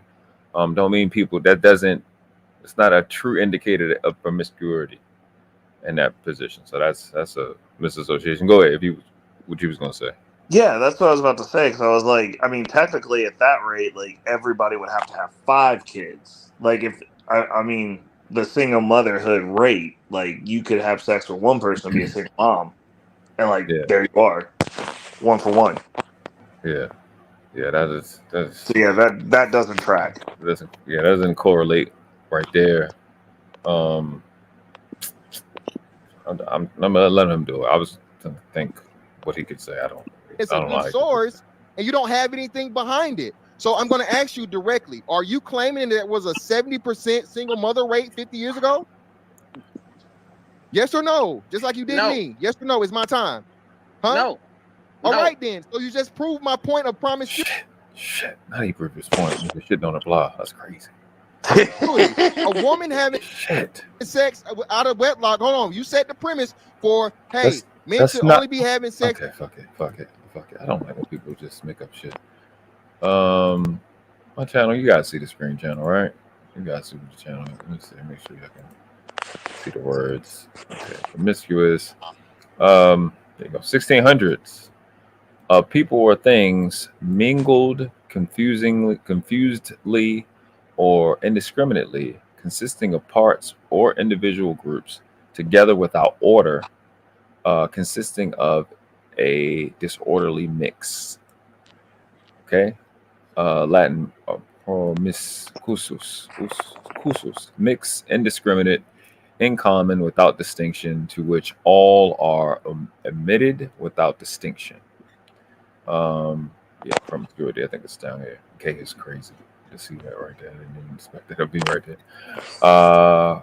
Promiscuity, Precious thought of it as 18 from the 18, this is actually the source. Okay, promiscuity, 1834, indiscriminate mixture, confusion, mixed out, not separated, promiscuous sexual union, originally as among races of people, which pretty much know what race they're talking about. An earlier word for promiscuousness by 1973, general, 1808 sexual. So basically means indiscriminate mixture, confusion. Doesn't mean sex out of wedlock. None of that comes up not one time. Definitions, man. Definitions. Misare means to mix. Parut, meek, means to mix. Mingled, closest you can get to, I think, was what? Individual grouped together without order. That's the closest you can get to what he's saying. Yeah. Individuals grouped together without order. Without order you could play with that. But it's nothing distinctly saying premarital sex and having a baby out of wedlock. Nothing even related. Let me see. The India, the census say many indiscriminate in sexual relationship is recorded from 1857 from promiscuity. Well, I mean, look it up in Urban Dictionary though. Okay, I'll look it up. The meaning then shading into not restricted to one individual. Shading into is crazy, which that would mean monogamy. The Latin adjective also was used sexually with connubia, of sexual union between what? What's this word? Patricians? They said join your Patreon. Patricians and plebeian. I have no idea what neither one of these fucking shits is. Okay, what you say? Plebeians. I know what plebeians are. Yeah, I don't know what the fuck a plebeian is. I never heard of that. They're like it's like a low class person, like in the crypto and gaming and all sorts of other and like niche communities. They call like people who are new to the community. They call them plebs. There's like the lowest class. Plebeians. Let's see. Matter of fact, I'll do these.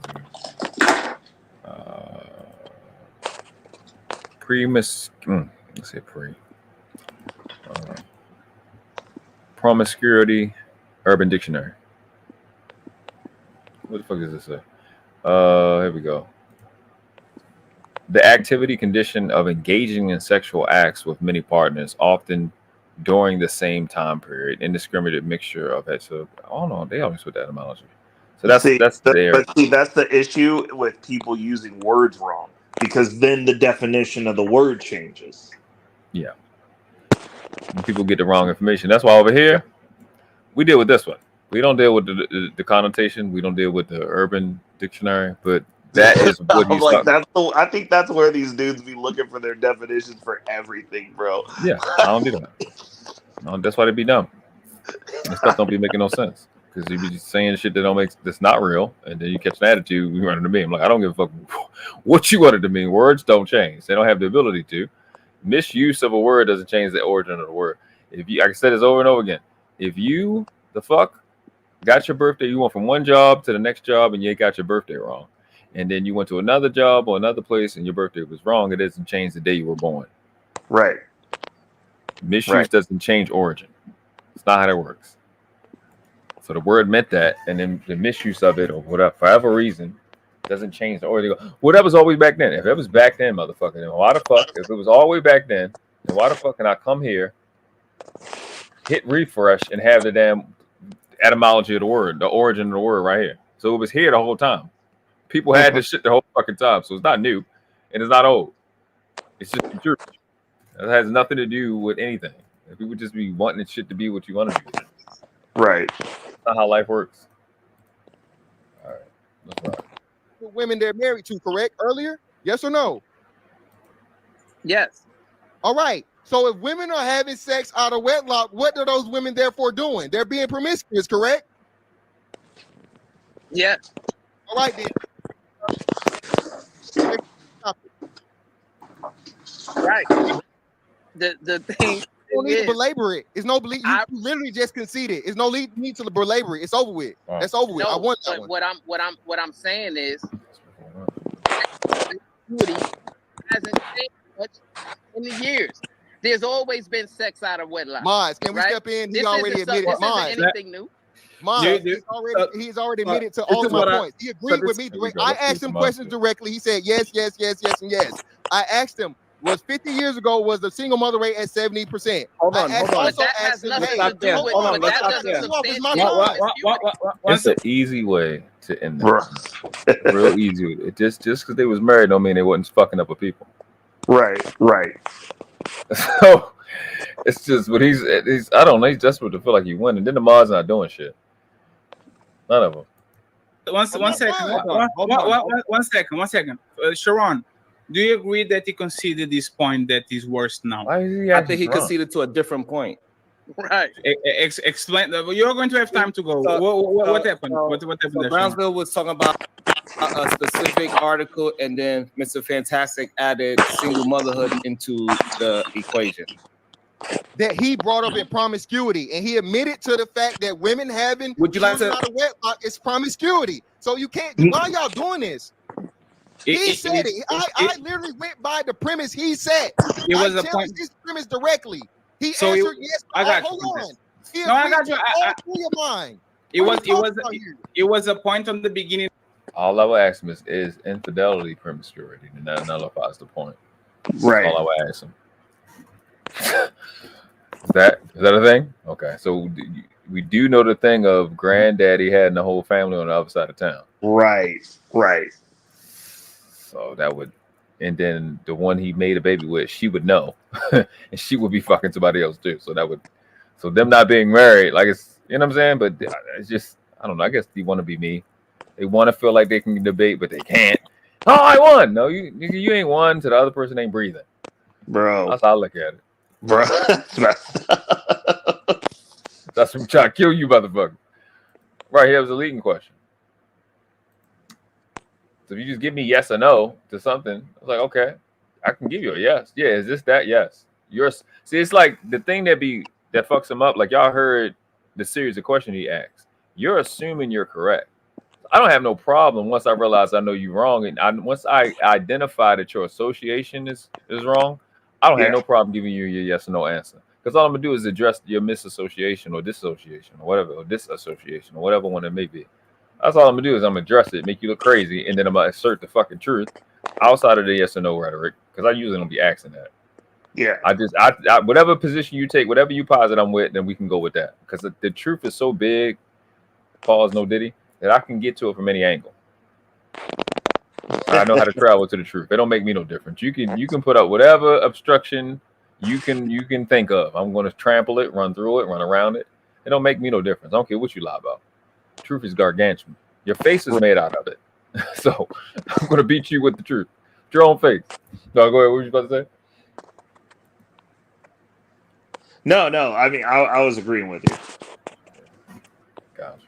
Of the show when he was talking about, it was a point on the beginning of the show when he was talking about something objectifying, and he said you can do it with your wife. So that makes the basis that if you do anything outside of wedlock, meaning having sex and all that, is something that is actually don't look, it doesn't have a positive outlook about that. So let's consider the point.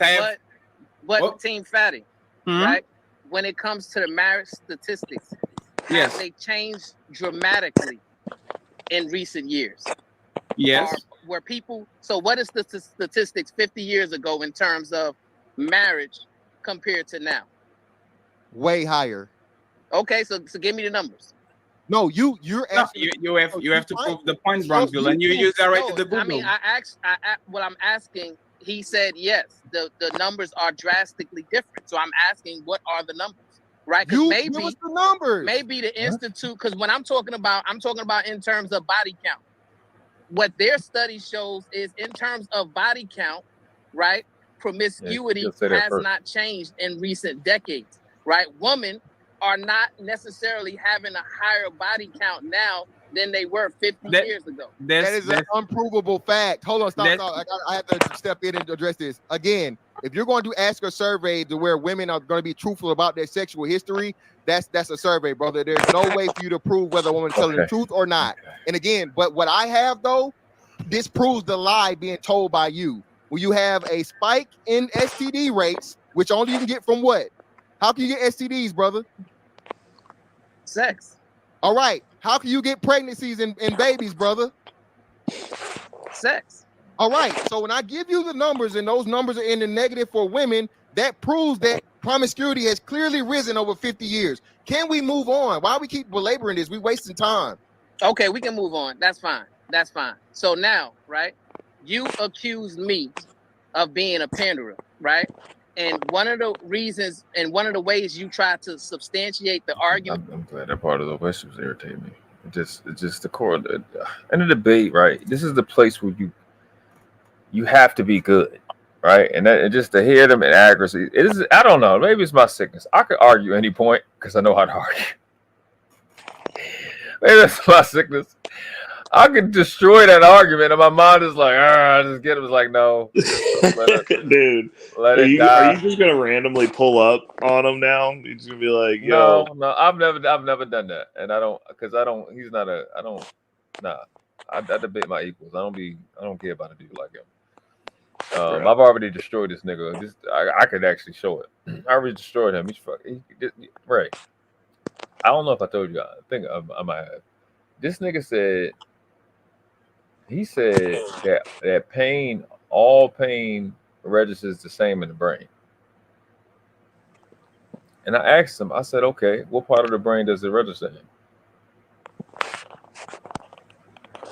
Sticker couldn't give me an answer. Because he didn't know the parts of the brain. And then wanted me, the same shit you just watched him do, I swear on life, the same shit you just watched him do to Brownsville, then he wanted me to give him the answer. No, I'm not giving you the answer. What the fuck would I do that for? You should have gave him the answer, but you should have made him get a pen out first to write it down. No, but here's my main reason for not giving him the answer, right? I had already said the part of the brain that I was talking about. He was ear hustling while I was talking to somebody else. I was actually talking to Tommy B and a Q that be on Risky Channel. Yeah. I was talking to them about mirror neurons that's centered in the superior cortex, right on top of the brainstem. He didn't hear that. And he don't understand that because I was explaining to Tommy.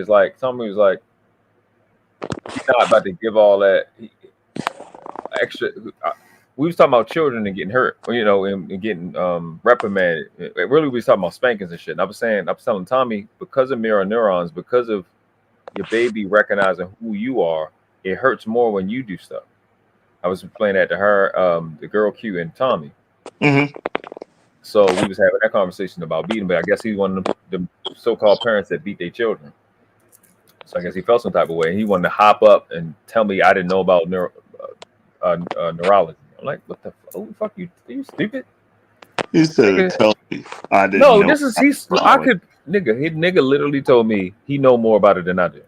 That's what he said. So I asked him. I said, okay, same shit I just told you I did before. I don't care what you posit. I know how to get to the truth. I said, okay. What part of the brain does it happen at? He said all pain just registers as pain in the brain. I said, okay, what part of the brain does it register in? Oh Jesus! And then he couldn't give you no parts. Nothing. Not one part. Not a frontal lobe. Nothing.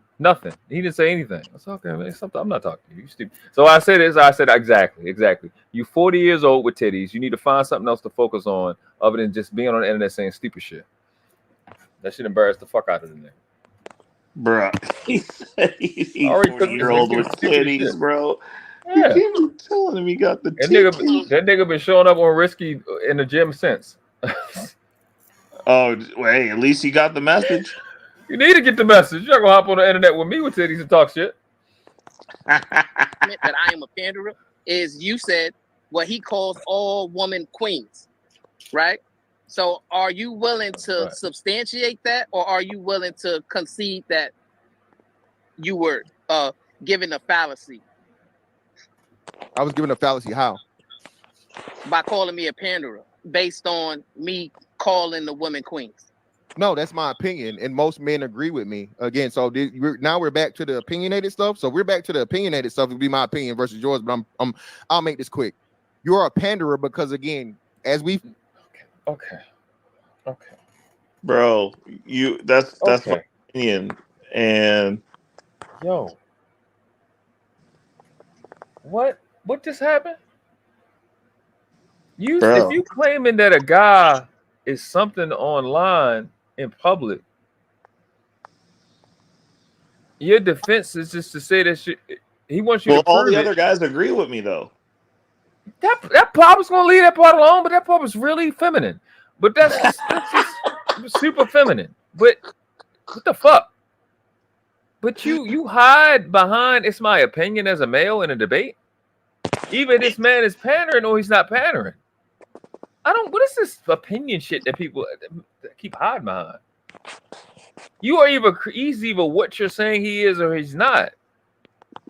And I bet he would be the fuck off it because they know I'm better than them. And I've had a fucking conversation on Sharon channel while a bunch of people was watching saying, no, Brownsville is not a panderer.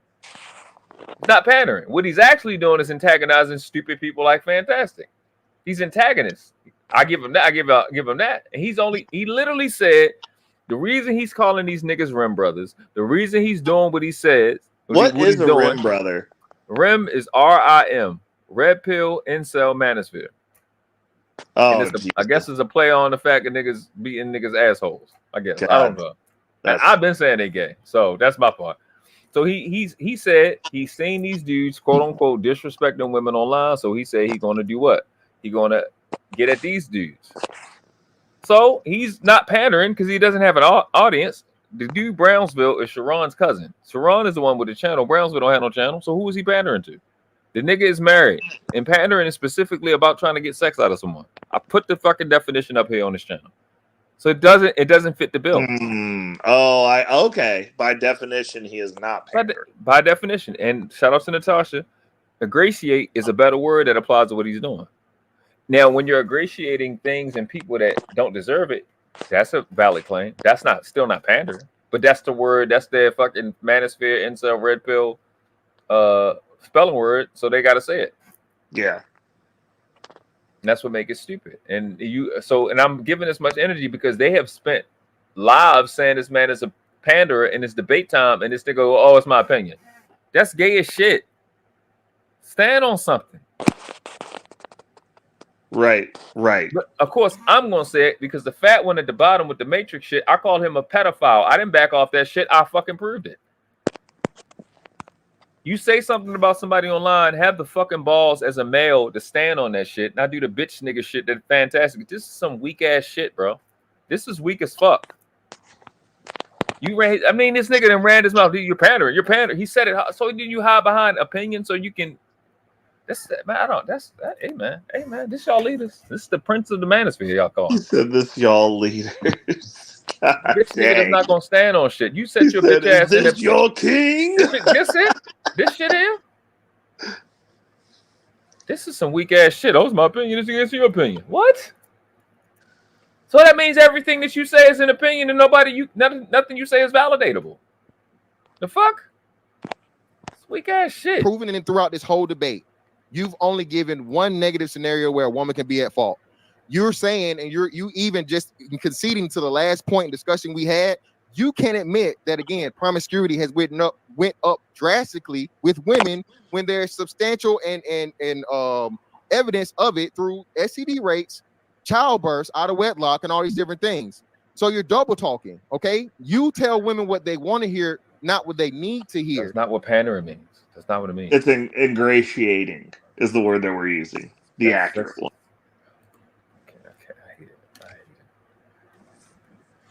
That's why I love etymology, because it takes you back to the real world. I'm gonna let you see this word. All right? He said, I'm gonna show it to you. Show it to you. This is what the word means. Let me slide to this. Let me make sure this shit is in the right spot. Okay, that's just. I know it's hard to keep hearing the world class be correct. I know it. So pander, noun. He's a person that's a pounder, or however you want to call him, whatever. Arranger of sexual, liaisons, right? One who caters for lust of others. Procure, pimp. This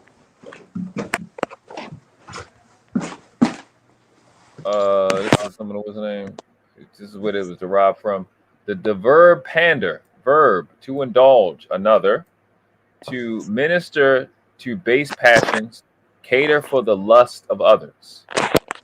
And then it goes back to pander, meaning to minister to others' prejudices for selfish ends. Now, none of the things he said fit this definition. Go ahead, what'd you say? I said by definition, he's in the clear. That's what I'm saying. She said, yeah, show me. You know this website. You probably looked at it already. But he is an ingratiator. Yeah. I don't like him because he agrees with the women's is. Yeah, that makes it look weird. Because he's convoluting two things, right? Fantastic is convoluting two things. He's saying that they're promiscuous by the results of the STDs and the abortions, right? But what it is what you're alluding to is that their game plan is not working for them. Right. Their value system isn't working for them. It doesn't necessarily mean it's that specific word, promiscuity, right? Mm. And he's trying to, just because it's bad for them, you should be saying that it's bad, but it's not that word. So men like myself are bringing it up, the abortions, the STDs rates, because your game plan, your mindset, your value system is failing you. I don't care whether you want to be a hoe or not. Your mindset is not working. You have to kill your child as a woman to continue to brag and say that you're independent. You can't be who you are without killing your baby. Ooh. Ow. See, that's a hard argument. That's a tough argument that the Fantastic and these other motherfuckers can't make. You as a woman with your cemetery womb, you will argue pro-life, which is you arguing to be a deadbeat mother. So you therefore you can't ever talk about a deadbeat dad because you for being a deadbeat mother. And when you be a deadbeat mother, it's a corpse behind your actions. There's no corpse behind a deadbeat father. The baby's still breathing when he walk away. When you walk away, your baby's remains is in an abortion clinic. Getting turned into soap. You see what I'm saying? That's a different argument. He can't make shit like that. So I'm talking about how your decisions and your mindset don't work. That doesn't mean you're promiscuous, because these things, you can get an STD. I've met plenty of chicks that said the first time I had sex, I got burnt. The first time I had sex, I got pregnant. Yeah, I've heard that a lot. Yeah. You know what I'm saying? So this argument, any debater should take it down to the you take it down to ground level, rubber meets the road, you're gonna have a lot of difficulties when you start speaking. It's like, put the right claim on people. That's the problem that Fantastic is having. For anybody else that want to learn how to debate, or anybody interested in making arguments or sound arguments, or just developing your reasoning, you got to put the right claim on the right action. And I learned that from studying law. Or you're gonna lose the whole thing. Judges, I'm sorry, attorneys, especially defense attorneys, they lose all the time when you don't put the right claim and you don't have enough evidence supporting the claim that you make. That happens in court. It's definitely gonna happen in a debate. And yes, that makes you a panderer. When you lie to women, you purposely tell women what they want to hear, knowing that they are not even the standard. Right. Let me ask a clarifying question from Brownsville. Brownsville, is there anything that women in society right now that is contributing for this dating market chaos that we have right now? Absolutely. Can you give us a couple of examples? Yes. So they're showing a lack of discernment in regards to choosing the correct men to be vulnerable with, right? That's the biggest thing that they're doing that's wrong, right? Another thing that they're doing is they're irresponsible in terms of, you know, the standards that they're willing to keep a man to, in regards to what they are willing to accept from a man in a relationship. I believe that the standards are drastically going down, right? So absolutely. It sounds like you are shifting the blame to the woman. For example, if I said most men are catcallers, there's something that men are clearly doing without me shifting the blame to the woman, right? Or if I said, like, can you give me an example of things that women are doing in mass in this dating market that have that is them doing? This is my whole thing with him being involved in this shit and these niggas like him. Their whole goal is is this shit he just did just now. To get people that don't agree with them to somehow agree with them. That's the whole point. Is to get people that don't hold women accountable, to manipulate them into holding them accountable. See, it seemed like I would do that, but I don't need a pro abortion chick to make my arguments. I don't have to wait for her to say anything to make my arguments. I don't need that. I address the principle. I'm addressing what you're saying. I don't really care to tick for tat with some. I don't give a fuck about you contradicting yourself. I don't need you to contradict yourself for me to make my point. Improve. Right. That's their thing. They need to have a tangible interaction with a person to get them to go off of what they've been saying and shit like that. But it's disrespectful to the craft of debating to create this fucking farce that y'all got going on. Well, it's just not debating. It's not debating. It's a trap. It's a hot box.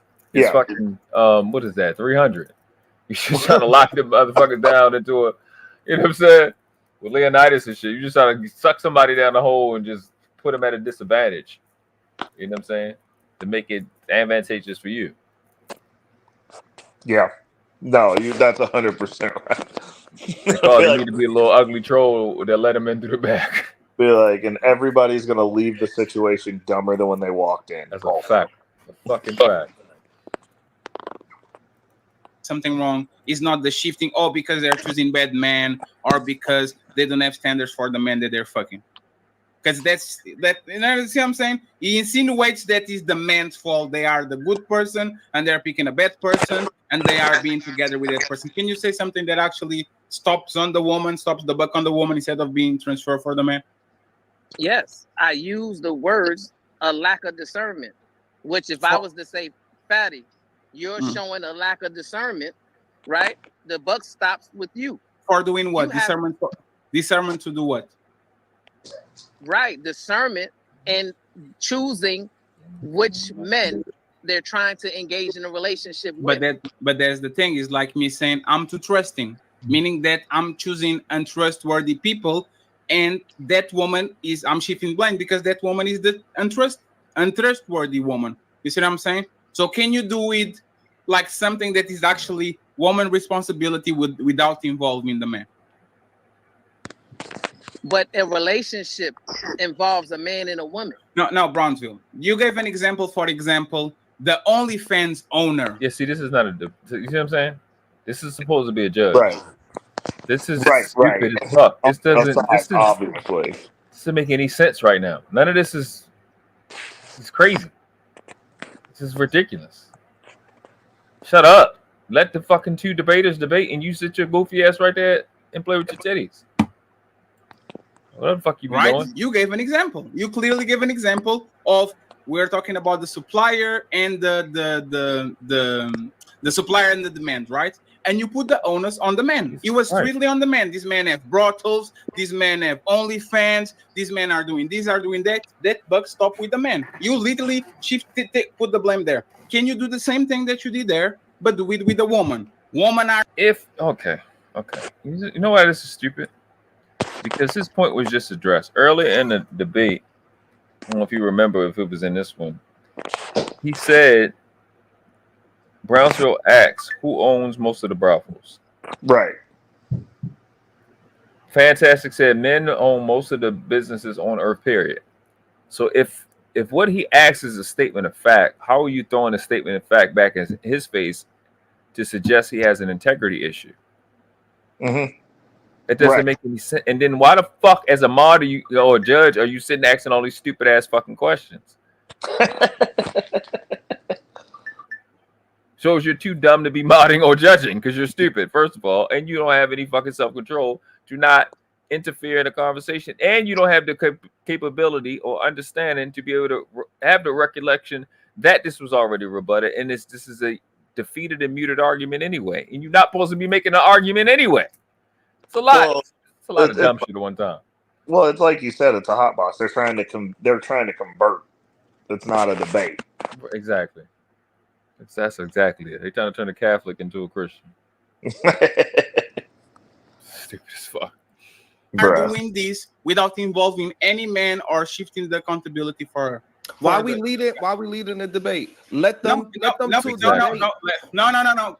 Sharon, the claim was Brownsville is a panderer, right? Because he only talks about men. What I'm saying is, don't help Fantastic. One second. Let him debate it. You making a point? No, it's not a debate. It's to steal many points. It's to steal many points. It's to fortify the point. Can you give us an example of you criticizing woman without the involvement of men. If you have one, that will prove clearly that you are not pandering and we move along and you win the point. I'm facilitating the argument. See what I'm saying? Yep. So when women, you see what I'm saying? This is y'all see why I stay on etymology so tough. Because when you don't stay true to what words mean, it allows people to just keep doing inaccurate shit right down the line in succession, fucking up the chronology, fucking up not having etymology is fucking up the timeline. Just like the fuck, what was that? What was that the Disney, the Marvel shit with Loki? Gotta fix the timelines. Etymology fixes the timelines. If you would have properly identified and qualified pandering, right? In which let me for clarity purposes, right? How it's supposed to be done. And Natasha, I'm just to show you, I looked it up. I'm looking at it right now. I don't know if we can watch debates in here or not. I don't know. It says join and shit, but I'm looking at it right now. What would happen? What would be more serviceable in these conversations is have a topic, right? Have the points of contention lined out. That's kind of how law works. I know what the defense is. I know what they've been claimed against. We know what they're arguing against. They usually will put it in discovery. The attorney has a chance to look at the discovery when it's filed, and then build that argument. That's what happened in court. So I know how debate works, right? Right. So you would you can do it within the debate, but this is how I would do it. I would have the topic, and I would have these different words defined. I'm not making it up. I got it from you can go look up some of your laws. When you look at the first part of your laws, the statute, what you will find often is a lot of words are defined in the glossary, right in the law, right at the top. So there's no misunderstanding. This word means this for this purpose in this law and in this statute. Have the words defined and operate from there. That is what I would do.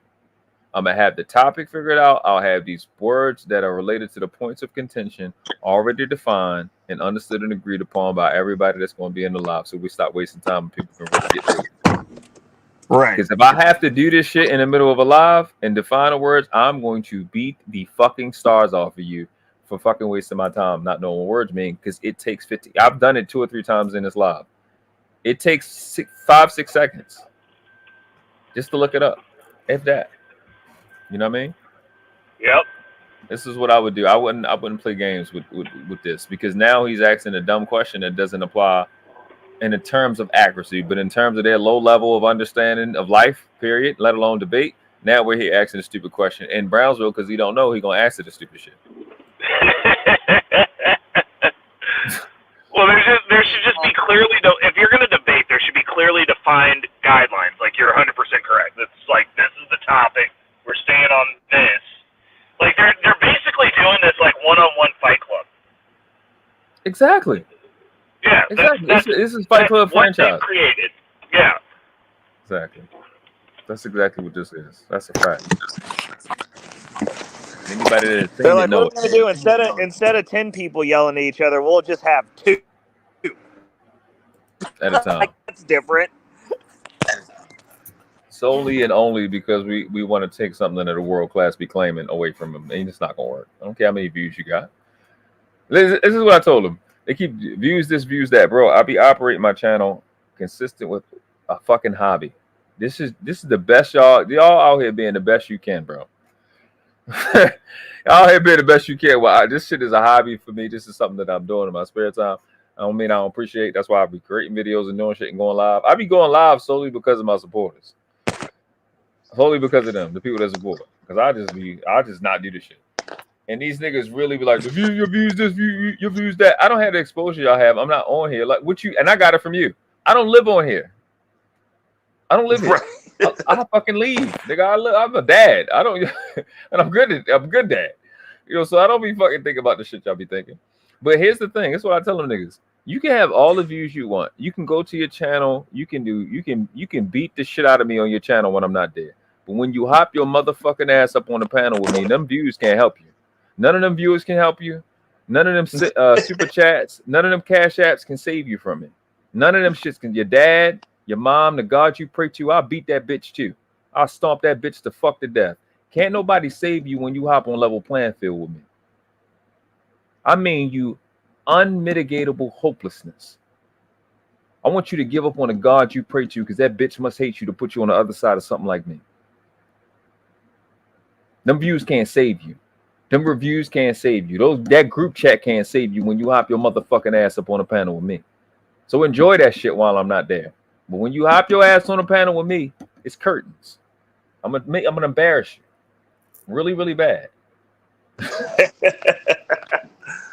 bruh. Fuck them fucking bot views you got. Get the fuck out of here, nigga. He said bot views. Jesus, is that what they doing now? The subs, the bots, yes. What? They in fucking 6 and 7 different troll accounts, commenting in their own shit. Oh, they got group chats with people. Wow. Yeah, that's they don't terrible. know people be in there in these group chats telling other motherfuckers what they doing and talking, but they don't really get that. In your memberships, hearing this, come on, nigga, in your discords, they tell motherfuckers, y'all niggas stupid, bro. This is 2024. I'm sorry. This Ben knew about that shit. Damn. Likes, yeah, likes. Get the fuck out of here. They got 20 fucking different accounts sharing this shit, liking this shit. Busy as a man, motherfucker. somebody bought my channel, bro. I'm at least talking about something legit.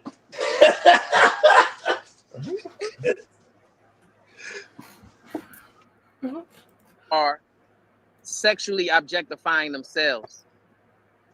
I feel like that's a problem. I.e., selling sex online, selling sex on Instagram, on Facebook.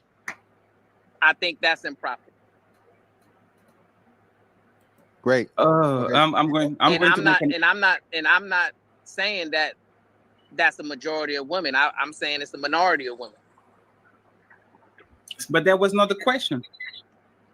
Well, no, I'm cool with that. Let's go. Let's go with that. What was the question? It was. What did they do by themselves? He said they. He ain't talking about nobody else. What the hell? Why can't, he fucking gave you what you want. You still complain? It's crazy. Yeah, Mr. Fantastic. Can you tell us clearly things that men are doing wrong on this dating market without involving women? Let's get back to the substantiate the pandering, right? We didn't. Did we move past that already? Okay, well, I thought I did, but no. Okay, I can counter this point, or I guess. I'm going to go ahead, Fantastic, and counter respond. It's fine. Okay, so again, he I guess criticized women for their he agreed with me in our earlier point that he said I was wrong in. So he just went back to our original statement and argument that he was making and admitted that I was right in that. Women are, be it minority or majority, responsible for the shift in the dating market because, like he just admitted to, they're taking advantage of their sexuality and they're leveraging it for profit. Proving he pandering. What's going on? How did he get right there? Let's self-validate again. Why? Okay, he chose to specifically call out OnlyFans. No one forced him. No one suggested, and he said selling their body. Trigger right now? This is a soft trigger? So again, what the fuck is he talking about this right now? What the heck? What does this have to do with proving that he's pandering? Because he said OnlyFans. Because you said OnlyFans earlier, that means what the fuck is what? Yo, bro, there's no sense to be made out of this. Don't look for it. You're just gonna hurt yourself. You're hurting yourself now. I'm so confused right now. I'm so confused. I don't even know what the fuck is going on right now. Shout out to Natasha. Natasha Vincent for $20 cash app, Canadian cash app. Hashtag supporters. Only God can do. Only God can do. Only God can do. Do do do do do. Do do do do do do. Do do do do do. Do do do do do do. I gon' pay your rent. All your money spent. Better than the pet shoes. Giving out a light bill too. Giving out a gas bill too. Telephone disconnect. Waiting on your next paycheck. Won't he do it? wanna see is the I don't really need a D, I need the all a bad bitch need is the KC. Oh, hey, oh, hey.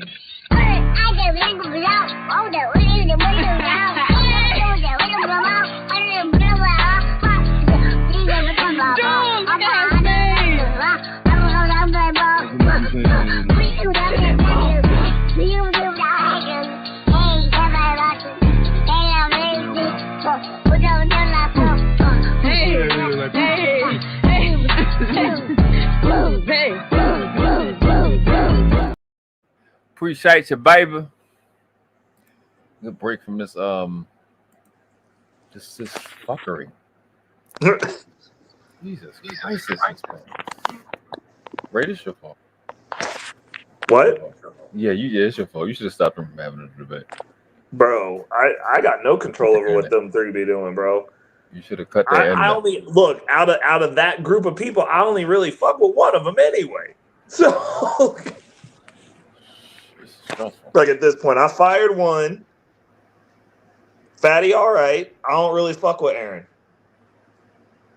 Like, I mean, like that's just not that. Just ain't my types of people. Like that dude. Aaron gives me the vibes of the nigga that works for the insurance company that's mad that I'm the other black person there, but I'm going to lunch with his boss. He's not. Like, that's who. I'm just like, yo, like, you probably not my peoples, bro. Like, we ain't got shit to talk about. Shit, yes, that's exactly what I mean.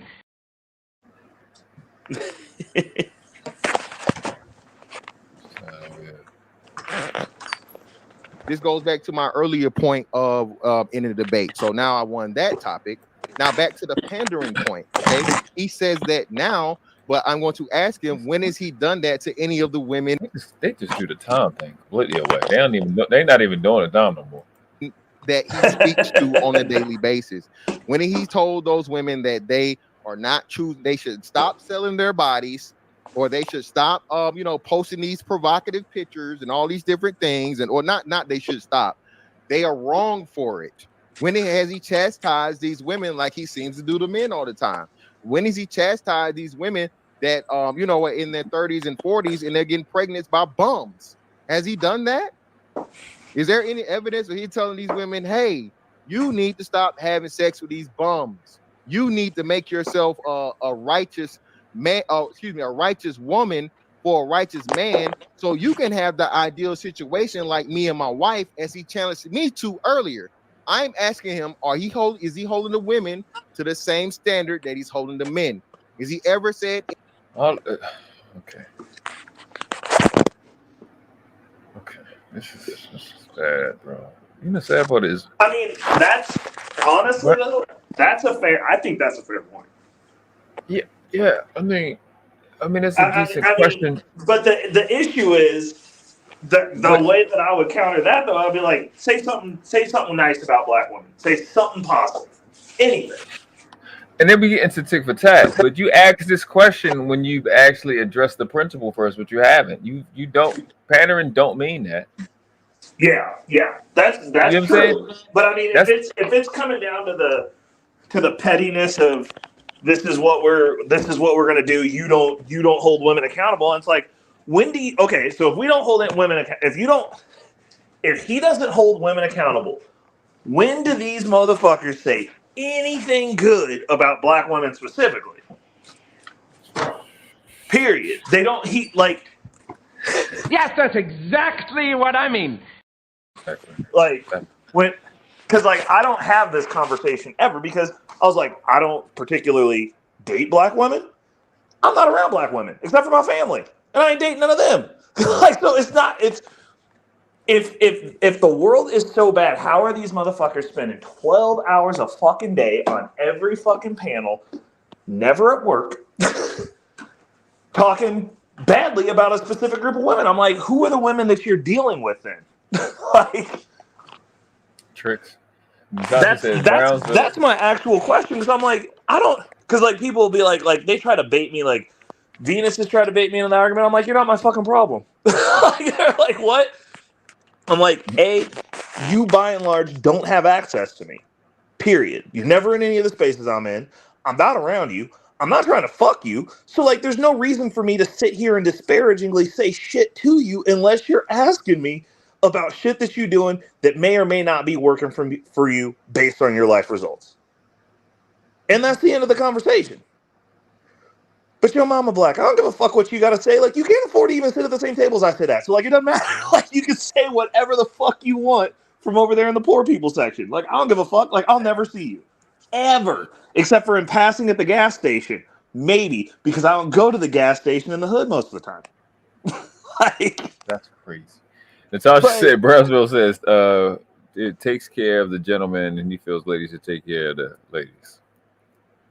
Yeah, which is fine, but like in these online spaces though, like if you're showing up to panels all the time and all you're doing is showing up and you're always in defense of the ladies, which cool, you can white knight all you want. He's out the game, it doesn't fucking matter. But then you are creating a narrative of every time we see you, you're on this team. You want to be on this team. You're diverting to be, you're ingratiating yourself to this group of women. And that goes both ways, because I could ask people, I'll be like, say something positive about black women then, since you're so up in arms about black women. The thing that gets me is like the dudes that, like, if you ain't dealing with black women, then why is it a discussion point for you? like that's the shit that I find weird. I'm like, why are you talking about women you ain't even trying to fuck, bro? Like that's not who you're trying to wife up. That's not who you're trying to have your relationship with. Why do you feel a need to be like, yeah, we're gonna kick this bitch in the ribs, like fuck her? Like, it follows through. Is like that. Then they talk about women that don't want them and that they don't qualify for. Right. Why do you even care? Right. Who gives a fuck? If he don't want you, you can't have her. Let that bitch do whatever. Well, this bitch got 17 children, 17 baby daddies. Right. Right. Oh god. Oh, and god. It's never in a sense of like, yo, like you're gonna have a bad life. It's like, I want you to submit and kneel to me because I want to fuck you too, and you don't want to fuck me, bitch. Like,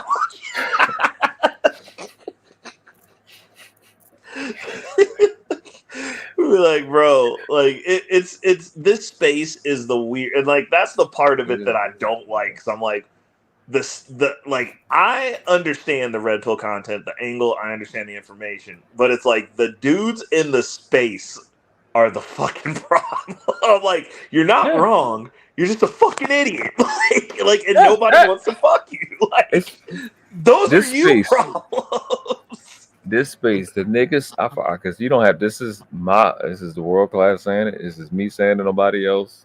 Nobody in the chat. Not Ray. Not Big Mike. That was up here earlier. These niggas like Fatty, Fantastic, Ilkan Ali, Tommy Sotomayor, and the like. These is like niggas who are in special ed.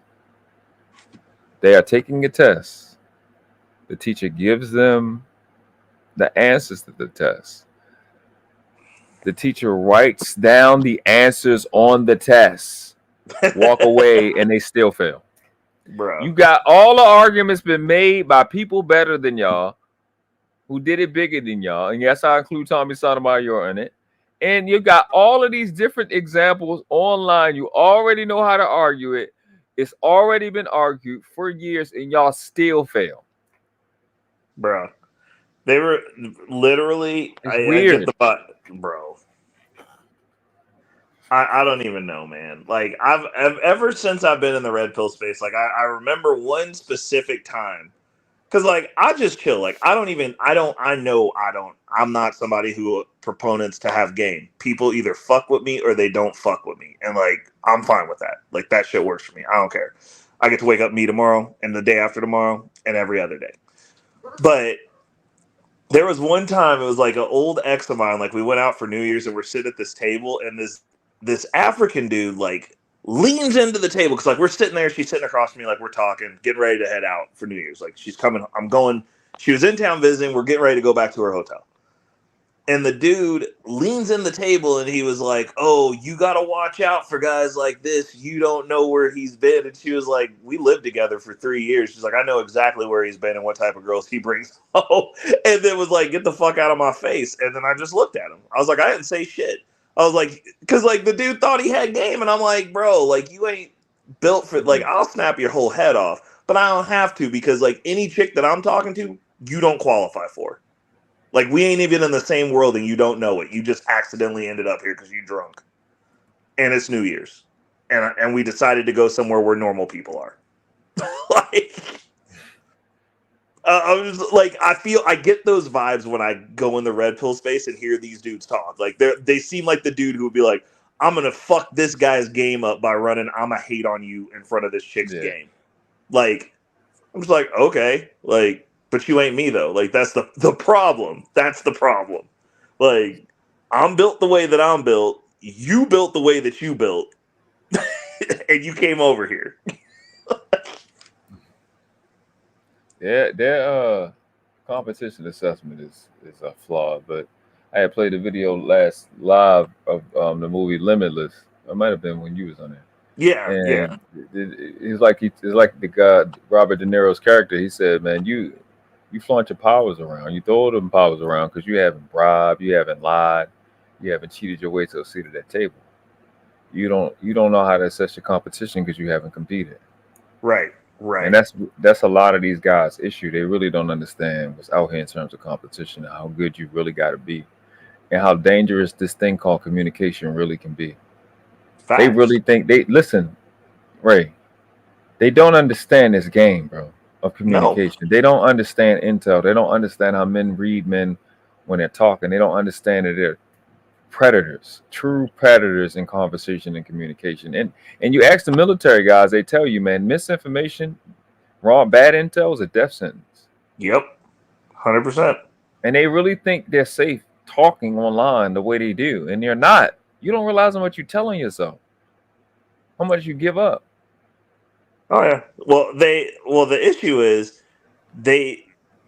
it's that culture shock, because like those videos that you see, like them shock videos where it's like the dudes who always do obnoxious shit to people in the mall until they find the right one to knock their ass off. Yeah, right.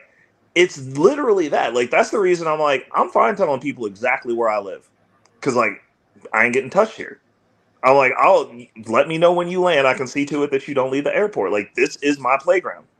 I don't leave it on some brolic type shit. But I was like, you know what? 90% of the places, if you caught me out somewhere, literally, I'm going to meet up with bad people. Like, or people that are on the same level. Like, when I spend time down in Tulsa, I'm really good friends with the person who started the Patriot movement.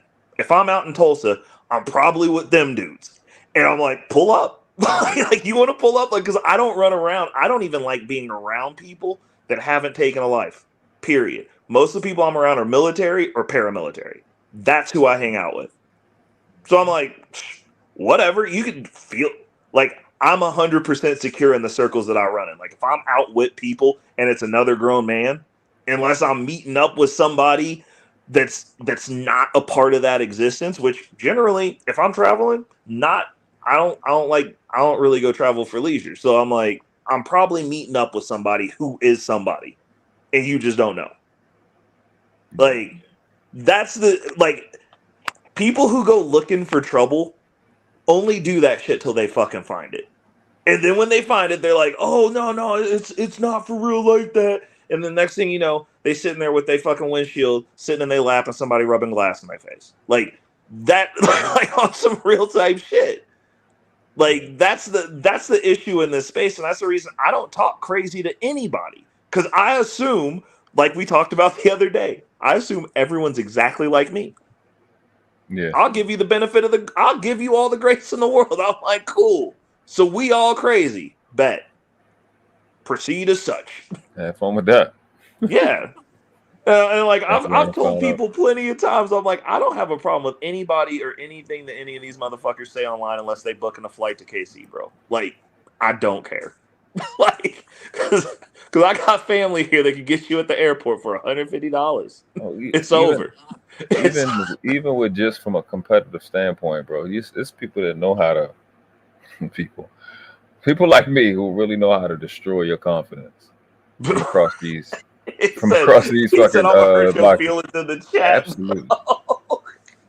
Absolutely. I'm gonna destroy you, bro. I'm gonna make you hate yourself. The nigga Taz tried that shit with me. That nigga gone now. Is that what happened to him? I mean, listen, know how to program people, bro. You learn how to program your mind, and you realize your own brain, and you realize, hey, other people got brains like I got. Let me program it. I'm dangerous as fuck to talk to, bro. I don't know why people be playing games with me, bro. I'm gonna get you to fuck your life up, bro. You do not understand that, man. I will get you to fuck your life up. All the way crashed out. I'm dangerous as fuck to fuck with, man. Listen. I come from a bloodline of gypsies, bro. I will train you and program you to kill yourself. I'm not the one to fuck with. I'm evil as shit. All right. Let's get back with it, man, because I want to finish this. It's another debate to get to. I just want to get this done. All right, I'm gonna hop off. I gotta go get some food in before I go to sleep. I'm freaking dying. All right, man. I definitely appreciate you coming up here rocking with me. Dude, I'm happy because, so I saw the message after I checked YouTube, because like normally throughout the day I'll check to see if any of my friends are on. And I'll just be like, if I got some office time and I'm sitting there by myself, I'm like, I'll tap in and see what you're talking about. But yeah, no, so I'll be checking, but it's good. It's good. At least you're not getting shadow banned, because you popped up immediately, and I was like, cool. I'm gonna tap in with him while I'm. I say all the shadow ban words, so that's a good look. I say them on purpose just to see. That's what people don't understand. I be really experimenting on this motherfucking channel, bro. Well, I say all abortion, rape. I say all of them. And so I'm testing. I'm putting it to the test so people will know.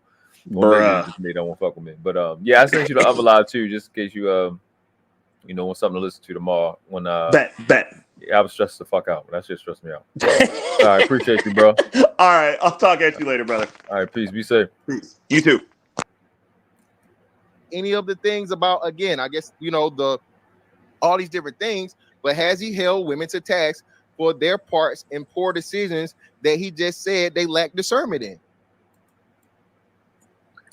Yes, absolutely.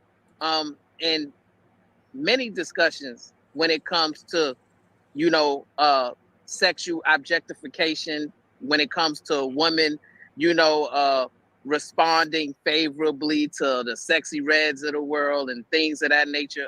Obviously, I'm against all that, right? But I guess what you guys want me to do is what y'all do, which is oversaturate the market when it comes to correcting and criticizing women, right? But y'all take it further, Mr. Fantastic, and that's the point that I don't want to skip over, because you specifically called me a panderer, and your logic behind that was that he calls all women queens, right? These words came out of your mouth, Mr. Fantastic. So I want you, and not Team Fatty trying to help you move that point. No, I want you to respectfully don't address the moderator, because Sharon Bracey been doing the same thing and you didn't call him out. Okay, let's move along. He hasn't. You're lying. He hasn't. He's asking questions to keep it from being stagnant. You was debating him. Sharon didn't debate him. All right, Sharon, Aaron O had to stop Fantastic from questioning Sharon. Sharon wasn't engaging, so you're just lying. It's an idiot. Okay, so again, you want me to address me calling you a panderer, and did you not start your opening soliloquy with calling the women queens? Yes, I did. All right, so I won. No, but how is no, stop, listen, hold on. You asked me the question that I said. Okay, so yeah, what the fuck? The hell is this outburst? You are a panderer because you so call desperate all to feel like you won. This is really effeminate. Desperate to feel like you won.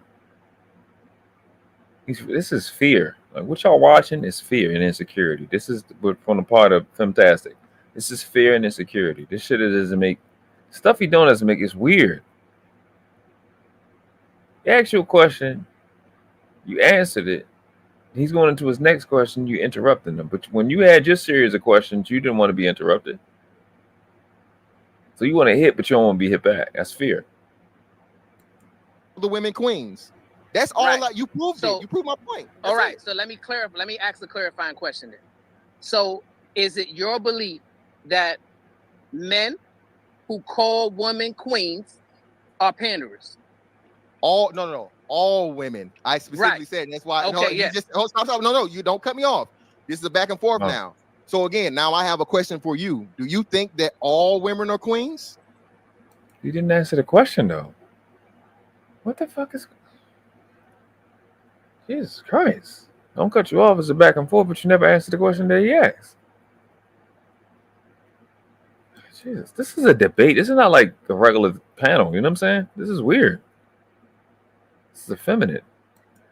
Yes. And I to Brownsville credit, he's been cordial in answering everybody's question, whether it was respectful or not. And he's not getting the same respect from the mods or his opponent at all. It's not even close. All right, then. That's pandering. That's clearly pandering. Okay, then prove what pandering is. What if you can't just keep saying a word that you want to be real when you the same idiot that don't know what objectification means?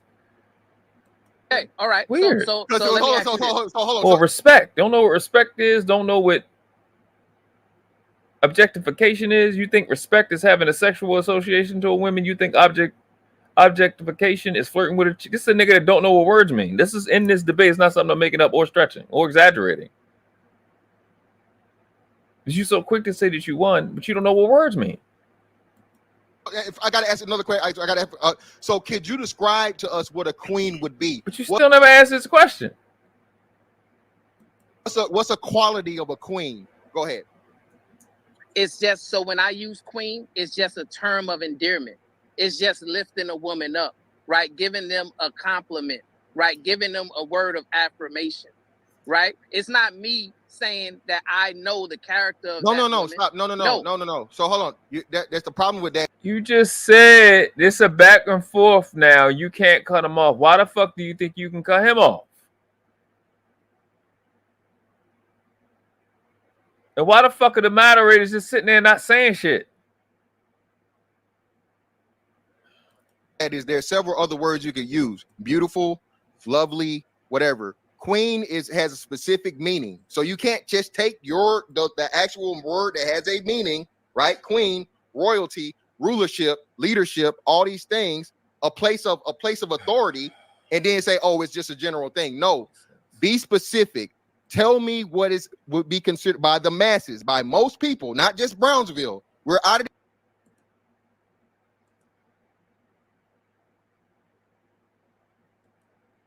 Dexter Ghost, I need you cam up. I can see you're a real person.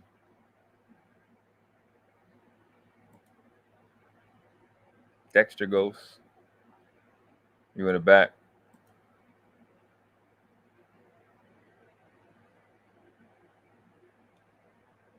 I'm silent counting. I'm gonna block you.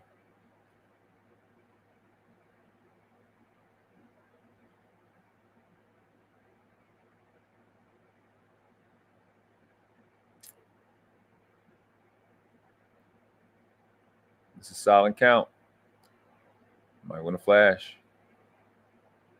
All right. All right, we back at it. this thing to where Brownsville's opinion is give us the definition and some qualities of a queenly woman. Go. Okay, well, I will substantiate it better. Are you familiar with our Black history? You can't answer. Don't answer my question with a question. Answer my question, then after you answer my. This is a lot like the females he be talking about. A lot like it, because it doesn't make any sense. Everything he's trying to assert the other person to do within the last 45 seconds, he's done. This is pure narcissism, like in textbook.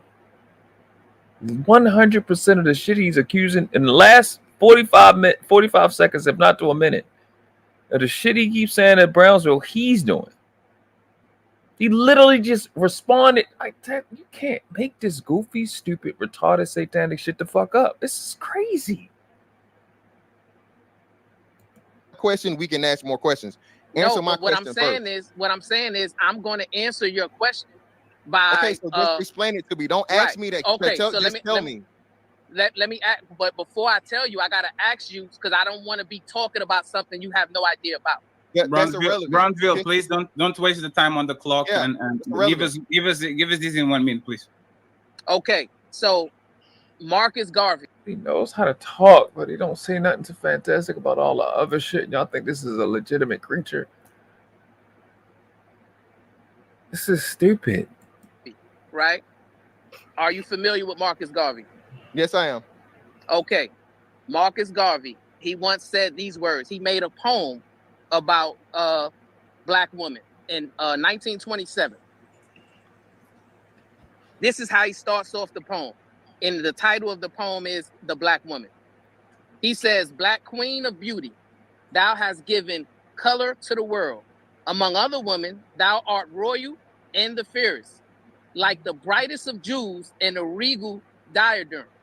Shinest thou, goddess of Africa, nature's purest emblem, right? And then later on in that same poem, this is what Marcus Garvey said. He said, today you have been dethroned through the weakness of your men. Today you have been dethroned through the weakness of your men.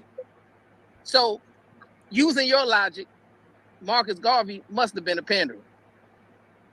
Yeah, he would. He and I would agree. Yes, you still haven't disproven my point. Now you use. See, that goes to yeah.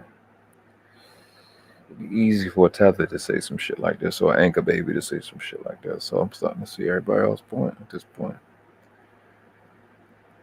Oh, the arrogance of the ignorant is mind-boggling, bro.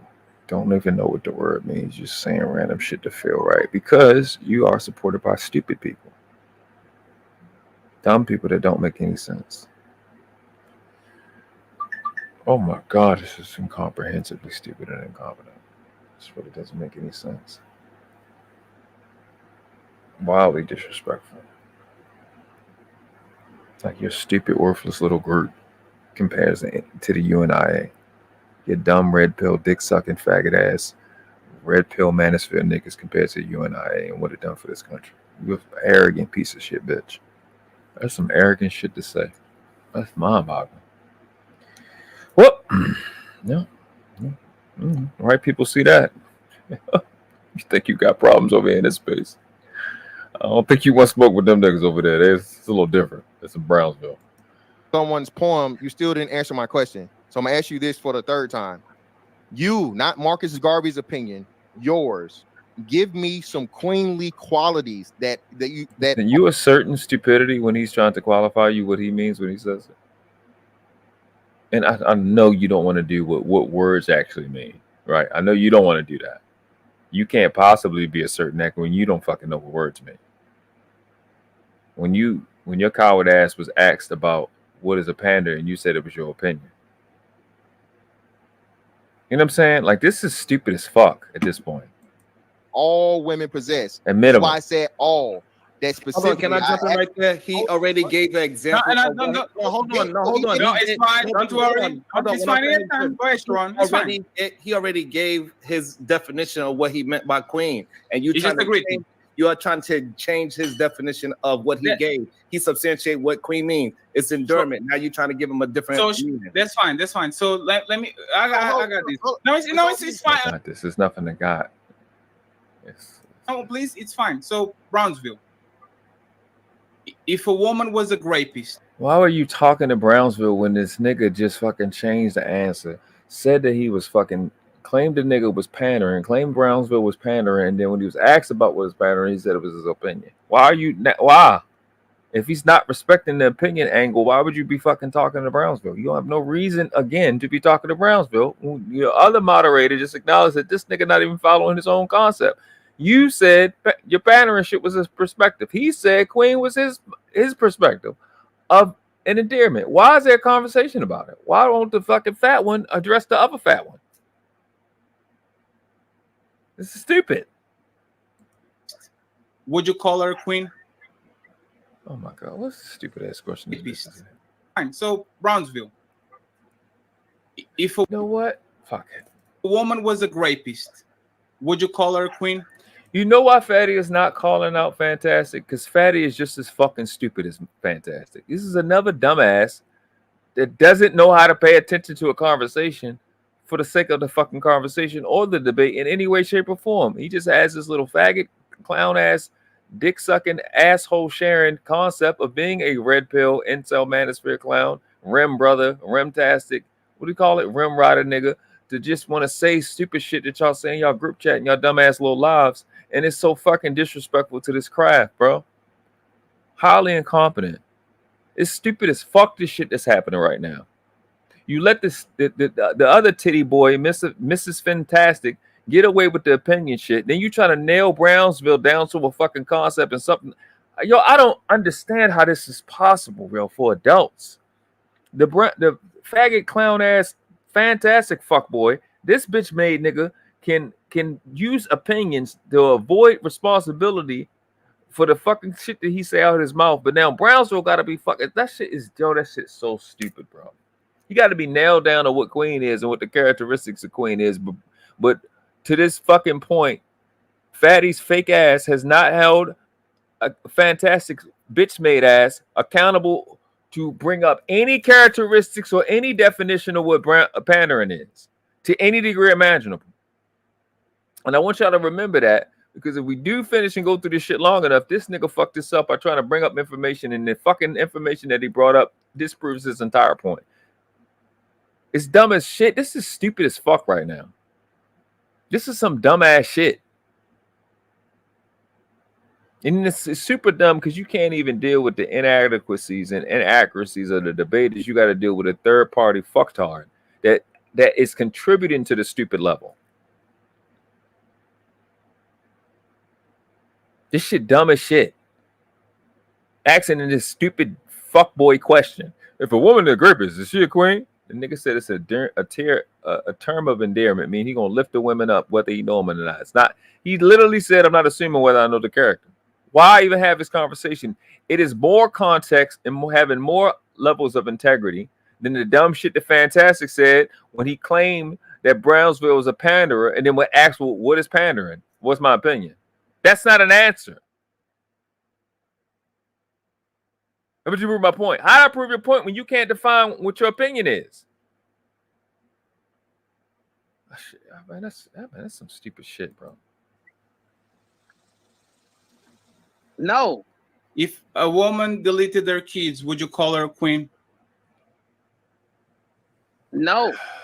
If a woman mistreated every single person. Third question invalidated again for the fourth or fifth time. The third question he asked in a row invalidated the entirety of the. You see, that's why Aaron knows doing what he's doing over here. This is not a debate. This is stupid. And that she encountered. Would you call her a queen? No. This is no. You guys are not going to do this once again. You are not debating him. Exactly. No, I'm not debating him. I'm not debating nobody, and I'm not giving an opinion. What is the? That's what you. What? This nigga don't know what opinion is. This nigga clearly don't know what a debate is, but he's hosting. Clearly don't know what a debate is if that's what you think you're not doing. If you think you're not giving your opinion, what's the point of you asking your questions? You're not asking questions for clarity at all. Just to be clear on it, none of this stuff is applicable because you're not qualifying what any of the claims are. You're just saying random shit. You don't even know what words mean. Opinion that I'm giving right now. This is not an opinion. This is a question. And I'm going to do the same thing with Mr. Fantastic if you allow me. If I'm a moderator, I can ask questions because this is what we're here for. I'm asking questions. I'm not giving opinions. So be quiet. Respectfully, of course. Thank you. But I answered your questions, Team Fatty. Yes. But here's the thing. So now we're getting into nuance. We getting into nuance. Brownsville. One second. I'm not going to ask. I'm not going to reach a conclusion. They were afraid that I was asking the questions to the. No, nothing you did was right. Nothing you did was okay on your channel or anywhere else. What you did was dumb because you're dumb. That's just stupid. You don't have any reason to ask them questions. The only thing that was unclear is Fantastic and Fantastic alone. There's nothing unclear about what Brownsville said to any degree imaginable, and I'll trash anybody in this space about that statement that I just made. Up to this 2 hours and 10 minutes, when it comes to this pandering conversation that you're supposed to be having, that Fantastic couldn't fucking define, whereas Brownsville is the one being accused of the pandering, and he said it's up for. Teron repeated it. I've said it. I said the shit like 45 seconds and not 2 minutes ago. It's a term of endearment. It's to uplift the women. That's what he said. There's nothing that needs to be made clear other than what the fuck is pandering from the idiot that keeps saying he was right and somebody proved his point. That doesn't have to debate the mods. Okay. Give a conclusion. I'm just asking clarifying questions the same way I asked Mr. Fantastic. What are the responses? My point, and it's got to be my time by now, bro. It's got to be my time. One second, please. Hey, please, 1 second. Let's give Brownsville 30 seconds, and Mr. Fantastic can go ahead with 1 minute and a half. And please, moderators, don't check each other if you're not going out of line. I'm asking questions. That's why you are here, to ask questions. Okay, so don't stop me when I'm asking questions, because I won't stop y'all if y'all ask questions too. If you don't want to ask questions, don't ask him, but don't tell the moderator that he's asking questions to stop doing his job. Okay, if you don't want to do it, don't do it. I will do it for y'all. That is why a fake platform that Fatty has is not a place for something intellectual, because it's just a fat idiot little kid ranting like a child to have his way when you literally don't make any sense at all. Somebody's supposed to sit and allow you to continue to do stupid shit because you don't stop them from doing shit that makes sense. That's fucking shit is retarded. You're not supposed to be stopping them from doing shit that makes sense, because that's what makes sense. Goofy ass shit. Go ahead, Brownsville. 30 seconds, and then we go to Mr. Fantastic. So when I use queen online, right, it's just simply a term of endearment, a word of affirmation for the woman on the internet, right? I'm not saying that I know these women, right, and I'm putting them on a pedestal above other women. No, I'm not doing that, right? I'm simply saying, hey, I am giving them their flowers and lifting them up, right? I'm setting an example. That's it. Go ahead, Fantastic. You have 1 minute and a half to respond. My bad. So again, man, that is pandering. You're giving all women, and you said yourself, and I made specific all. That means total, no matter who they are as a person. You just said yourself, when you don't know who a person is, you literally just said this. You don't know a person, you don't know their character, you don't know what they do in real life, and you give them a term of endearment just off a principle, that is pandering. Okay, if I saw a criminal or a woman beater or a child abuser, okay, and hey, it's not.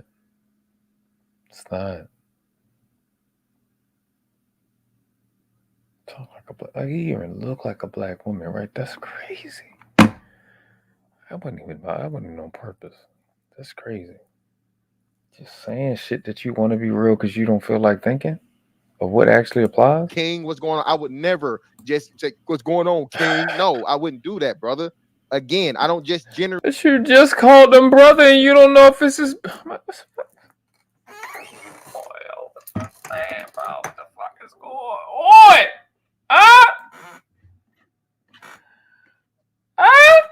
What the fuck are you saying, man? What are you saying? Are you?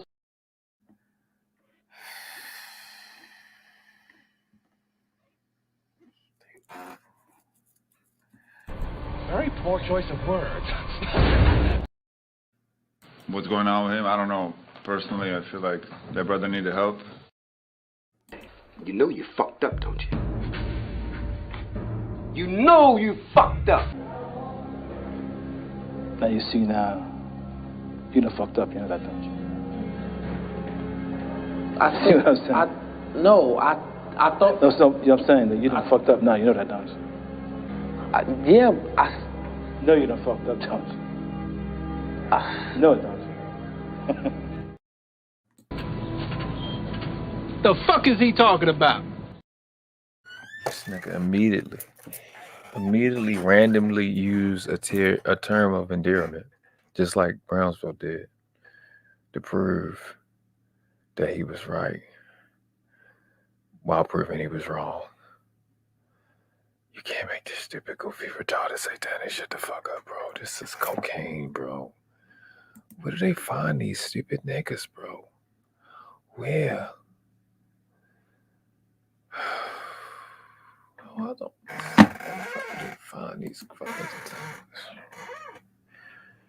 What's it like? It was like a YouTube recruiter running around like, you dumb. You want to come be a YouTuber? And I think niggas was like, yeah, I fucking think I could do that during COVID and shit, because that's what it seemed like. There can't be this many dumb people. I guess a lot of people. I guess I'm looking at it. It got to be real. Give a statement of everybody's good, and that's what pandering is. You do not tell women anything other than exactly what they want to hear. You constantly lift them up, regardless, like you just said yourself. You don't know them. So again, that's another point for me, checkmate, because you just proved my point. When you admit that oh my god, I'm fucking muted, bro. You fucking says checkmate. These niggas keep trying to give themselves fake win. The champ is here! The champ is here! What's going on, that baby? This is stressful. And Brittany, I gotta actually do the fucking Ilcon and shit after this. It's abusive. you don't know a person and you give them just, platitudes without any verification of them deserving them or not, that's called pandering, sir. You can't just make up what you feel with your feelings because you got titties. That is what you wanted to be. That's not at work. It has a fucking meaning, you dipshit. It's not pandering because you see how people use it. That's not how that works. The word has a meaning. The word panda is older than fucking the United States of America. It's old. Yeah, I hate y'all, yo. I ain't saying you stupid motherfuckers. This is that debate. It's not the regular fucking panel shit. It's a debate, you dipshit. Have some respect for the fucking craft. You can't make up what your feelings want you to feel the word means, you dipshit. And then say shit sassy, and that's supposed to make it real. No, it's not. I have another clarifying question. Would you do the same thing for I men? can't respond? No, you can. You absolutely can. God damn it. Would you allow and give the same courtesy to the man? Yes. An unknown man, yes. And this is a creature that's in a debate, a biased, effeminate, emotional, sensitive pedophile. The hell he can't respond when you've been responding to him, his response to Fantastic for 2 hours. That's crazy. Thank you. Yes. Yes. So to answer your question, yes, right? Because like I said, and you see how Mr. Fantastic, he added nuance. He said, well, if I know these dudes are criminals, if I know these dudes are rapists, I'm not going to say, hey, King, right? That's adding a nuance that I first already admitted, hey, I'm not privy to.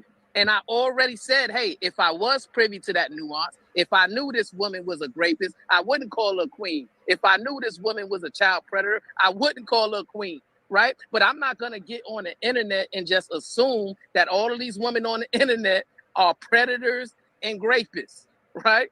So I'm going to give them the benefit of the doubt, which I believe all of us really want. We all want the benefit of the doubt in regards to any situation we go to, whether it's a new job, whether it's a new living situation, whether it's a new country.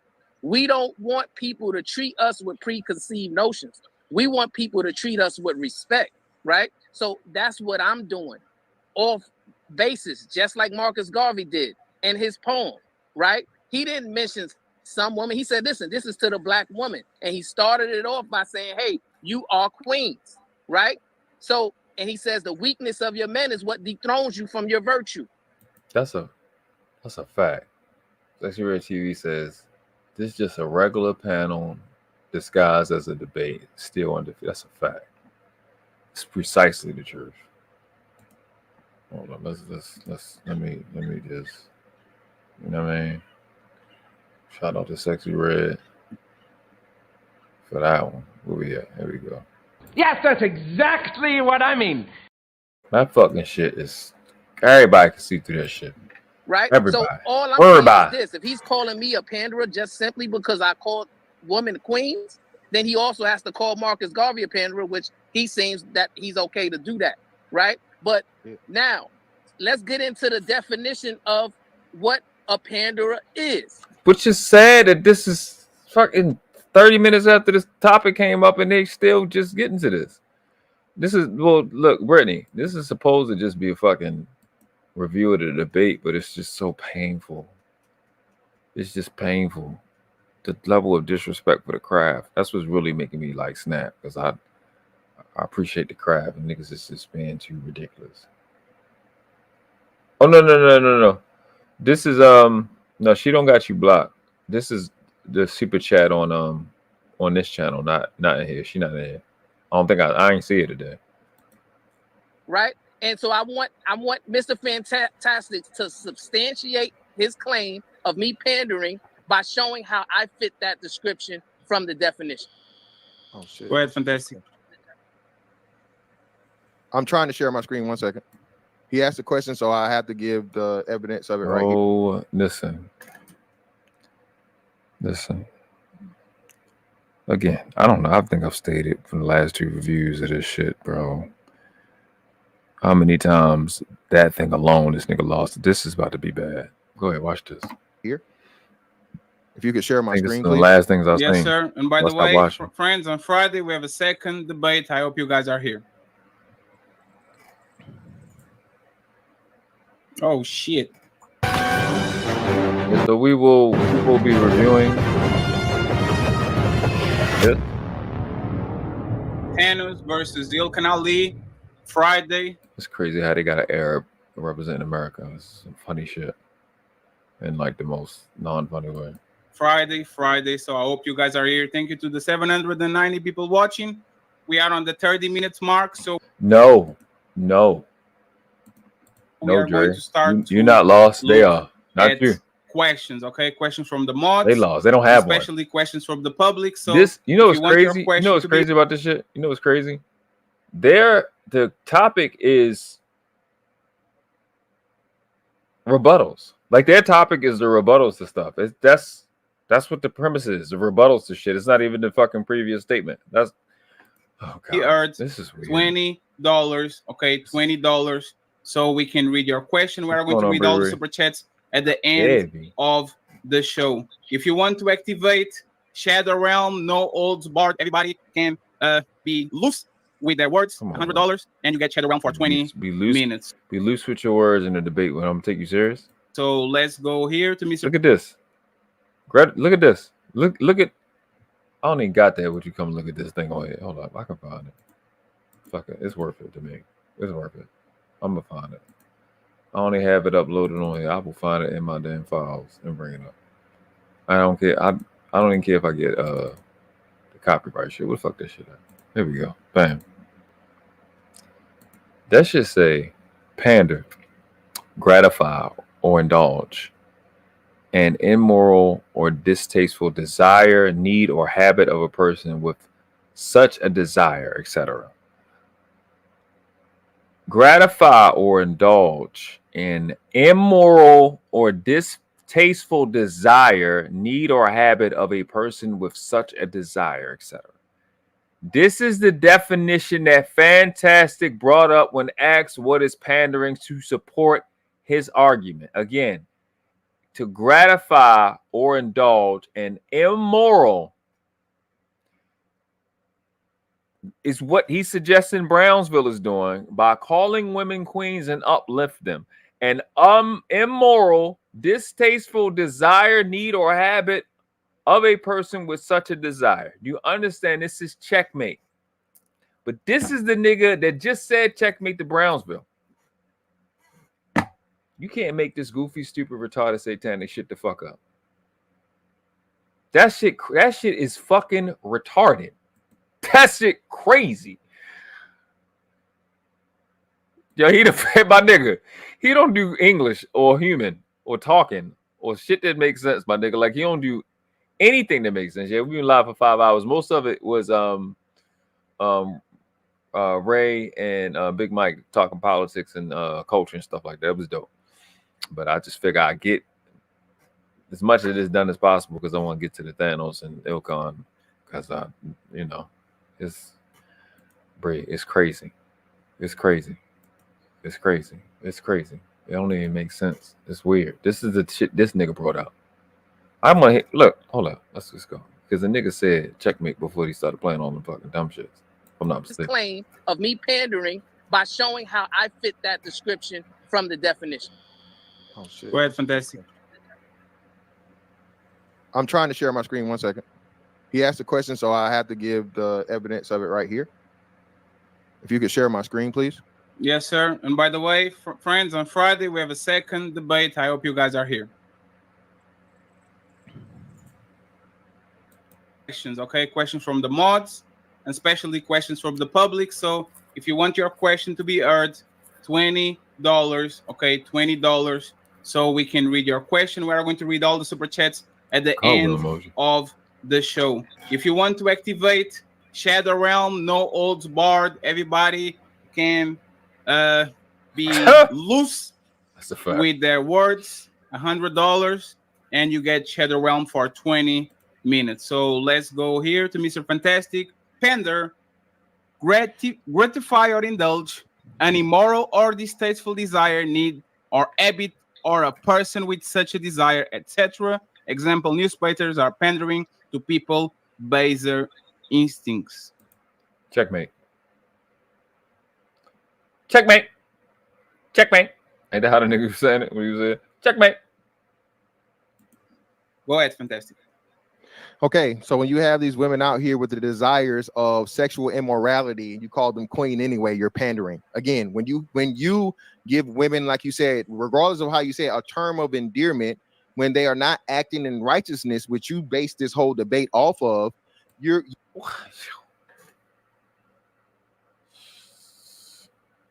everything he said was a lie. Everything he said was a lie. Everything he said was a lie. To the last word. What you base this whole debate, he did not. You the one made the claim that he's pandering. How did he base it off? What's going on? Yo, what the fuck, yo? If he literally said, I don't know their behavior and I'm uplifting them, how the fuck would he be pandering? Yo, my God.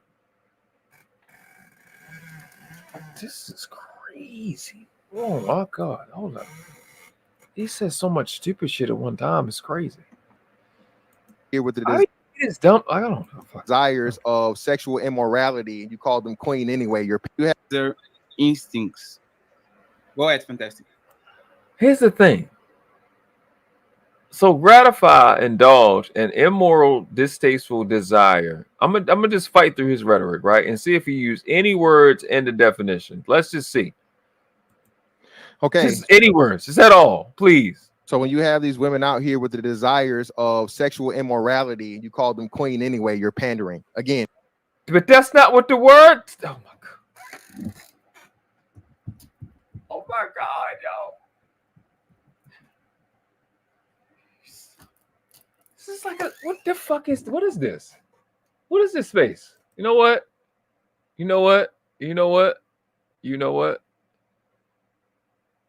What you call it? Demagogy? That's what this is. This doesn't make any sense.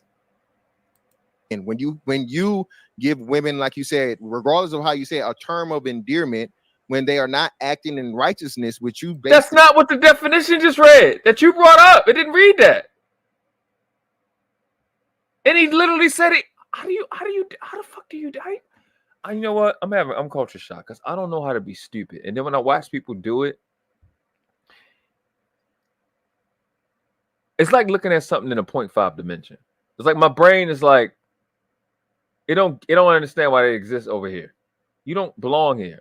That's what my brain is going through. None of that makes any sense. This whole debate off of you are pandering. They're going directly against your own. How would the fuck would he know that from looking at names in the chat? Or people on the panel? How would he know that they're engaging in immoral stuff, just being an avatar on the? How would he know it? How would he know that when he said he don't?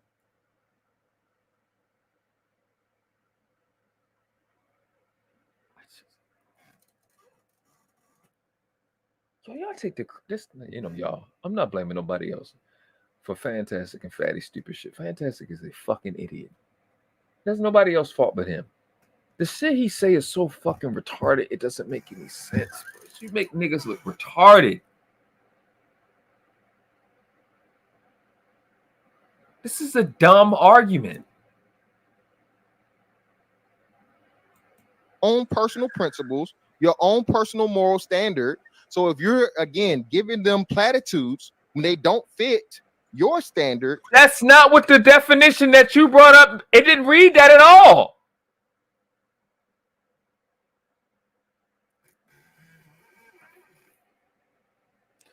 They brought up the definition we read. This nigga brought it up. I didn't show the etymology what the shit really mean. It means being a pimp. That's what it means. A procurer of those sexual situations. That's what the word really means. Putting that aside, letting them have their debate. This nigga brought this shit up, and the shit he's saying, this fucking narrative spinning shit that he doing, when you brought the definition up, it's fucking retarded.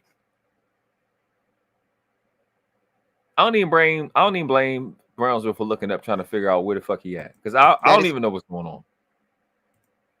Pandering. When a person is below the standard or morality, and you praise them and you enable them, that is pandering. Okay?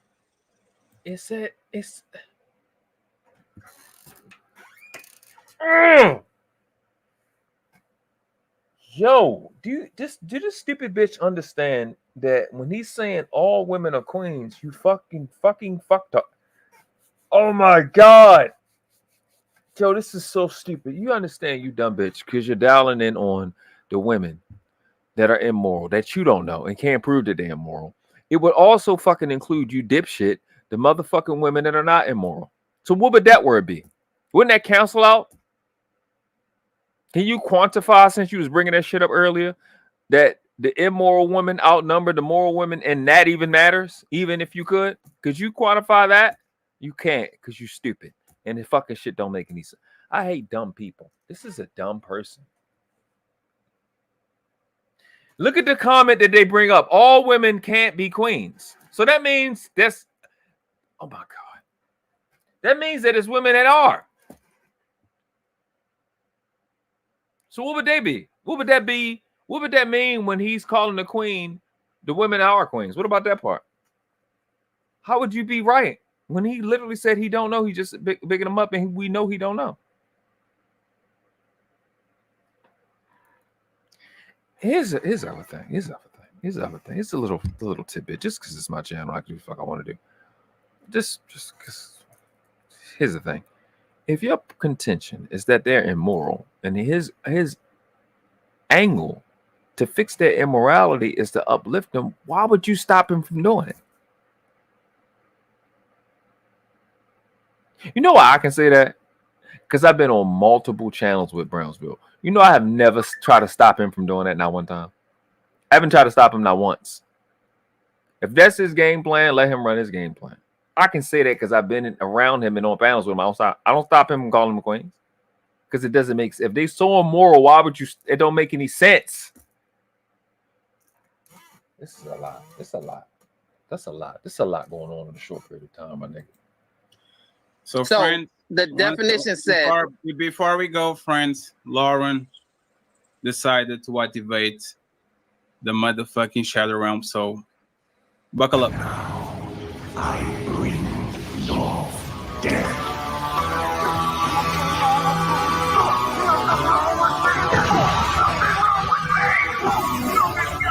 I haven't even got this range here.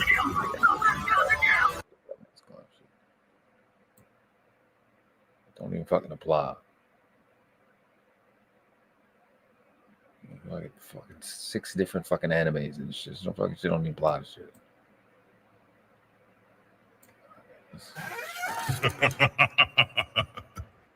And friends, the gloves are off. The timer on the 30 minutes, we're on 30-minute mark, is off, like it's going to be here for 20 minutes. And then we go back to we can answer the questions and move along once again. The Shadow Realm is where pedophiles like Fatty find other pedophiles and they fuck each other in the ass. Eat below the belt, but not Subway type of hellish type of below the belt. Okay, let's be fair about that. Go ahead, Brownsville. You have a chance to rebuttal. You're good.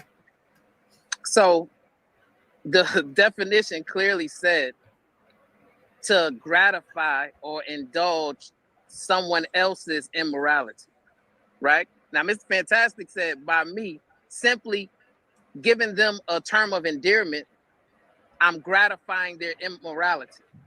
I'm sorry. Now, I know I apologize. that based on the way he's been talking, he's not really that intelligent, but I'm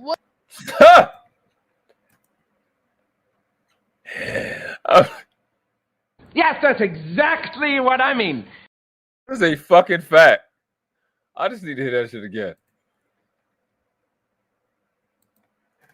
I know that based on the way he's been talking, he's not really that intelligent, but I'm willing to bet that he's more intelligent than to suggest that someone giving somebody a term of endearment is gratifying their immorality.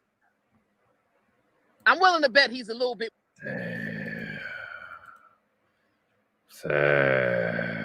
Gee, that was good. That was his best rebuttal yet. That was actually pretty good. That was all right. Is gratifying their I immorality. just want to hear. I just thought he just fucked this nigga up just now, bro. He's not. Brownsville, this is how you debate right now. Just if you could just make the whole debate be this right now, bro, you be fired. You got it in you. Pause. No diddy. You have it. You just did it. This is how you debate. Just be vicious. It's okay. All right. Trust me, the women want to see this out of you. Okay? They want to. You're not. It's okay to be messy. All right. It's like this. Just if you're making a mess of your opponent that's on fuck shit, it's okay to be messy. Make him make a mess. Okay? This is the Browns I want to see from here on out. I'm gratifying their immorality. On the 30 minutes, we're on 30-minute mark, is off, like it's going to be here for 20 minutes. And then we go back to we can answer the questions and move along. Once again, let's eat below the belt, but not Subway type of hellish type of below the belt. Okay, let's be fair about that. Go ahead, Brownsville. You have a chance to rebuttal. Brownsville knew the assignment. So the definition clearly said to gratify or indulge someone else's immorality, right? Now, Mr. Fantastic said, by me simply giving them a term of endearment, I'm gratifying their immorality. Now, I know that based on the way he's been talking, he's not really that intelligent. Bang, but bang, bang. I'm willing to bang, bet bang, that he's more intelligent than to suggest that someone giving somebody a term of endearment is gratifying their immorality. I'm willing to bet he's a little bit more intelligent. Down the Marco. Gratifying their immorality. I'm willing to bet he's a little bit more intelligent than to say something like that. Mr. Fantastic? Yes, sir. Oh, well, I'm intelligent enough to not have a SHYT and looks like a raincoat on in the summertime and be standing outside on my phone, having a debate. But the skin that you have that looks like a scab defeats that purpose. So it really doesn't matter. Listen, brother, again, can you please line that mustache up too while you're at it, brother? Never seen you with a lined up mustache. Okay, so this is where the debate's going to end. That's the beginning of the end for us. Okay, this is the beginning of the end. Is when this starts to happen, it's going to start getting homosexual, and then that's when we're going to check out. Yeah, we're going to start checking out there. I'm pretty sure there's more content to review that will be at the same level of subpar that we've seen up to this point, and then that's when we're going to check out at that point, and then what we'll do is we'll see where we're at on some things, make some decisions, go from there, and then we'll reconvene this. We'll just pick up the next live, and the next live, the next debate that they had already, and the next what's the name, and they have one tomorrow. So that's what's going to go on with that, because it gets very homosexual from here on out, and that's not something that we want to permit. But we have to display it as to for the peer review as to why these things are not the things that are compatible with the actual quality in a debate that we're going to be supportive of. So there's that, and we'll just go from there. So we'll once again hear this supposed heterosexual make the claims that, you know what I'm saying? Like, look at that. That doesn't look straight right there. If you guys can see the mouse moving, it's not. That isn't a fucking shit of a heterosexual male, and I think that we're gonna have to move on from this. Someone giving somebody a term of endearment is gratifying their immorality. I'm willing to bet he's a little bit more intelligent than to say something like that. Mr. Fantastic? Yes, sir. Well, I'm intelligent enough to not have a shiesty and looks like a raincoat on in the summertime and be standing outside on my phone. Having a debate. Listen, brother, again, can you please line that mustache up too while you're at it, brother? Never seen you with. What? Bro, what are you talking about, man? What the fuck are you saying, man? What are you saying? Are you? I don't know what that means. I don't know what that means, and I don't want you to keep going. Colin, what's going on? I heard what you said. I didn't know if you knew this. No, I'm just asking you what's going on. I get that. I don't know why you're not listening to me. No hair. Back up for a second. I just want to get clarity. You hear what you're saying out loud, brother? What's going on with him? I don't know. Personally, I feel like that brother needed help. The fuck is he talking about? And be standing outside on my phone, having a debate. Listen, brother, again, can you please line that mustache up too while you're at it, brother? Never seen you with a lined up mustache. So again, brother, when you give, I don't understand what part you are missing. Don't smile, brother, because you that gap in the middle of your mouth ain't helping either. Okay, keep your mouth closed. That's why you usually do that. Now listen, okay. Yeah, for you guys that don't know what's going on at this particular moment, this is supposed to be a roast.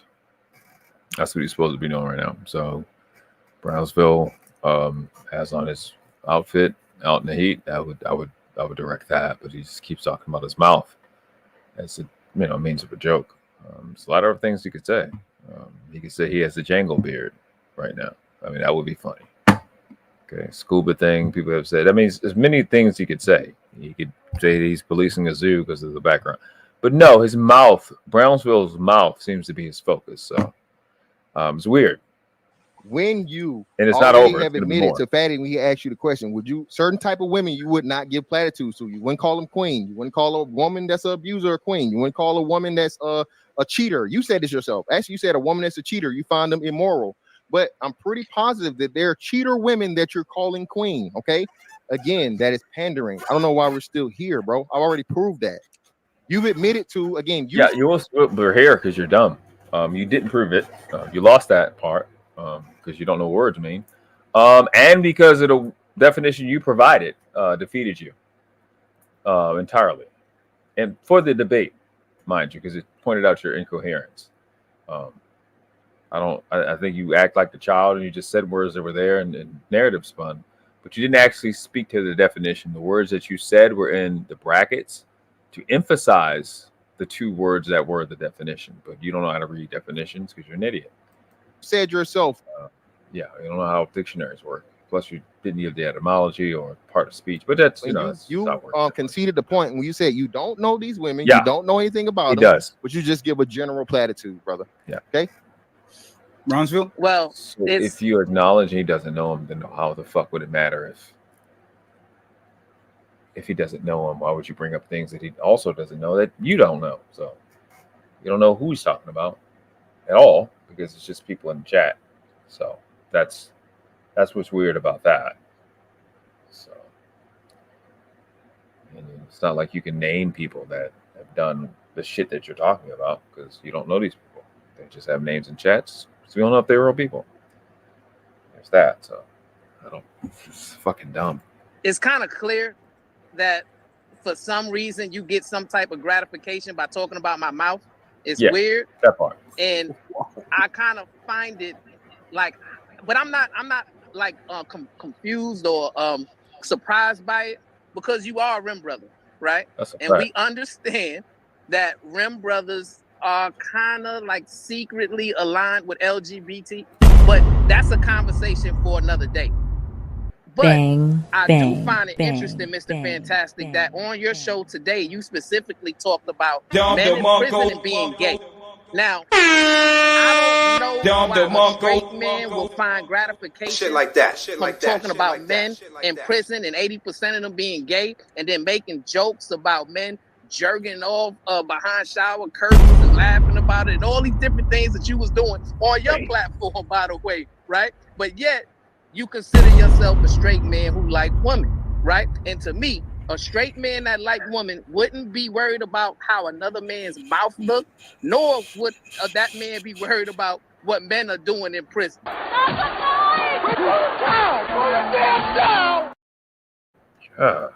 I didn't realize it was that bad. Shit. Stick the same thing. Sam, he made him drop off? That's crazy. Uh-oh. We lost Fantastic for a second. Yeah, because, you know, listen, when they put the Shadow Realm on, this guy obviously gets nervous and scared for some odd reason. I don't know. Back. Hey, man. These Not around my niggas, he can't. niggas done crashed my computer, man. It's just wild. I ain't never had a computer crashing ever. This nigga done called. This nigga done called in the big dog. Damn, he getting roasted. That brother. This is again, Shadow Realm means, brother, anything goes. So I'm not infatuated with your mouth at all. But you are the man that decided to use the term rim, and we know what rim means, brother. Okay, you know that. It's you that have these, you know, homoerotic innuendos. You know what I'm saying? So again, I'm just pointing out how raggedy your mouth is, brother. I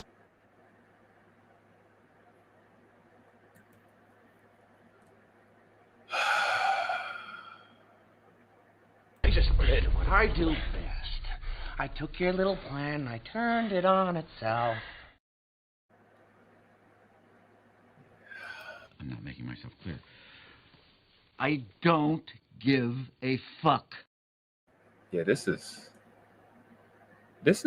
way worse when you take your time and process it. This is way worse than what I thought it would. I was like half-ass listening to it, doing other shit. I wasn't really like focused on this. This is bad.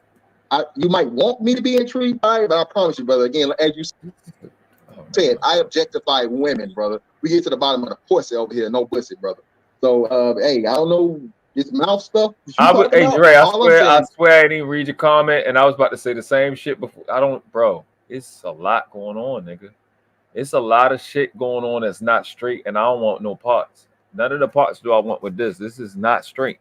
You're doing a lot of gay shit. Doing your hand like that while talking about another nigga mouth is fucking crazy, my nigga. That's too much. That shit wild, bro. Look at his hand. Well, pay your barber a little extra. You in New York, I know it's a little more expensive, but pay. Did he do the girl clench hand shit? Oh my god, bro. With his titties in the screen? Good money, brother, to get your mustache lined up. Okay. I have a question when you guys decide. Like, can I ask a question to Brownsville? Brownsville, do you think Mr. Fantastic panders to men? Oh, absolutely, Mr. Fantastic panders to men. I mean, that goes without question, right? Can you elaborate on that? Well, yeah. And I'll raise the clock real quick. Go ahead. Quite frankly, right? Like I said, in his stream today, right?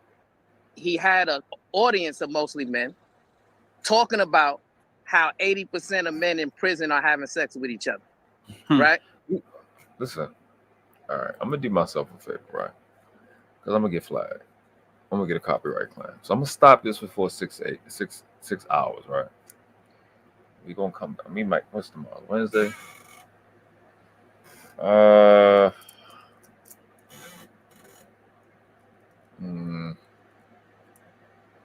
Might be back Thursday, maybe Friday. Friday and Saturday for a fact. Yeah. Yeah, might be back Friday and Saturday. Somebody gonna coax me into watching fucking Cheeky live. This was a lot. Shout out to Ray and Big Mike for coming up. You know, they had a great conversation. It was dope. They talked about politics and shit. That was dope. And culture and concepts amongst culture. It was a great conversation.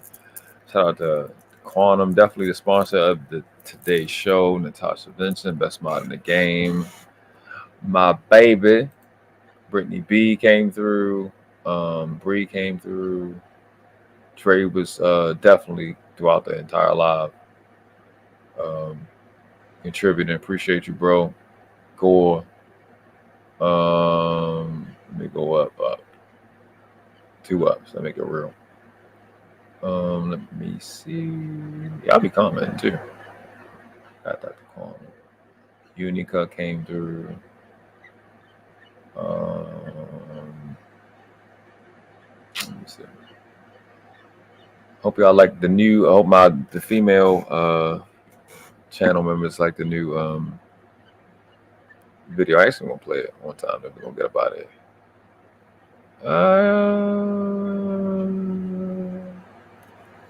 I got 30 seconds.